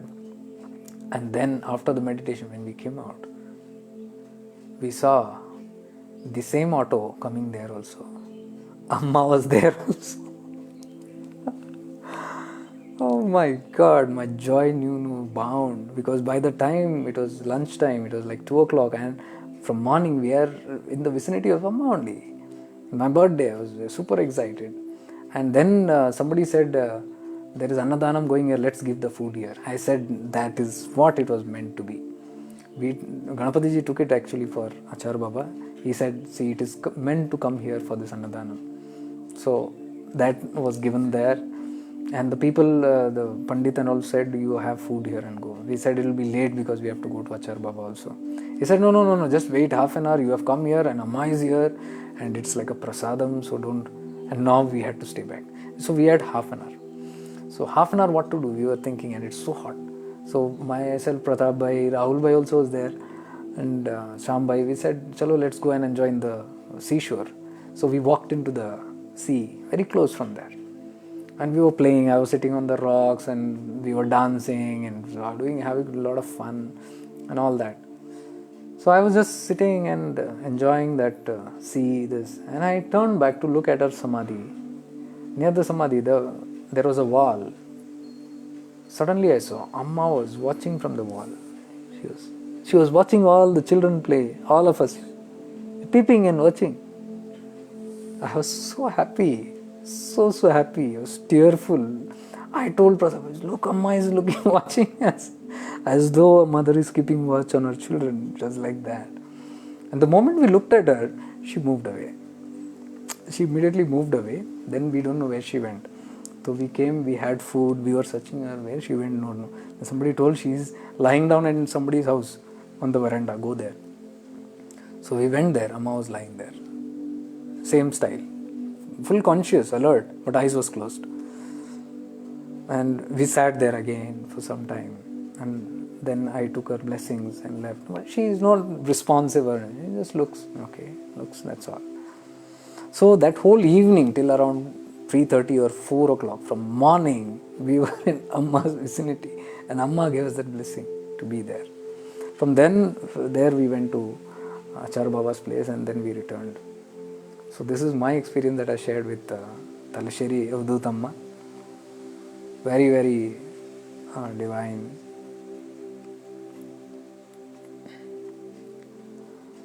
So you just reminded me about all these incidents. So see, the connection between Suryanarayanji and Amma is very powerful. So that's what I'm saying. If you're going there, if you have this fortune and blessings to go there, do visit Suryanarayanji's place, and further you can go down to even Achar Baba. Very close it is then from there. Hardly 45 minutes drive from there. So you go there, you Achar Baba, all three will happen. And you can even visit Amma's Samadhi, which is close to Suryanarayanji's place. Some link, see, she is also planning to take Samadhi near Suryanarayanji's place. God knows why.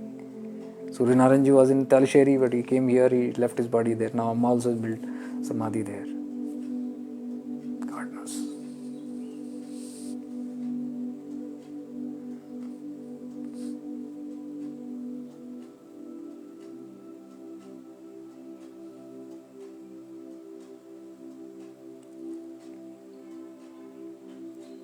Could Amma be the reincarnation of Surya? I don't know. We cannot even think. Even if we think, it is all guesswork. They will never let a soul know about all this. It's their Maya, it's their, Leela. So maybe it's a reincarnation, I don't know. But I don't think it's a reincarnation, because he was there in body when Amma came. He had told somebody is coming, and he was in this place. And meanwhile, Amma had come there. So it's two bodies, but we don't know. Some mysteries are there. I have got, see the number of viewers today went up to 40. Oh, don't worry about those. Viewers, we are not worried. I know there are some around 20-25 viewers who see this regularly. And to tell you very frankly, I come for them. So it's fine, because there is some people who are loving these, who is benefiting, and who are dedicated, who are consistent. So that makes me consistent. Even if I don't have mood, I feel okay, those guys are there, let me have some good talks with them. So that's how I come. So you guys actually motivate me to come here. I have got darshan in 2000 on September 20 of someone who inserted Trishul in throat. This happened in Udaipur, Rajasthan. Lot to write. Great. Good to know your experience. Udaipur, Rajasthan is another powerful place. Kannuji, so tearful to listen, lots of love. Arey Kannu bhai, you are in Kerala. You are in Kochi, but it's a long travel. I think if you take a train from Kochi to Talasheri, you should reach in around 5 hours. And if you take to Koilandi is where Achar Baba's place is there. And from Koilandi, if you go to Talasheri, you can go to Amma. One Sunday you can go morning and come back. I have travelled a lot in those trains from Talasheri. I have often moved to Kochi and come back from there to Kanjangad and all that. There are frequent trains, so you can try visiting her.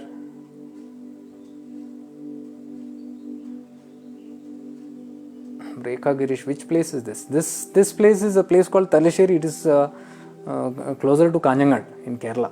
They're all in Kerala Avadhootas, what we are talking about. Yes, and one more is there. In between Talasheri and Suryanarayanji and Achar Baba is a place called Vadagara. Vadagara also has the Samadhi of Shivananda Paramahamsa, whom I often speak very highly about. Shivananda Paramahamsa, in whose lap Bhagavan Nityananda is sitting, and that photograph is there. A very powerful master he was. So his ashram, the same lineage is Mohan Swami, whom I love so much here, who is in this place here. He is from that lineage of, even today they have Jiva Samadhis. That kind of Shishyas are there in that lineage. So Vadagara is another place that you can visit. Shivanand Paramahamsaji's Samadhi is there, Jiva Samadhi. So you have, see the beautiful places, Kanjangad, Talasheri, and before Talasheri, there is one very powerful ancient temple of Parshurama, dedicated to Parshurama. And it is the temple of both Shiva and Shakti. Very powerful temple. So Kanjangad, and the moment you start moving down, Kanjangad, you first stop, you will have this temple, very powerful temple dedicated to, I believe that Lord Parashurama built it. And then you go further down, you will have Talasheri, where Avadhootamma is there. You go a little more further down, you have Vadagara, where Shivanand Paramahamsa Swamiji's Jiva Samadhi is there. Then you go a little more down, you have Surya Narayanji's Jiva Samadhi, which I mentioned today. And from there you go little down, you have Achar Baba's Samadhi, and that's not the end. From Achar Baba's Samadhi, walkable distance, if you go around 1 to 2 kilometers further down, is the place where Bhagavan Nityananda was found in the jungles.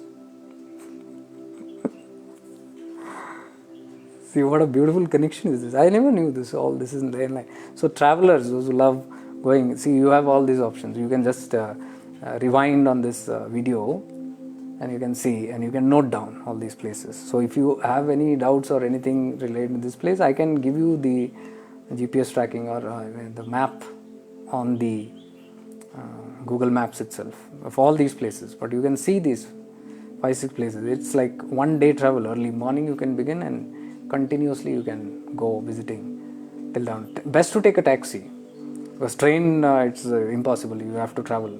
Take a taxi from Kanjangad. Especially if you are staying at Kanjangad, that's the best. That is how we do. Early morning, 5 o'clock we begin, and all these things happen in the line. We eat our breakfast, everything under this, and by the time we have finished the last place, that is Koilandi, that is around 7 o'clock, 7:30 in the evening. Once that is over, we just shoot back to Kanjangad. We are back by around 11 o'clock or midnight in this. Or if you want to have 2 days journey, you can break somewhere in a hotel or something. So that also can be done. So it's a beautiful travel actually. It's a powerful, what do you call it, energies that you can get in line.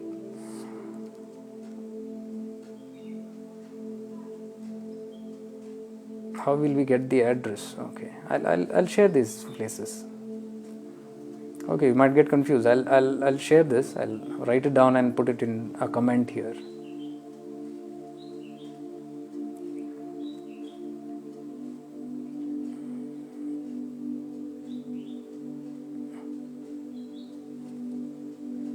How is this? Pattu Kushalappa Ahuja. Thank you, Bhaiya. I heard all the experience about Amma. Yes. I think you are new here. Florence Pinto also is new here, listening from Australia. Great to have you here, Florence. These are about the mystics that I am talking about, great mystics of India. If ever you have time to drop down here. Some of my friends from US are visiting, Western friends are visiting Ganeshpuri also this February first week. I will be glad to have them here in India again.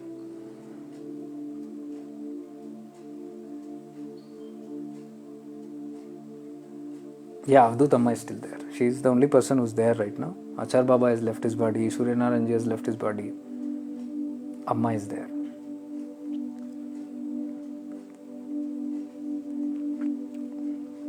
Okay, I think today's session should be enough with this. I talked a lot about today, about these mystics in the end, and the whole session was revolving today around our own innate abilities, transcend duality, practice awareness, and to go beyond what the logic world is talking about, the researches and the things that cause more fear and panic and chaos, and no conclusion. The world has no conclusion about what is happening right now.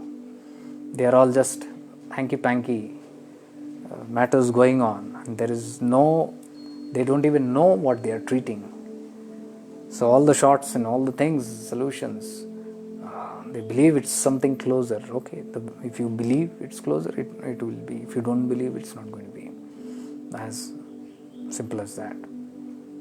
So we can watch all these things, how it affects the people. And today I've talked a lot about how it is affecting our body, mind, and our emotions in so many ways that are weird. And sometimes you feel, I am suffering alone. You are not alone. Remember this, dear ones, you are not alone. There are multitudes with you who are having this. Many don't speak about it. So whether awake or unawake, all are getting the pinch, because the cosmos is in no mercy at this time. It's just being just to everybody, conscious or unconscious. If you're unconscious, you're getting a jolt awakening, and those who are conscious and asleep are getting another jolt awakening. But those who are conscious and not moving at the required, there is no authenticity in their path, they are also getting the jolt. Everything is to connect us to our integrity and authenticity, because if you are on the path, then it should be serious, it should be in the most divine, purest way. If we are not in the proper way, we are also getting a jolt. And most of it is the struggle that is happening in the purification process, the purging that is happening. It's all happening for good, for our own good, for the collective's good. But it seems miserable, it seems horrible when it's happening, because the purging is very fast, more fast than we can handle. So we don't even have the option of saying, I'm not ready yet. Universe cares a damn whether you're ready or not. Universe is ready to make us ready. So it's in that pace.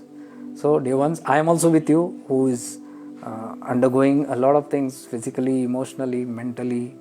Purging is going on. So it is happening through all levels of consciousness also. You cannot claim to be very spiritually great or spiritually not worthy or low. There is no high and low for the divine. It's all one. Even if somebody is saying high, then they have to be high on that pedestal. If there is no integrity on that pedestal, the jolt will be there. So on all levels, we are just being reminded that to have integrity and authenticity, be authentic, be very truthful and honest to the path, to what you are supposed, without trying to play out anything or just doing it for the sake of doing. We should mean it. If we don't mean it, the universe is ensuring that we mean it.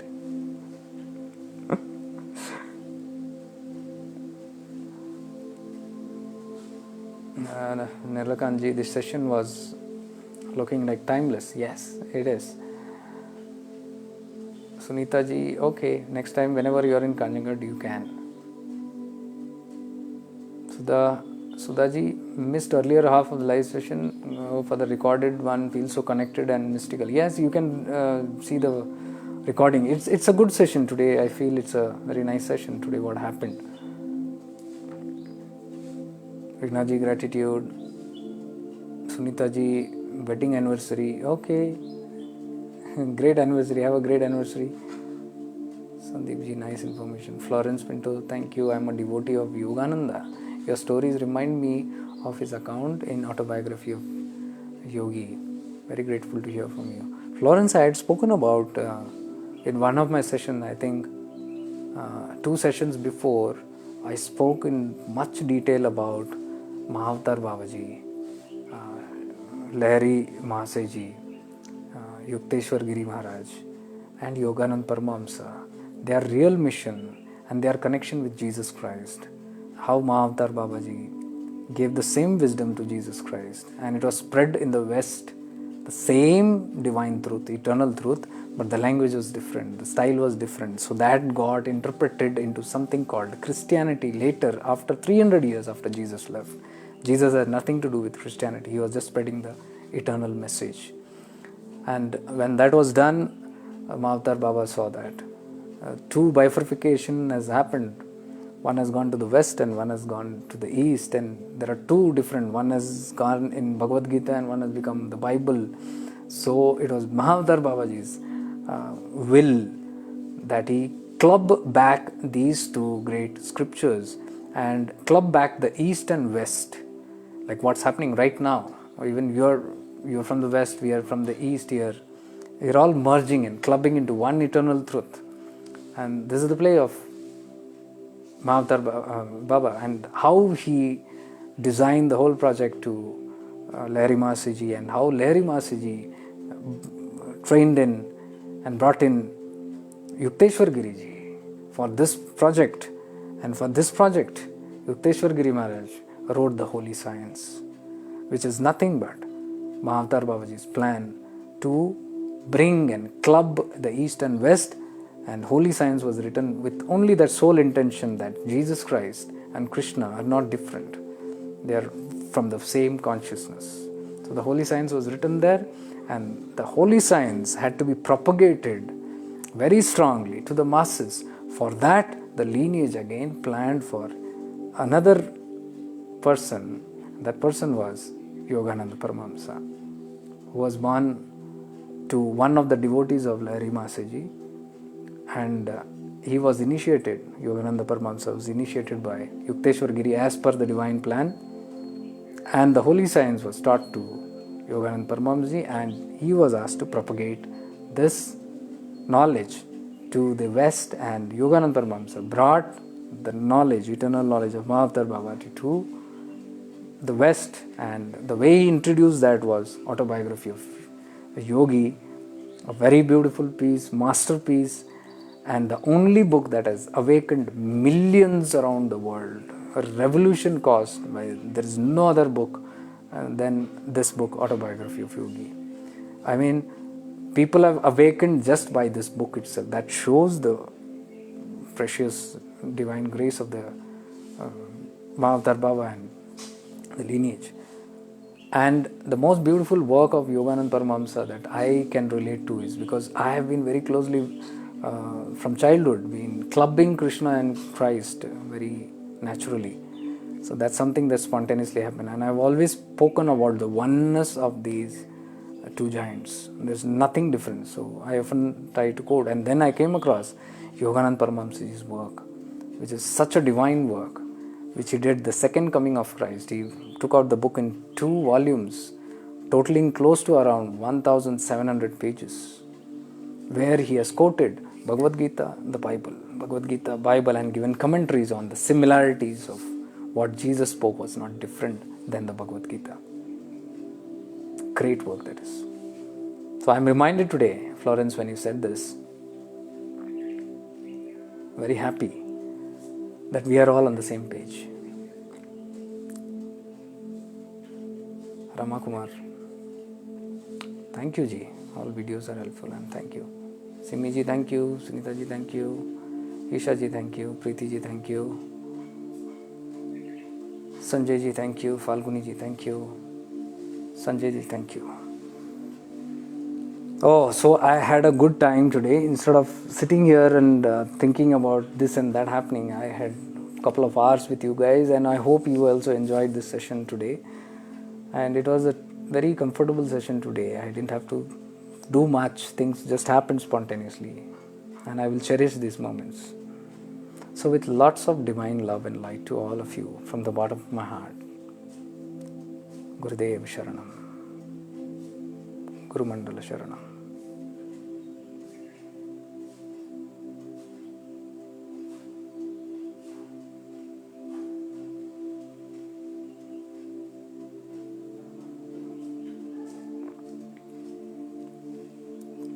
Yeah, so Florence, even I am from the same kind of lineage.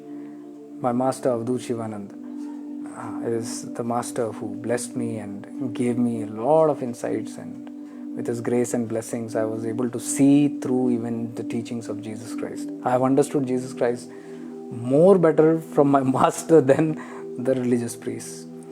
So I also belong to a certain lineage, and since I don't talk separately about them because all the lineages are the same. They come from the same one source. We are all functioning in a different way. We are using our own languages and our own styles to express the same ultimate truths. A lot of love to my master.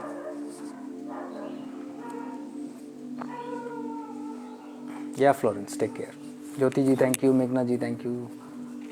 Simi ji and Priyanka ji, thank you. Kanu ji, thank you. Stay blessed. Till next time. Swati ji, bye.